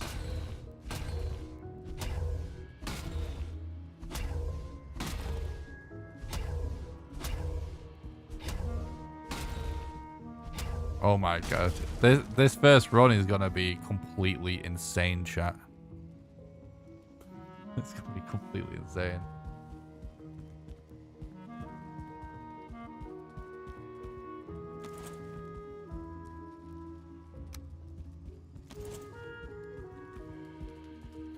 True, yeah, like I've noticed that myself. But yeah, let's just see what happens here.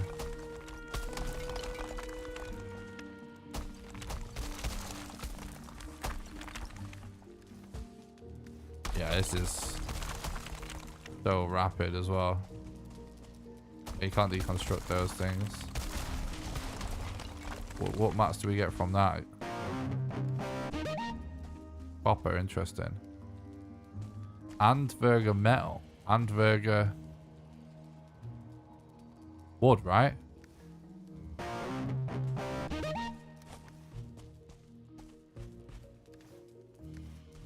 Thanks. Oh, that we got enough, by the way. Thanks a lot for the follows on Twitch. I really appreciate it, guys. Emaciate and Max a Great Pain. I appreciate that, buddy.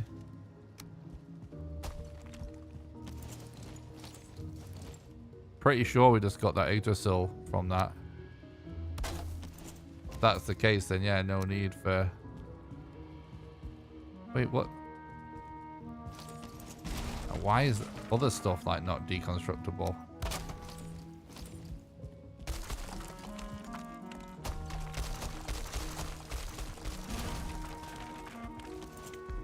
Interesting.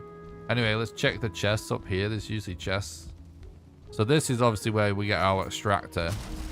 So the thing is, we're always going to have to do one of these anyway. Yeah, maybe we can try a forge. I'm up for trying a forge. But then, I've found soft tissue in these before, I swear. Yeah. It's soft tissue and fine wood as well. That's actually really good. Oh, this is looking so cool. In terms of what the run may end up looking like. So this is really awesome. So really potential for awesome strats there. Yeah, so we just got 16 soft tissue, right?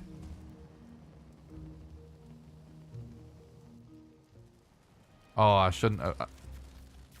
I don't remember. I didn't mark that location.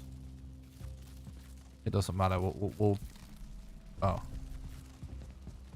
I'm stuck again.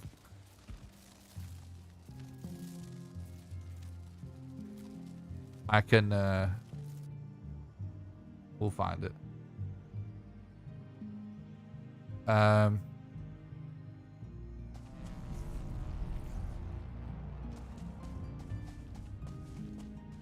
Keep giant braids in the house, I know, right?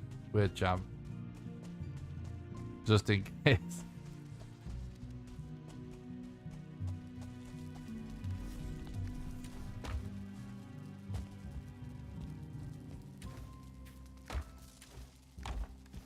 We actually, yeah, okay, so this is actually how we find out. Yeah, so 20. That gave us 20, and that's 20 of each thing. Which means...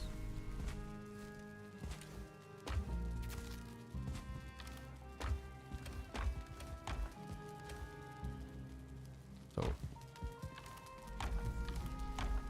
we need 15. If we're going for...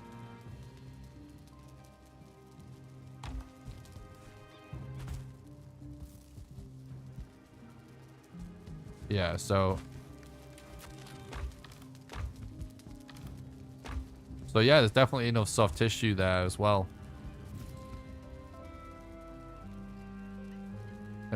If you get copper, yeah, you can make the forge. Yeah, exactly. I can't remember where that place was, but let's go. Fine. Let's find another one of them buildings. They seem really interesting.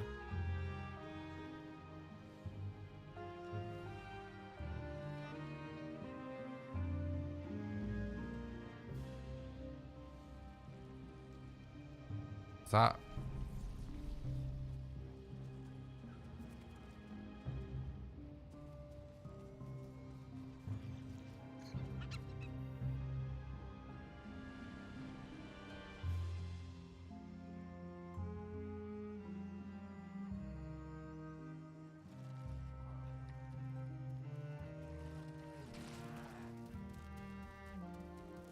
Yeah, but you don't know what I'm trying to do, so. Yeah, that's that thing. I forget what it's actually called.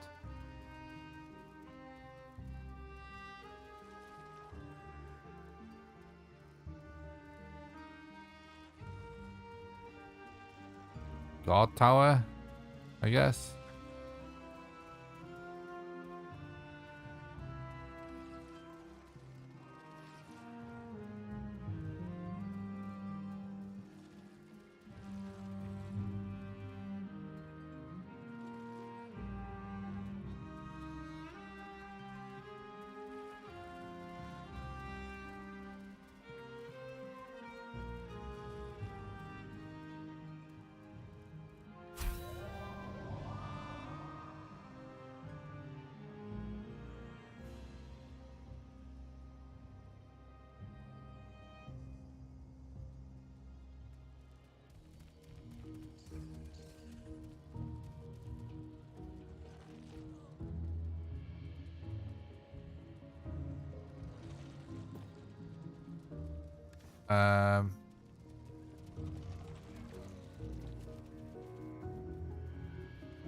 See, that's a ruined one. Yeah, it's Mistlands. It's out now. It's on the public test server. Get access to it by doing exclamation Mistlands in the chat to find out how. I wanted one that was occupied, but I guess it doesn't have to be.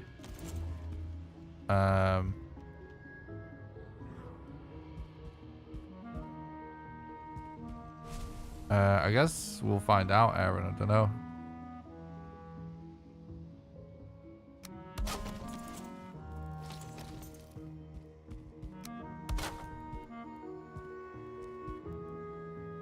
It's definitely possible some of this stuff is not deconstructible. Because that it has been a thing in previous patches, but it's sort of been a bug, basically. Wait.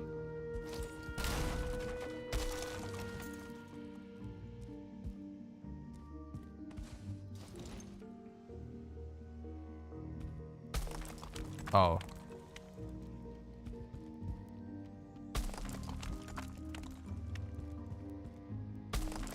Yeah, if you have build thing off, it does it anyway. That's what's going on there.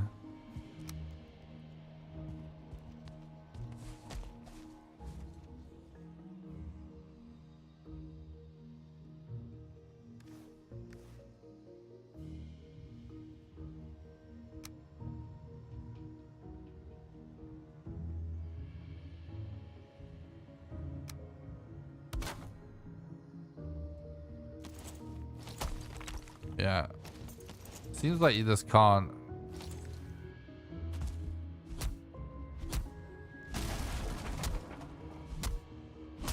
Wow, that they break really easy anyway. You actually get copper scrap, which is interesting.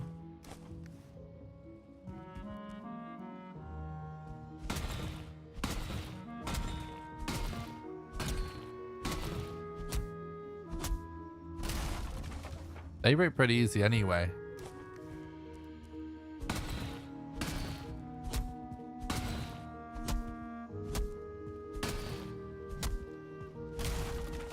Lots and lots of sources of fine wood, it seems like, in this biome. Which makes sense.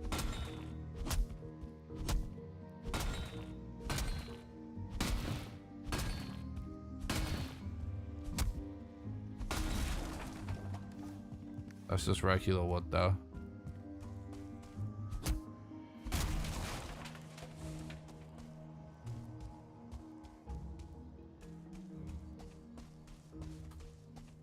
Uh...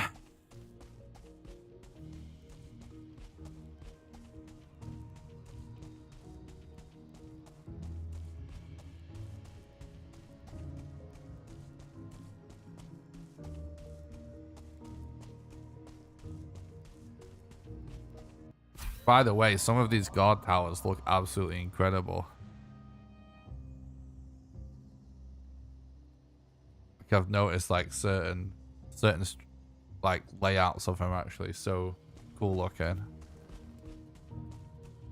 This is actually the one we wanted. So it's the second one. So yeah, what we wanted to really know about.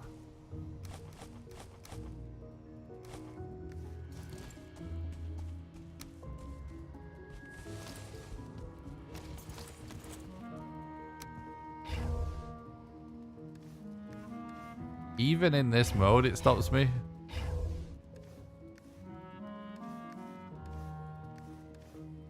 Let's just do this for the sake of speed. We'll use this.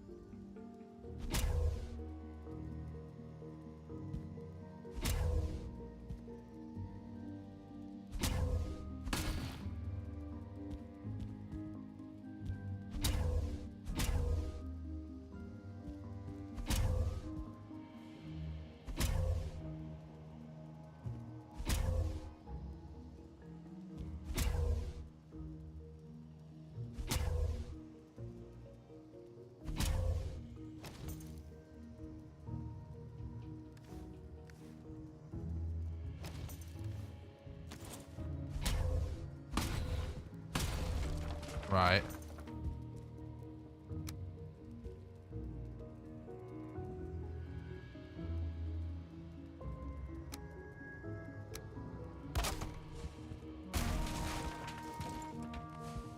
Yeah.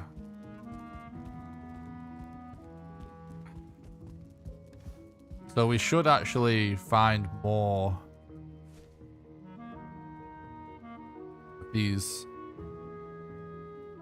the burger.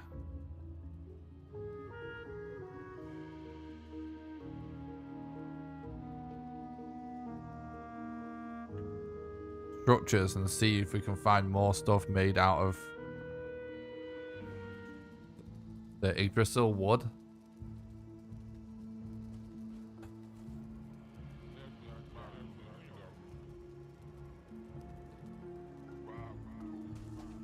I just realized that they're what they're actually excavating. That's very interesting.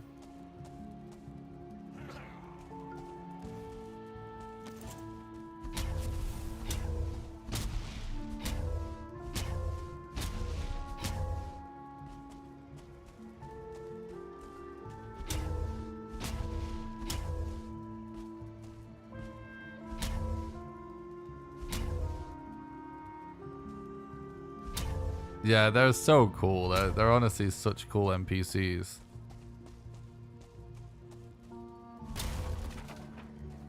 The music is just amazing. Yeah, I love it as well. Alright, so...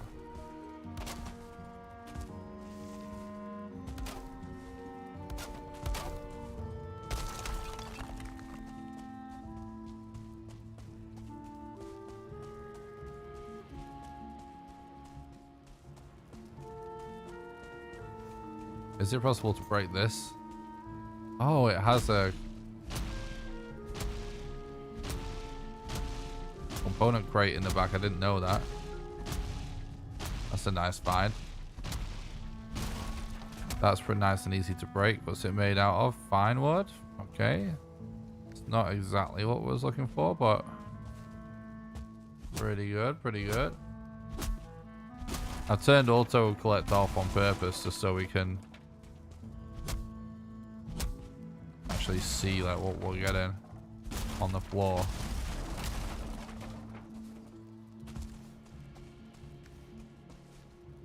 Okay.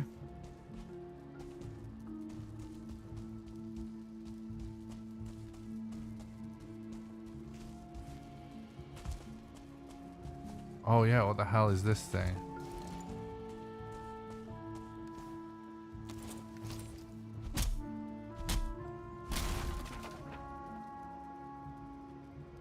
It's just a chain. Kind of funny. Yeah, so I don't think it's really going to be viable to actually get all 30 of the Yggdrasil wood this way.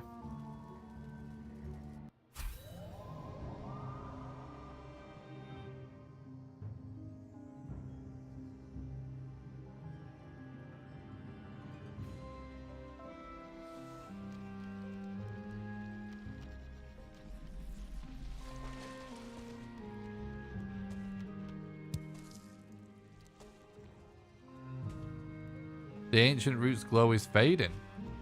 Yeah, it actually looks like it may run out.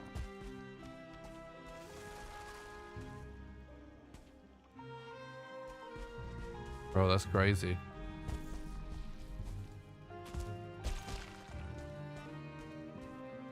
So, speaking of it, like Yggdrasil, there's a lot of speculation, right? After one of the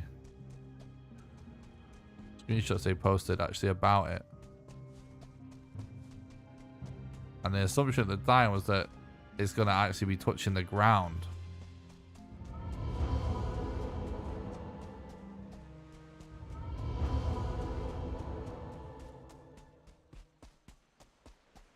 A ton of the sounds and animations and the visual effects have been slightly tweaked apparently in the update.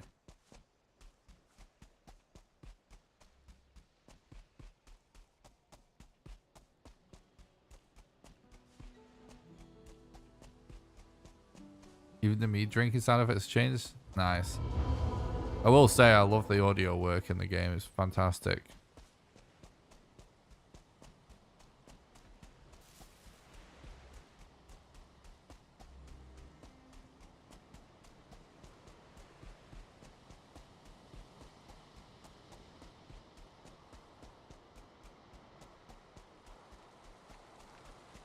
When you pay your chickens, they make a ball sound. That's funny.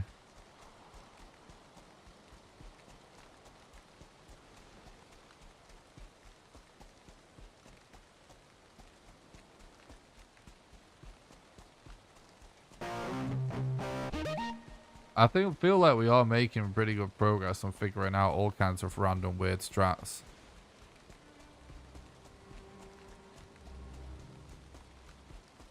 Started goofing around last night, found the fish jumping. Cool, yeah, it's awesome. Several got stranded on land, but I couldn't pick them up. I hope that's a bug. Oh, okay, that's going to be fixed, right?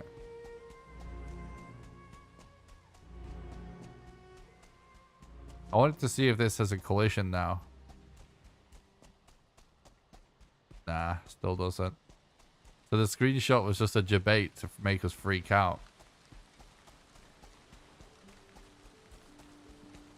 Because it's just these sort of little roots of Yggdrasil on the ground. Not this one that's connected somewhere. Or even if it wasn't, but you know, that like this doesn't have a collision now. Because that was another potential glitched run strat. Okay. Back to our chests and stuff to look at what the deal is now. Because I think we've figured out almost everything.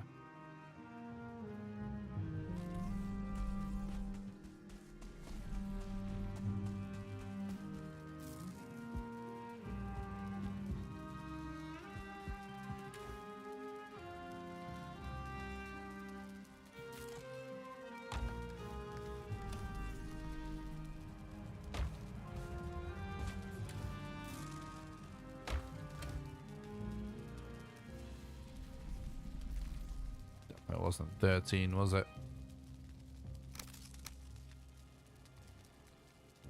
10, I think.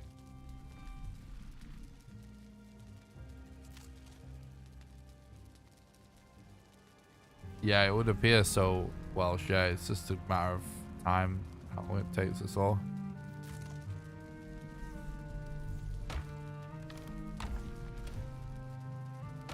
So that is it. we've figured out at least one way of getting everything. Wait, hang on. We haven't. No. We're not done yet. This, the actual extractor itself.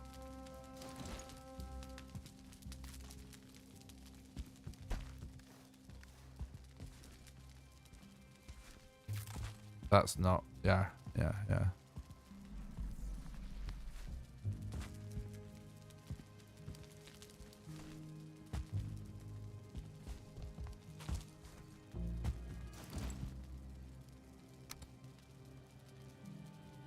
We get in there, chat. We're figuring stuff out.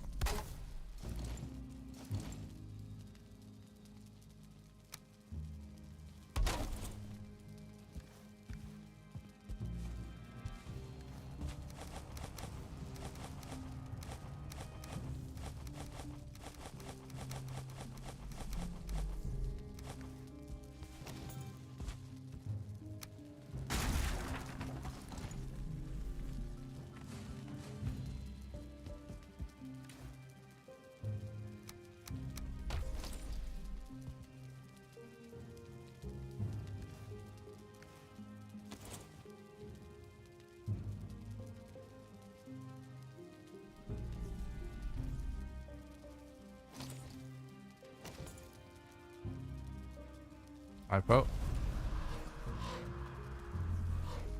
Okay, so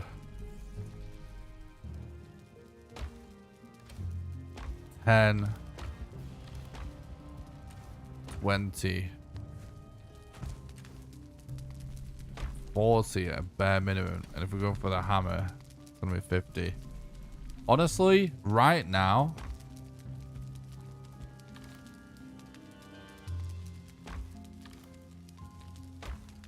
it is looking like when you consider, right, the bare minimum that we need on a glitchless run to be able to do the boss fight. Thanks for the follow on Twitch, Rising Outlaw. Appreciate that, dude. I hope you're doing good. The bare minimum that we're gonna need is the key, right? Which you need to a golden table to be able to craft it for. Which means that requires refined ether.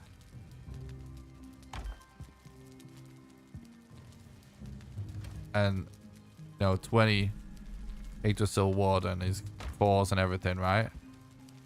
And then it also requires you to make a refinery. Which is 10 more. And some sap and all this. And then the extractor is 10 more, but to get the sap and that, right? So that's like bare minimum. And then you have to farm them all the mats, right? And to get a hammer, the extra things we would have to make is a black forge, which is 10 wood, 10 marble, and 5 more cores, which is, when in the real scheme of things, 10 extra marbles, nothing. 10 of that, I mean, it's not nothing, but it's not much. And then 5 extra cores.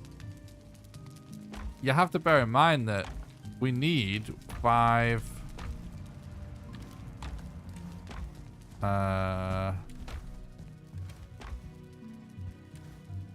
we need 10 cores anyway, but we also need 9 fragments to make the key, which is going to require lots of grinding anyway in the dungeons. So odds are we stumble across an extra 5 cores anyway.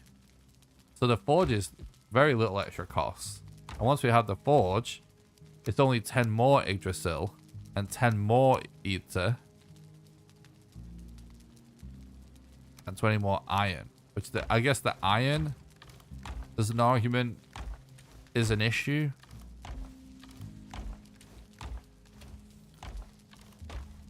But at the end of the day, regardless of how we handle carrying that iron all along, like we mine tons of iron in the swamp segment anyway.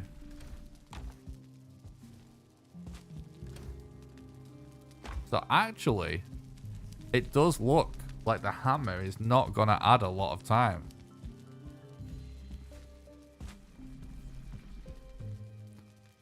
Is raiding Dverga villages the only way to get the extractor? Yep, it is, yeah, as far as I know.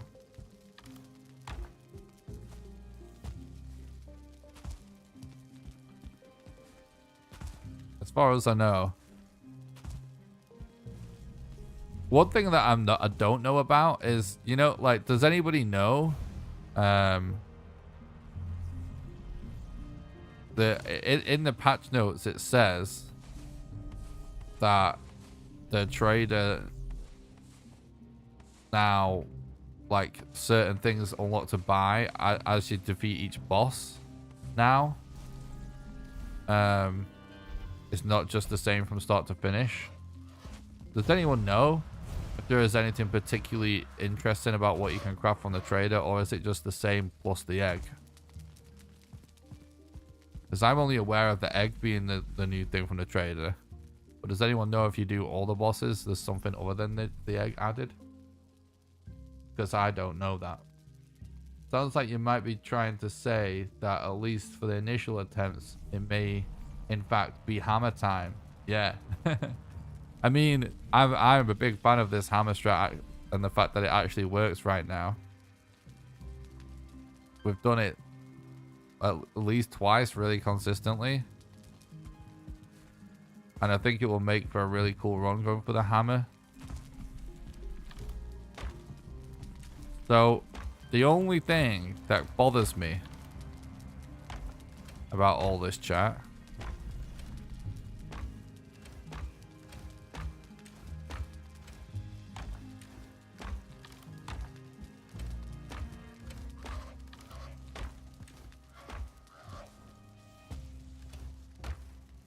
well, not the only thing. I have two concerns primarily right now in my head of the routing of this run. One is the amount of this Yggdrasil wood that we need, and the fact that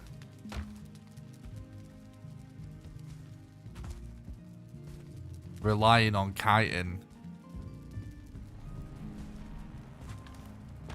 a seeker could be a problem, because it seems like a pretty low drop rate per tree, you know?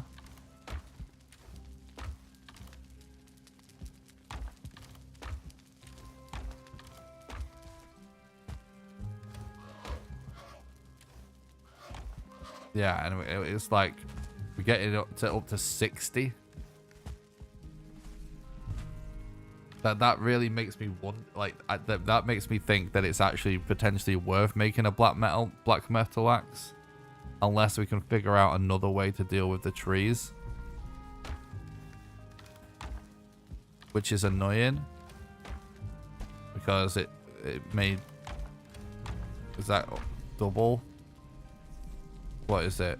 Let me see. 5, 10, 20. Yeah, it literally doubles the amount of black metal we would need, and means we have to go linen. However, the linen, to be quite honest, isn't that much of a pain. Oh wait, no, that's not the problem with all this, is it?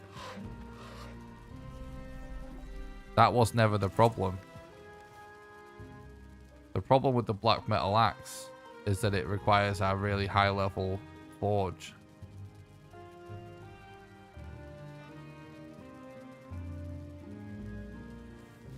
Doing only Mistlands like how you did for Swamp. I'm trying to figure out if that's possible, and if I manage to figure out a way, I promise I'll make that video, bud. You have my word. If I figure out it's possible, I will. So it requires a level 4 forge. That's one of the main issues.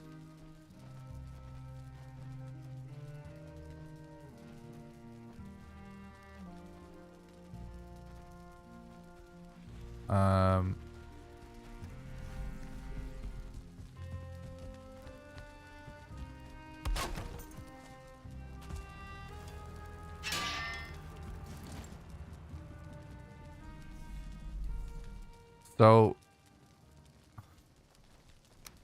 bellows we actually used to make on runs quite a bit. Same for grinding wheels. They're really quick and easy to make.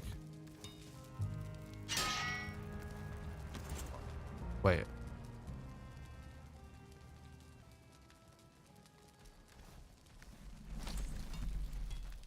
Why does it say it's a level 2?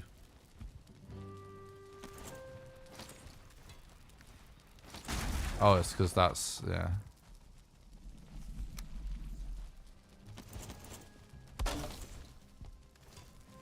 Yeah, it's level 3. Those are pretty easy.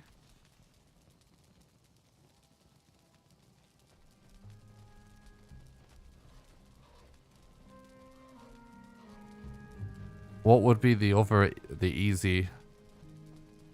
Best base ever? I know, right? I'm trying to figure out like what the other easiest option is. Probably this tool rack.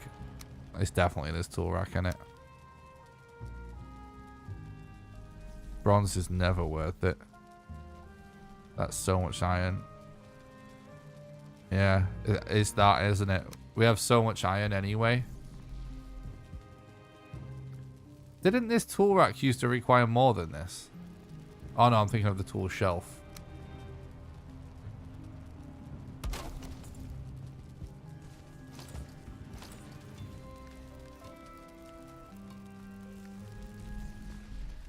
I suppose that doesn't add a crazy amount of time. Yeah, exactly. It is. Yeah, that's what I was thinking. But yeah, it's the other one.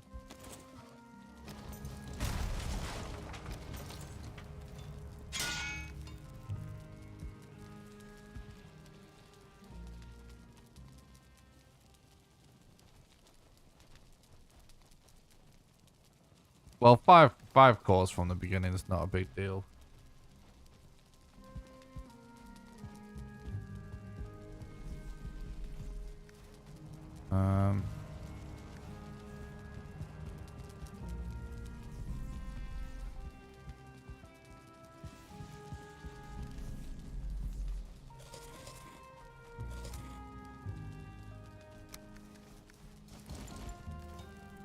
Yeah, so I guess...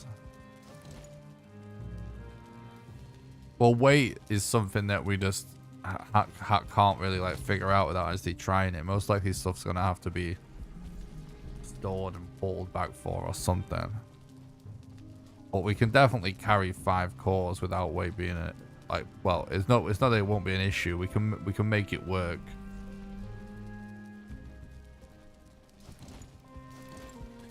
The thing is with the wood and stone stuff, like you can always not carry it and just farm it before the fight, which does, like, granted does waste time, but if you gotta do it, it's still faster than coming back for stuff, you know. There's a lot of ways around that. That's not an optimization I'm concerned with at the minute. There's got bigger fish to fry right now. So yeah, again, just to reiterate, bellows are actually pretty cheap. Like, if you loot every chest in a crypt, you find 4 chains pretty easily. And we'd have the hide anyway from our workbench upgrades. Grinding wheels, literally just wood and stone. It's just, we literally just temporarily take 2 iron to make the stone cutter and turn it into that. And we used to do that so that we could go to level 2 iron mace on speedruns at one point. That was actually a thing. And then tool rack's just 15 more iron, which again, this means that the swamp segment is going to turn into Exactly, you always get mobbed by wraiths as well. The swamp segment's gonna, like, for sure, just whatever amount of iron is necessarily in a run, you name it, we get enough in a swamp segment alone. The only concern is going to be carrying that, which we probably won't get all of it from the swamp, but the point is, if we just did this, got enough to do this, let's say, in the swamp, that's definitely doable. So let's say we just, out of all this, let me think about this more. So let's say we got 6 copper from the Black Forest and 4 chains. And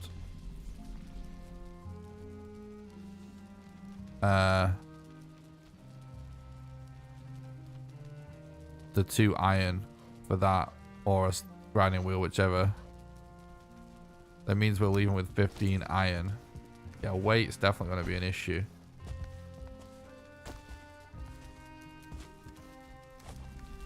Having a strength belt would help so much, but is that actually to the point where when I actually start doing runs, if I see a trader, I might go for it.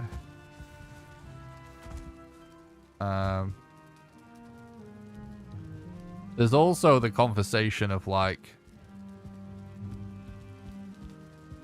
does backtracking with a boat become a thing?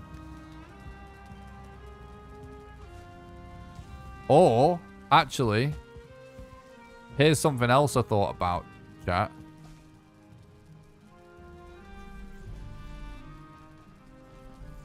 Right now, you know, there's no official speedrun on the leaderboards or anything that includes Mistlands.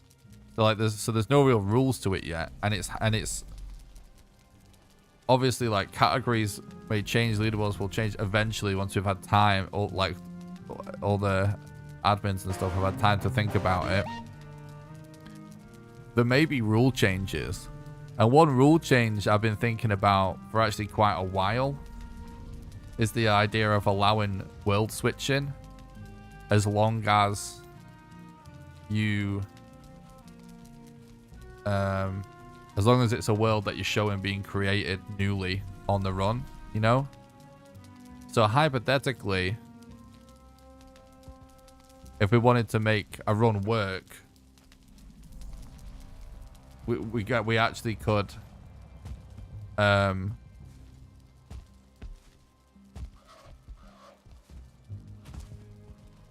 we actually could use, we could create a second world just to use as our storage world and just dump everything at spawn and just world swap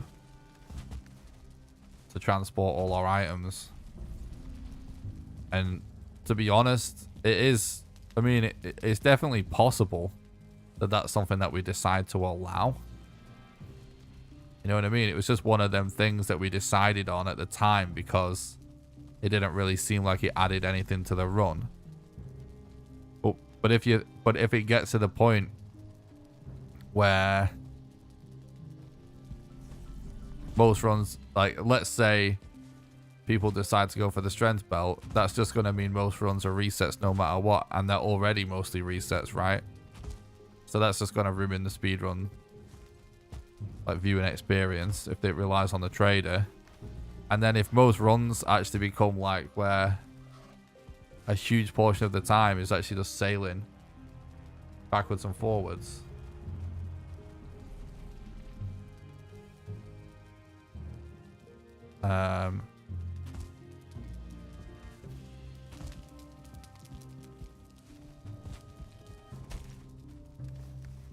then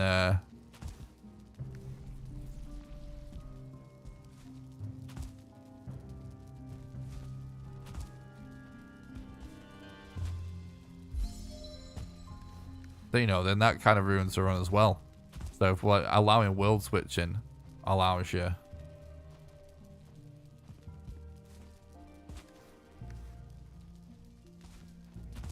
to cut out a load of boring stuff. But for literally like, you know, there's literally no reason to disallow it really. You know what I mean? It's just like a rule we just decided made sense at the time.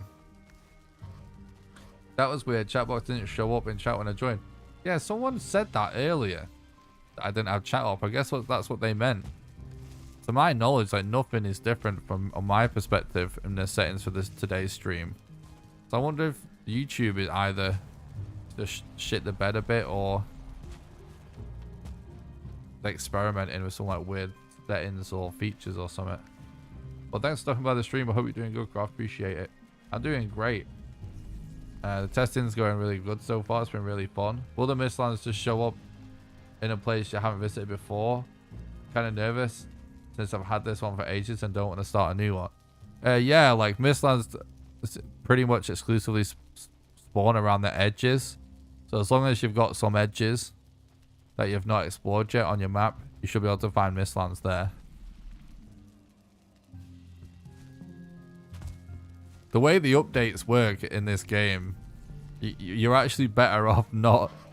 like for Mistlands, for example, anyone that hasn't explored all the way far out on their map for their entire world will be better off because they'll have more new Mistlands there. And it's like, you're going to be better off not scouting out Deep North and not scouting out Ashlands when they get added too. Because that way you're going to get... Because anywhere you explore, it's not like anything will happen. It's just... It won't have the new stuff in it. It's the unexplored stuff that will wind up adding the new stuff automatically to your world. So in a weird sort of a way, it kind of makes sense to not bother going to the biomes that aren't done yet. I read that apparently they also changed the world gen so new maps generate more Mistlands. That's true as well. So old maps are always going to have less. So I guess, but they'll still be there.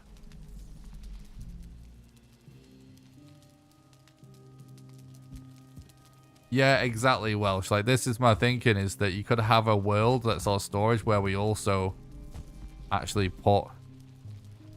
Like, we can world swap to teleport our smelters and stuff to that world and have like... Well, then again, it's not going to be going on in the background, is it, if it's on a different world?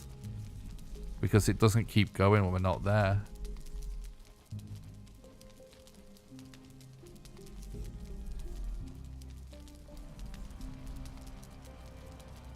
When your world switch, the other world pauses, doesn't it? It's not persistent.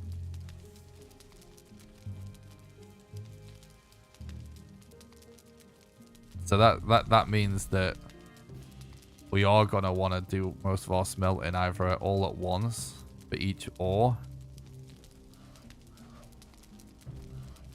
or at least just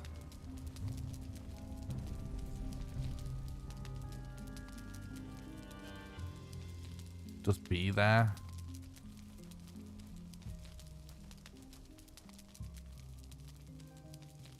So old worlds might be advantageous because they have smaller Mistlands with more structures generated, but I don't know if the latter part is true.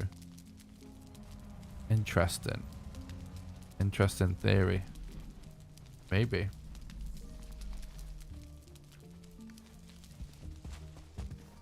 I kind of want to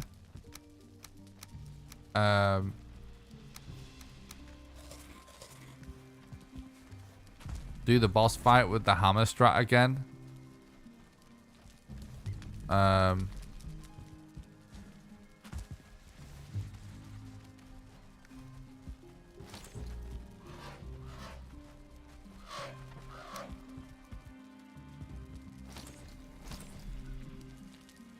But this time do it like the way we would do it legitimately at a new boss arena. That's what I want to do for my next test, I think. So let's actually go do that now.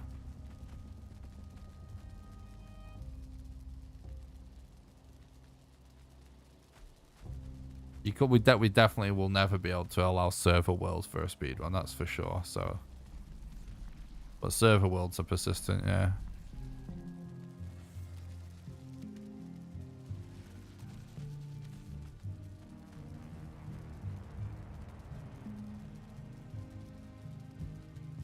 They definitely seems mostly the same. I'd be lying if I said I could totally 100% guarantee it was exactly the same, though. I suspect it is, except that perhaps some of the black marble that's destructible may be procedural. But that's my impression, but I can't confirm 100%.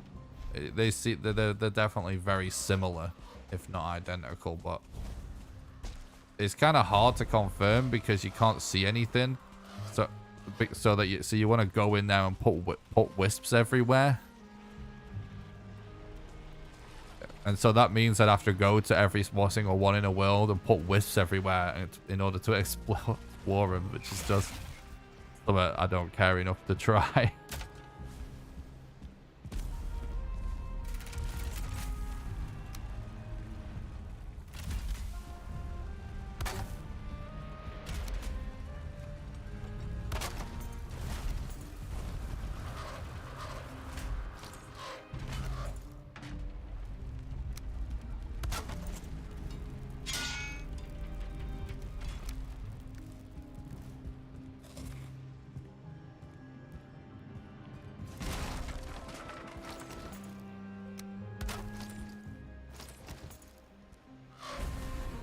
Okay.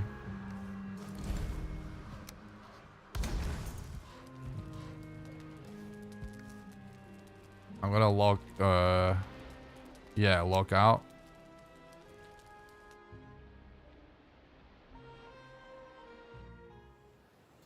Takes off all the cheats and stuff, right?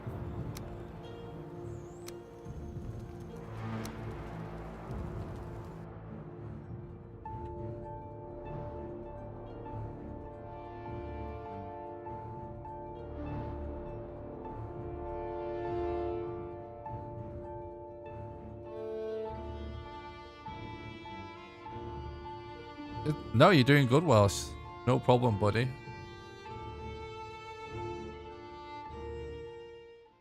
No problem.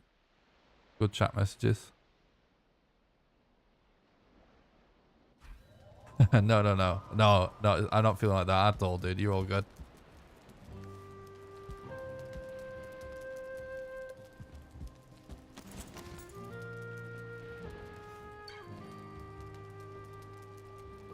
So I'm gonna try the hammer strat one more time, but this time without repairing it with a command or without me having God mode on or anything.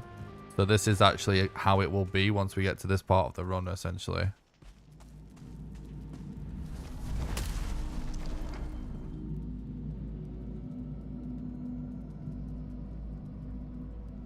Oh, the boss is insane. Unfortunately, you probably won't see it with this strat.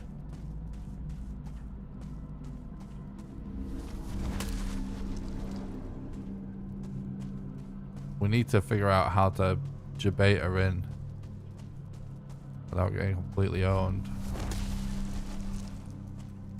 Maybe arrows.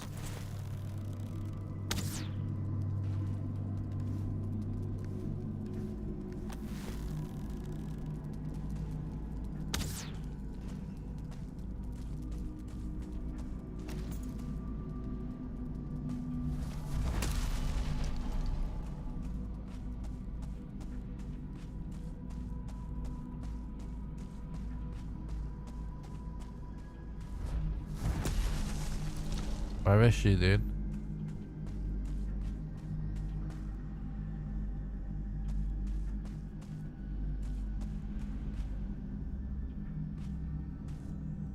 Yeah, the problem with the spear thing is it like aggroes everything. Why is there usually like no seekers at the beginning, or is this actually one we've already been in?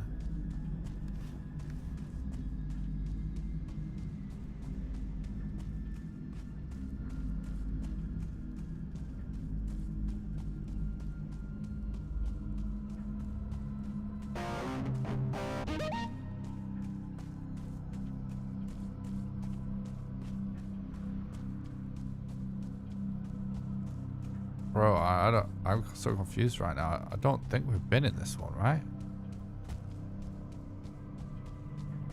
Oh, we killed her by accident. No, no, no. I did it. I fucked up the setup. That's... No. Fuck. Never mind.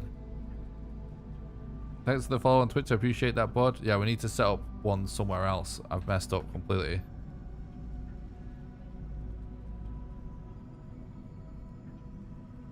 Sorry, let's try that again.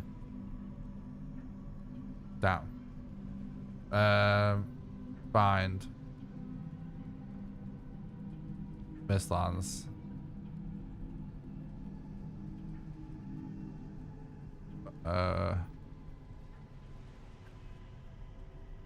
Right, let's not mess this one up.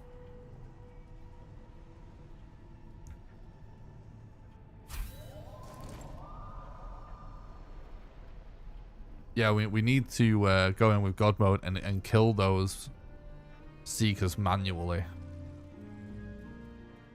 Because if you use the kill command outside, it kills the boss too.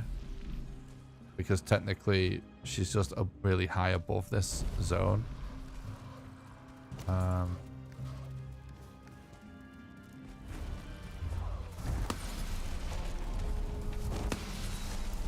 By the way, yeah, one thing I was messing around with last night was using the hammer to stun them, and then using the dual wield like dagger things to leap in because they are like parried or whatever after the hammer attack, and it seemed to work pretty good.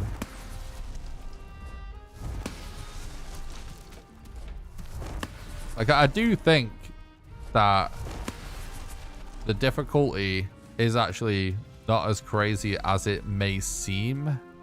It just may require a lot of experimenting with weapons. As in, the difficulty is definitely up there.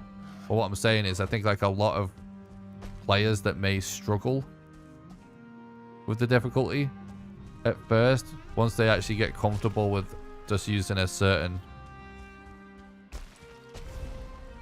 you know, set of gear, they may find that it's simpler than they first thought.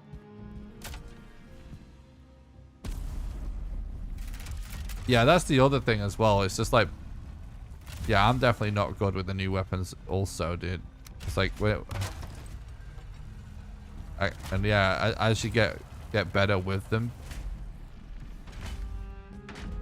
it's gonna help a lot too.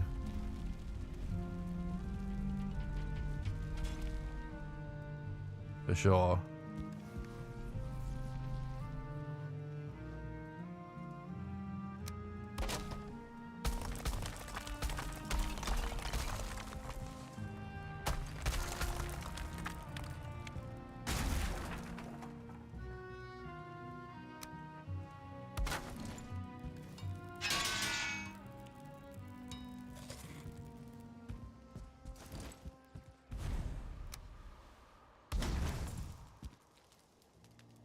No?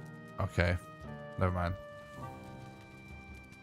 I guess I can just turn off God mode and stuff.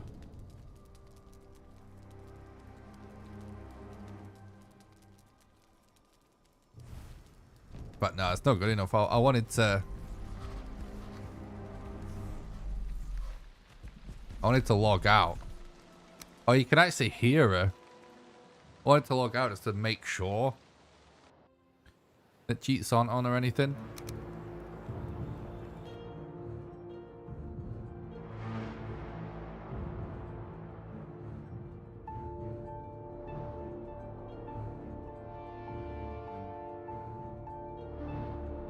Frostner's definitely really good in this area anyway. Probably the Frostner XP 897. Particularly if you can have a fully upgraded Frostner. Frostner is really effective against most mobs in this area because knockback actually is really effective against them. And the frost attack slowing them down helps a ton. Someone from Mindgate even came in and told us that. So, definitely legit. Right, here we go, chat. Here's the boss fight with the official straps using no cheats.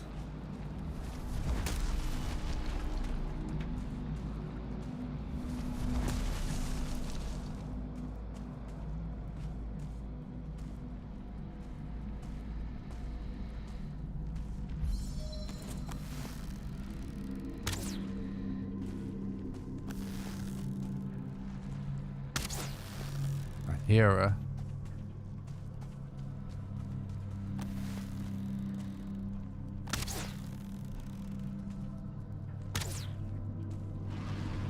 We hit her. Hell yeah, let's go, dude.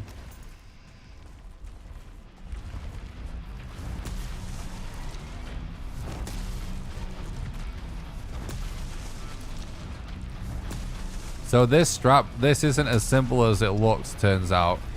If you don't stand in a very specific spot, this doesn't work at all. Well, the attack will work, but she'll just spawn mobs in that come and wreck you unless you stand in a specific spot. And also she'll be able to hit you even.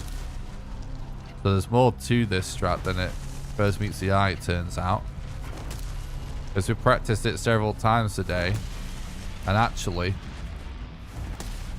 it failed on us more times than not, even though we just happened to do it the correct way the first time around.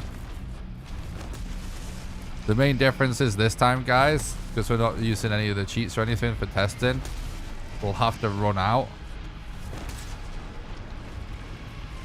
and repair our hammer at some point.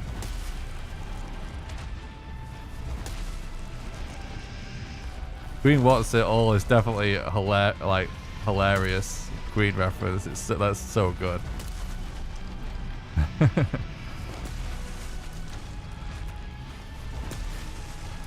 He has an absolute shit ton of health.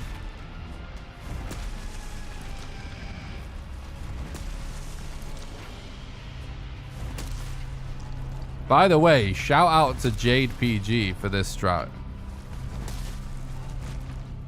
I didn't come up with using the hammer. Jade made a video where he showed that you could do this. And what's really funny is he's just like giving advice to his viewers, you know, about how to handle this. And he said, there's also a way to cheese it. And in the video he said, yeah, you know, so if you're a speedrunner or something, like maybe you'd want to do this. And I kind of felt like he said that just for me. Because I know he follows the Twitch channel. I've never spoke to him, and he's never posted in chat to my knowledge. But he said, oh, you know, if you're a speedrunner, you might want to use this. And I felt like there's a little nugget that he put in there. Like, yeah, thanks, Jade. I'll try that. And so that's why I decided to try it today. Now, I don't think Jade obviously didn't show like the whole process because he was making like an edited video. But when I went to do it, it first worked and then it just stopped working and we couldn't figure out why. Because the mobs kept coming in and wrecking us. So it turns out if you stand in this specific spot, the mobs don't come in. I don't know if Jade was aware of that or if he just also happened to do it the right way the first time around, or if he just edited out the bits where the mobs approached him. Because he just, you know, showed a short bit of it, but legend either way for including that in the video and for suggesting it for speedrunners. So yeah, it's definitely teamwork. Yeah, we tested the stag breaker. Unfortunately, you can barely even tell the health bar is moving with it. And considering the stag breaker itself is a pretty big time sink because of all the trophies. We even did it with the level 2, you could barely tell it was moving.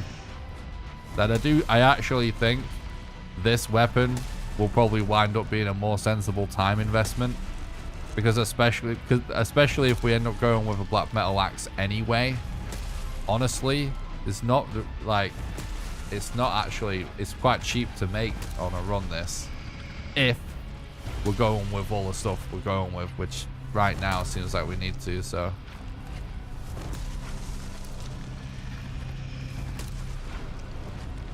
Very nice, by the way, that we're only going to have to do one repair by the looks of things. But by the way, yes, the stab broker will work. I didn't have the patience to sit there and kill her with a stab breaker, though. It says a lot. Well, it would work. Like, we you know, it does work. We didn't chest the iron sledge either, but that's because it relies on the trader. Also not going to be ideal in a speedrun.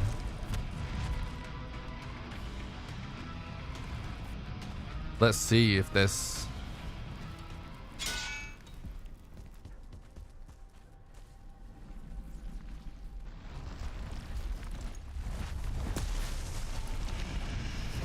Did we get away with it? Because that's the main thing we needed to know, is will the setup fail when we have to go and do a repair?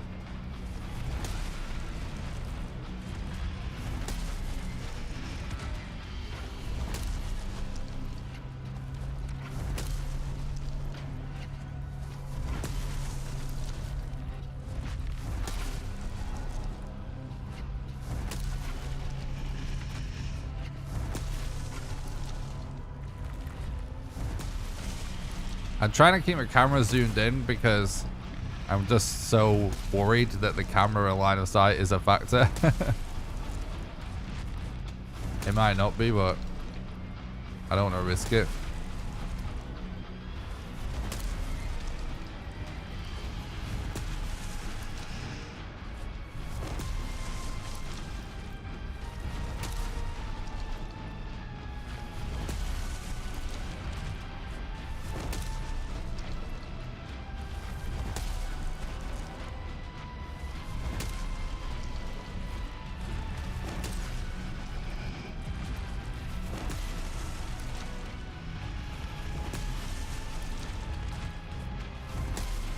Well, the way that the enemy like regen thing works is like it's just over time, and it's quite a big, quite a long tick rate for it to regen. So as long as you're doing any amount of consistent damage, you'll be able to kill something, regardless of regen rate. As long as you don't stop exactly. Like, yeah, it's if you're stopping and starting, then it won't work. But because of the, like, you know, the stab breaker, you're essentially attacking at similar speed to this. It definitely will work.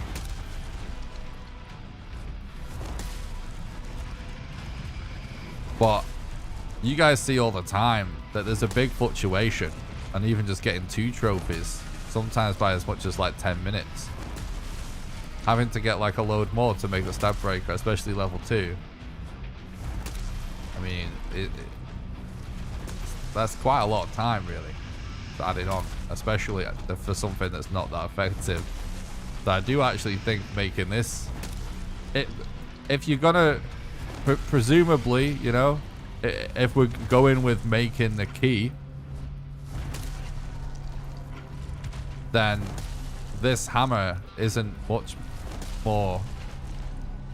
To make the key, right, it requires the table, whatever it's called, the Gelder table, whatever it's called, which requires refined ether, which requires the refinery, which requires the extractor and all of that.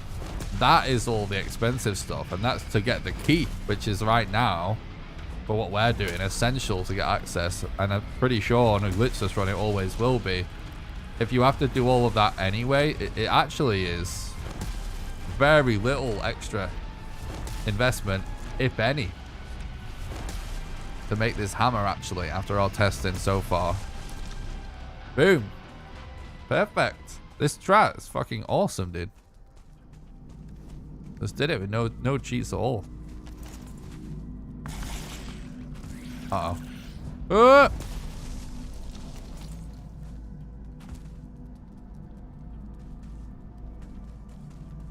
This is a boss fight. I mean, yeah, unfortunately, you're not exactly getting to see the actual boss at all. You just see us hitting a wall, which is hilarious. But yeah, that was it.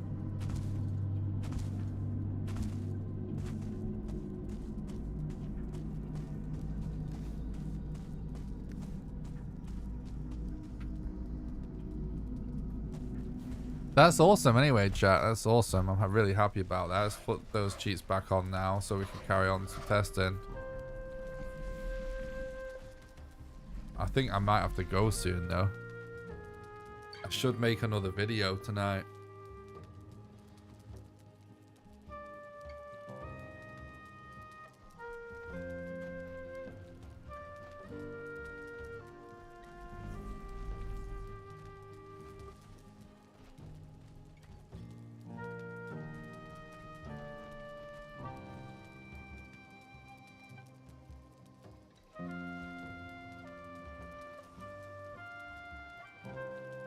No, it isn't.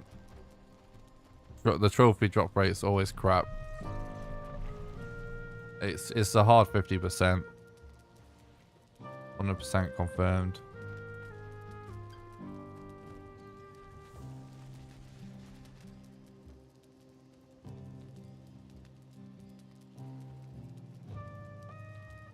True. True, Jesse. Right, let me just quickly see what's going on my YouTube channel right now. I don't know, like, I probably should make a video after this.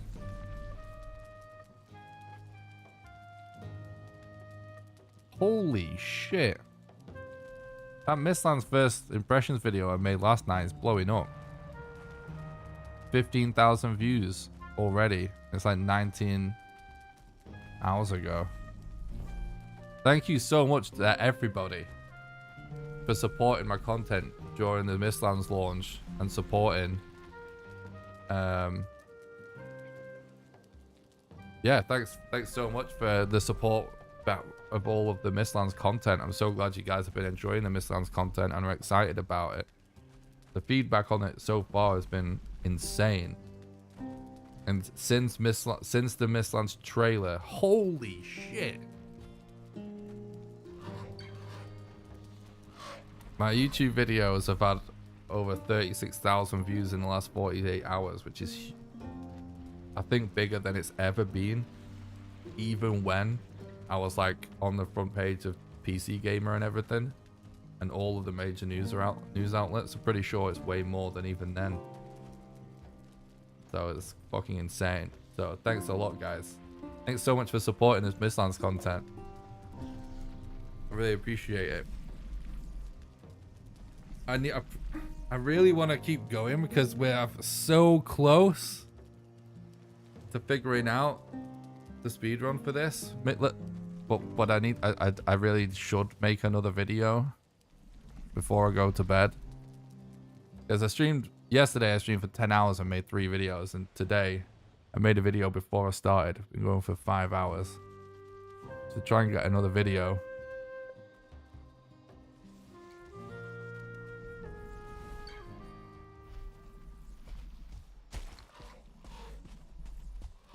Yeah, I'm gonna be pushing myself extremely hard with content. I have always known this has been my strategy, like, all along. Like, I've always known that Mistlands is gonna be game time for me, because it's a really big opportunity for anyone that has built their audience on Valheim.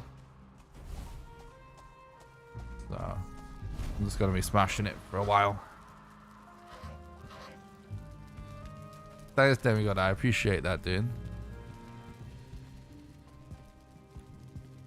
I guess we can let's just have a think about things before we wrap up. Then I need to I'll go eat and then I'll figure out like what the next video is, but I've got like a list of Mistlands videos. Actually, let's do this. Like, do you guys actually have any suggestions for like quick, you know, Mistlands videos that you'd like to see from me? And don't say Mistlands only or Valheim in reverse. I mean like something I can make tonight in a few hours. not something mad, but you know, is there anything like useful? Maybe like something more informative, some sort of whatever, like news or guide related thing.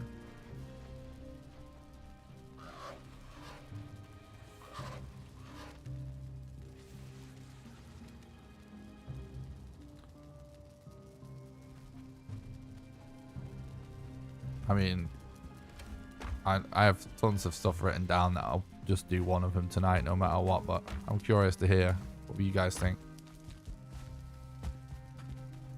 Okay.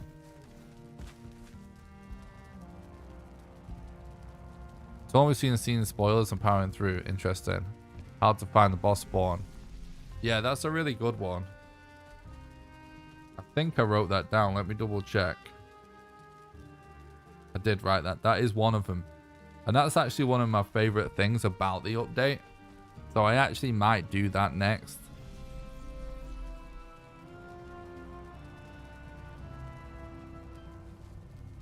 right now is like such a clutch time for any YouTuber that covers Valheim, because some YouTubers are going to take longer than others to get videos out. So anyone who really knows what they're doing is going to be prioritizing just getting all the videos out about it right now. And that's why you see people that primarily do videos and aren't also streamers that are actually bigger channels. That's why you see them doing that, because those guys understand the algorithm. That's what they're smashing out right now. I don't know why I even just started that tangent, but maybe showcasing the burgers in general, they're so cool. Yeah, that is a cool one as well that might not be on my list. Let me have a check.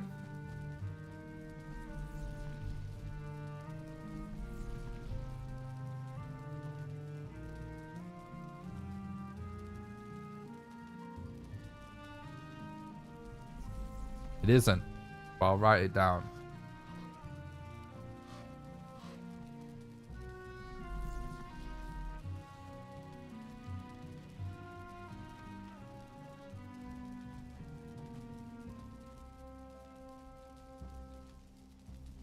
Because they are very cool as well. I should say as well, one of my ideas is extremely unique and I guarantee no one will do it. Which is basically, you know, that you can fly in Valheim now. So I'm tempted to do that just based on the basis that there will be no video about that. Nick, that is every kind of burger montage. That's funny. A quick vid explaining both the fairy thing and the sword, including how to zoom in affects it, would be a fast like 3-minute video. Yeah, I did write that, how to clear mist. I'll actually put a dash next to that and remind myself that we got the Mist Walker confirmed today as well. That's a big one that people will be concerned with. Something to help pull together the updates into linear progression that a player can watch and learn from. Yeah, you mean like, yeah, so like, yeah, explaining the stage by stage, like how to progress through Mistlands essentially. That's actually good, yeah.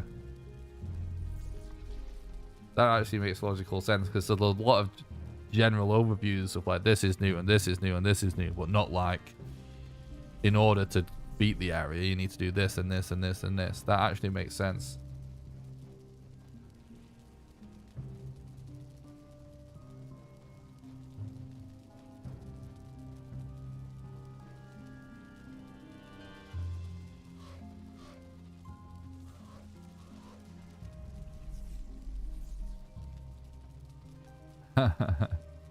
General reminder for people coming back to the game, the glove thing. Yeah.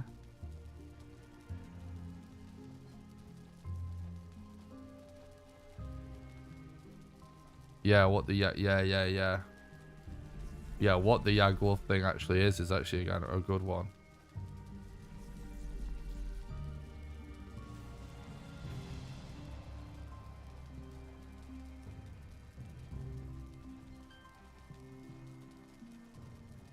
That's actually a really good one.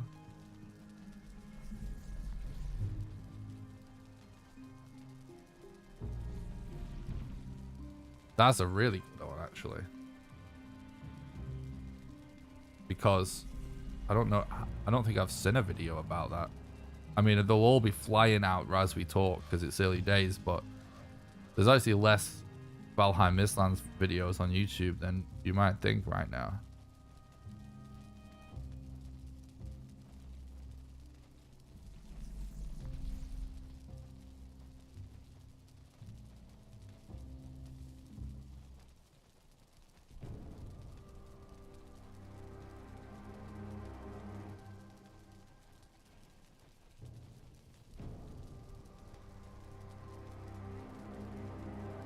I don't see a video that's titled anything to do with that. Anyway, thank you. That's good. Good suggestions, guys. You do use mana. The mana is called E tier, and you actually get it by eating this magical food. It adds this purple bar now. That allows you to use them.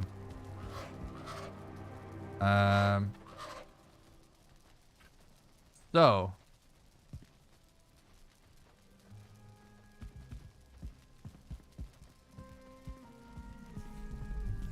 Yeah, that makes sense, Jesse. So let's just summarize.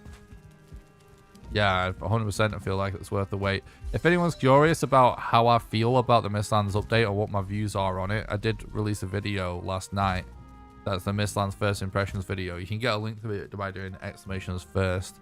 And if anyone doesn't know about all the changes, I did make a video where I just read the patch notes for anyone that doesn't like to just sit and read them themselves. I just read them for you in a video that I launched before the stream started today. You get a link to that by doing exclamation patch notes. Okay, so let's summarize what our current plans are. So, our plans in the run, let's go through the run just as normal. So, basically, we do eat there as normal. We kill him with fires. We get the antler picks. We get his ability. We go to the Elder. We kill him with fires too, but this time, we collect at least 5 cores.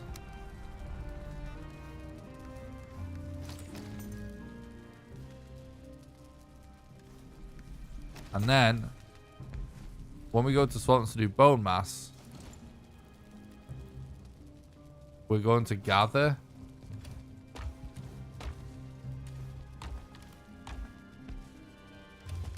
lots of iron. So it's going to be 20... Actually, I think 20 is enough.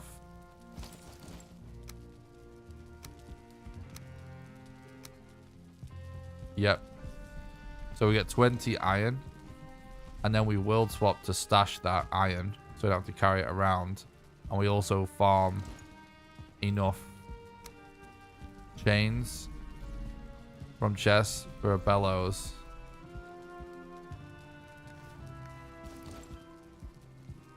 Oh, when we're in Black Forest, we go for copper as well for a forge, and we world swap to stash that. Then we just do bone mass normally. Then we do modern normally. But we hold on to the tiers. We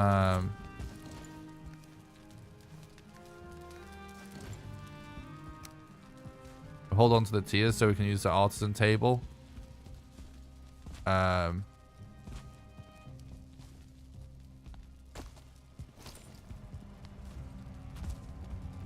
Whoa. And then we go on the way to your glove. We'll probably go for an abyssal razor. If we get a Leviathan by that point. And we do your glove. But in the plains, we're actually gonna like cheese fueling camps for 35 or 40 black metal, which we'll probably just do with a ton of arrows and just standing on platforms that they can't reach. That's what we'll most likely do. That and a combination of fires, something like that. Then when we go to enter the Mistlands, we're gonna want to explore any mine we find and any structure that we get to.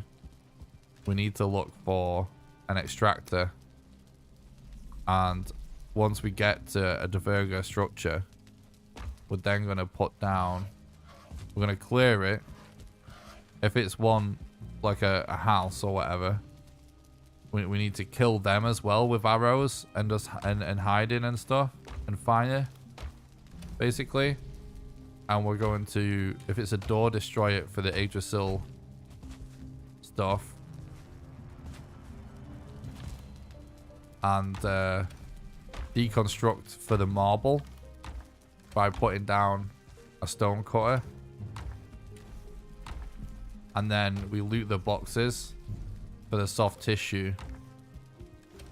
And then we should be able to have made the black metal axe by this point. And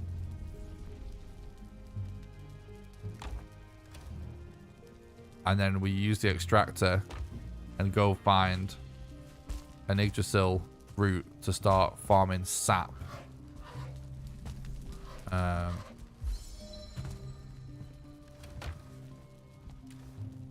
Then we still need to keep grinding, checking dungeons and mines until we find the location of the boss, or we run into the location of the boss as it is. But as we're going through the mines, we're collecting these black cores and steel breaker fragments until we get 9. And once we have, then we can, because we have the axe, we can be cutting down Yggdrasil wood as we go as well. The testing is actually going really good. We're getting close to being able to do a run, I would say now.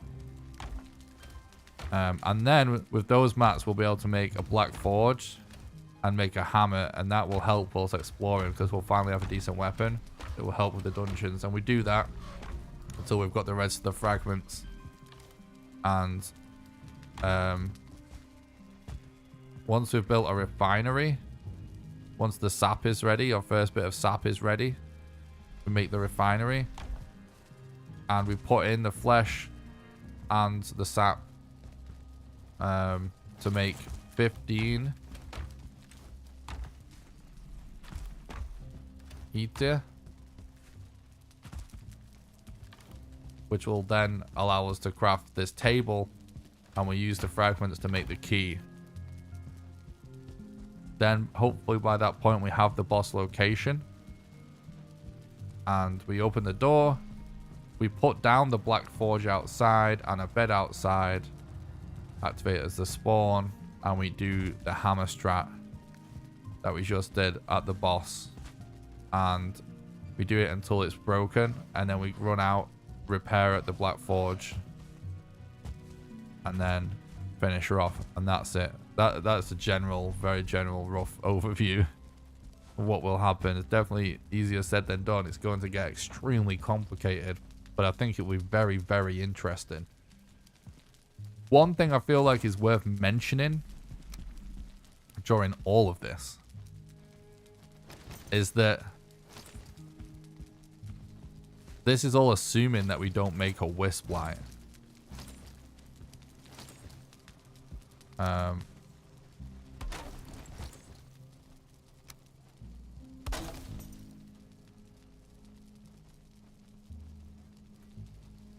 However,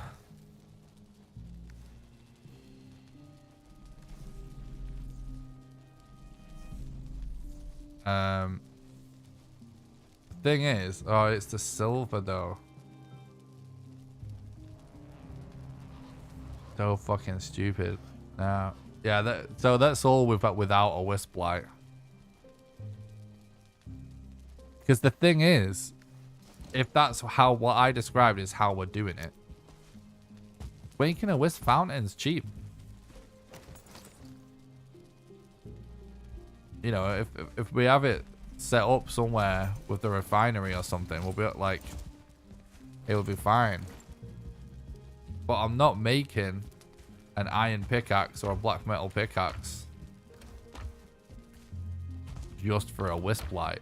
Because on the test runs that we did yesterday, exploring without a Wisp light, actually we were able to do what we needed to do to find the boss. So it is a little bit of stammering around extra, but at the end of the day, it's not like the Wisp light is like super powerful. And the main reason that where the Wisp light became borderline essential was for the boss fight. But with this current strat, we don't need to be able to see what we're doing, because you literally just walk in. Right? Yeah, look, this strat's fine without a Wisp light. Yeah, like if there was something that we can find that drops silver, then it would change the run a little. But it's just not worth making an iron pick just to get 1 silver from a mountain.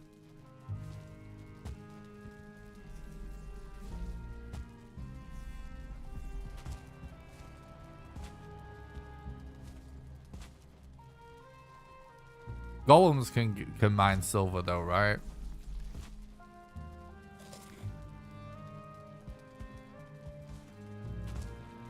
I suppose it's a potential optional sort of you know, adaptive dynamic strat that we could throw in there. The thing is, we don't necessarily have to get lucky to find it, because if we kill bone mass, as long as we're doing modder after bone mass, it's gonna be something that we can't rely on every run. But if bone mass ends up being done before modder, which it usually is, we can actually just keep his wishbone.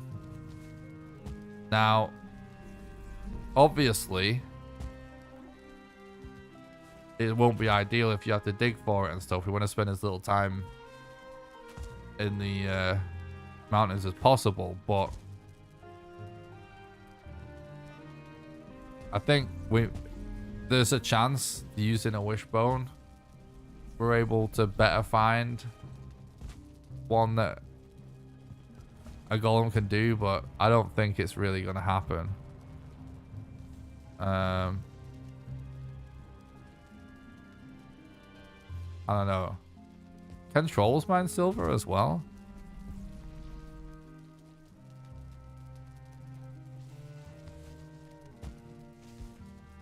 We might want to test that. I have no idea as well.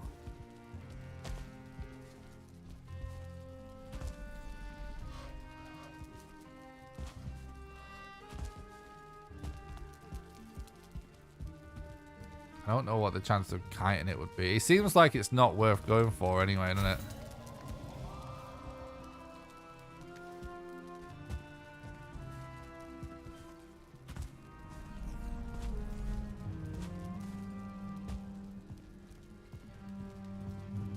The thing is, like, mountains will still add more time than anywhere else because of it. They're just a death trap.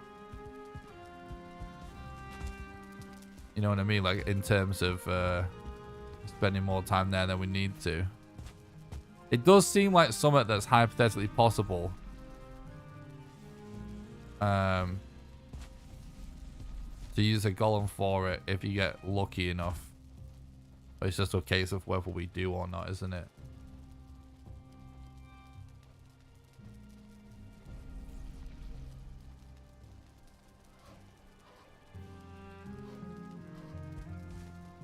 Yeah, I don't think it would be worth it anyway. I don't think the juice would be worth the squeeze anyway. It would, hypothetically... Yeah, it might not be that hard to get golem in a hole. But it's just a case of... how long is that going to take me? You know?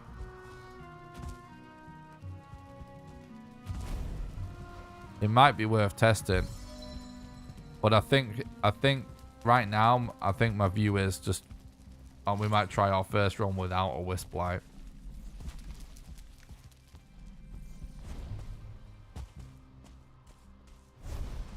It's kind of interesting, like it's not.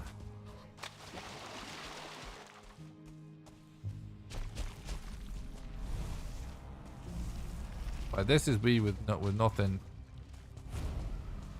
Like, you know, it's only certain areas where the fog's super bad.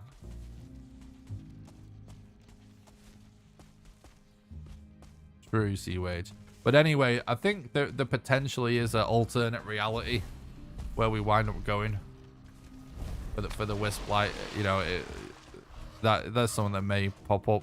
We'll see. Oh look, the two bros are actually here together.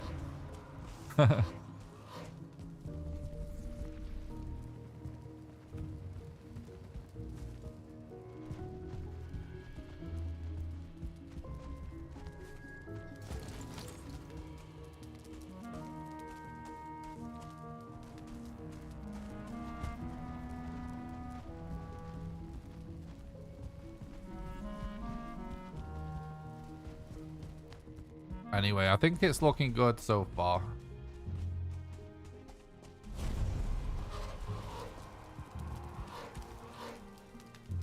Man, it's kind of a shame that the hammer is so late game.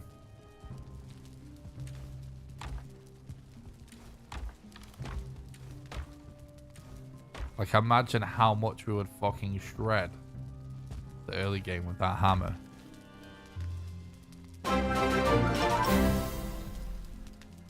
Poggy, Anna. Thank you so much for the raid. I really appreciate that. I hope you had a good stream today. Welcome, Raiders. I hope everyone's had a good stream.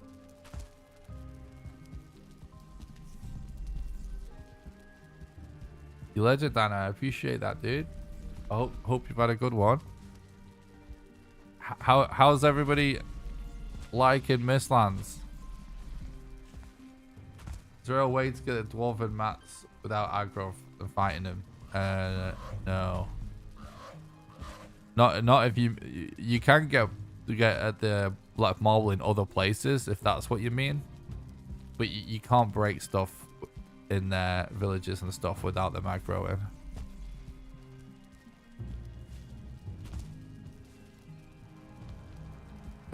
It's after your gluff. What's up, Anna? Thanks for the raid. I hope you had a good stream, bud. How you like your Mistlands?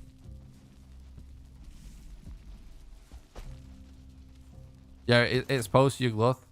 You actually use the thing that your gluff drop to make this thing, which then gives you wisps, which actually give you this light, which helps clear the fog in the Mistlands. So totally.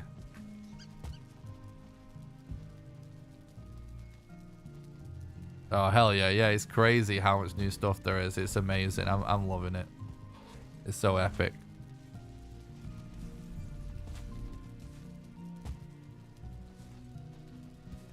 It's so epic.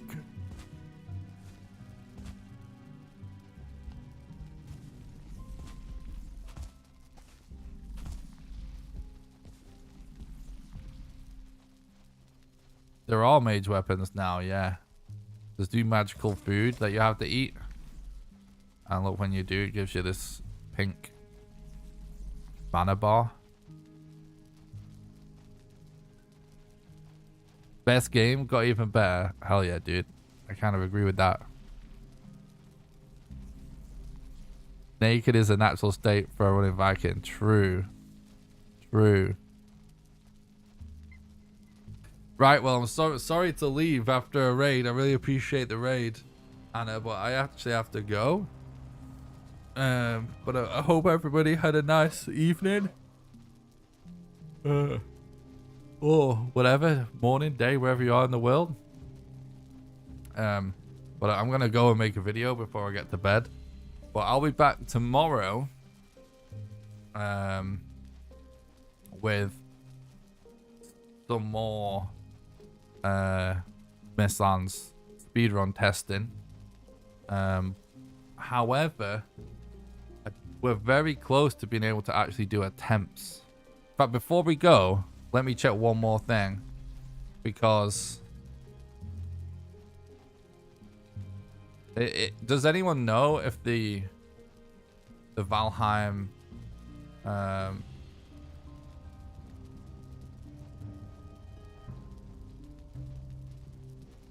like world generator website is updated?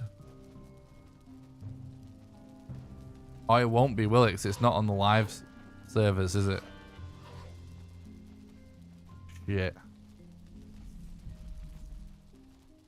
Yeah, it's not. As obviously it's still on public test build. It's probably going to take a while until this is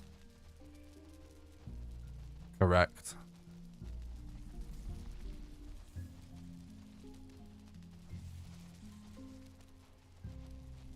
Something we may have to test tomorrow is finding a seed that we previously know is like really good.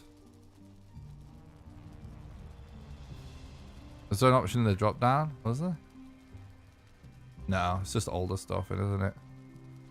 Something that we should test tomorrow is firing up a seed that was from like a world record set seed speed run and seeing what the Mistlands look like on those seeds, because even if we can't check it using a seed viewer, we could actually make a map of ourselves just by going and investigating. So you know what I mean? Like, even if it's just like it optimizes the first part, like the first 5 bosses, and then we just, you know, have to figure out the Mistland stuff ourselves, it would be a good way to do a test run. So yeah, we may have to see like what some of the previous best seeds look like in game after the update, because they have apparently made it so that, well, not apparently, like when you look at the map, there is like way more Mistlands than there used to be. So I'm kind of curious if some of the old seeds, when you type it in, are actually going to be different now, because from previous updates, that is how it used to work. So I assume that is what it is.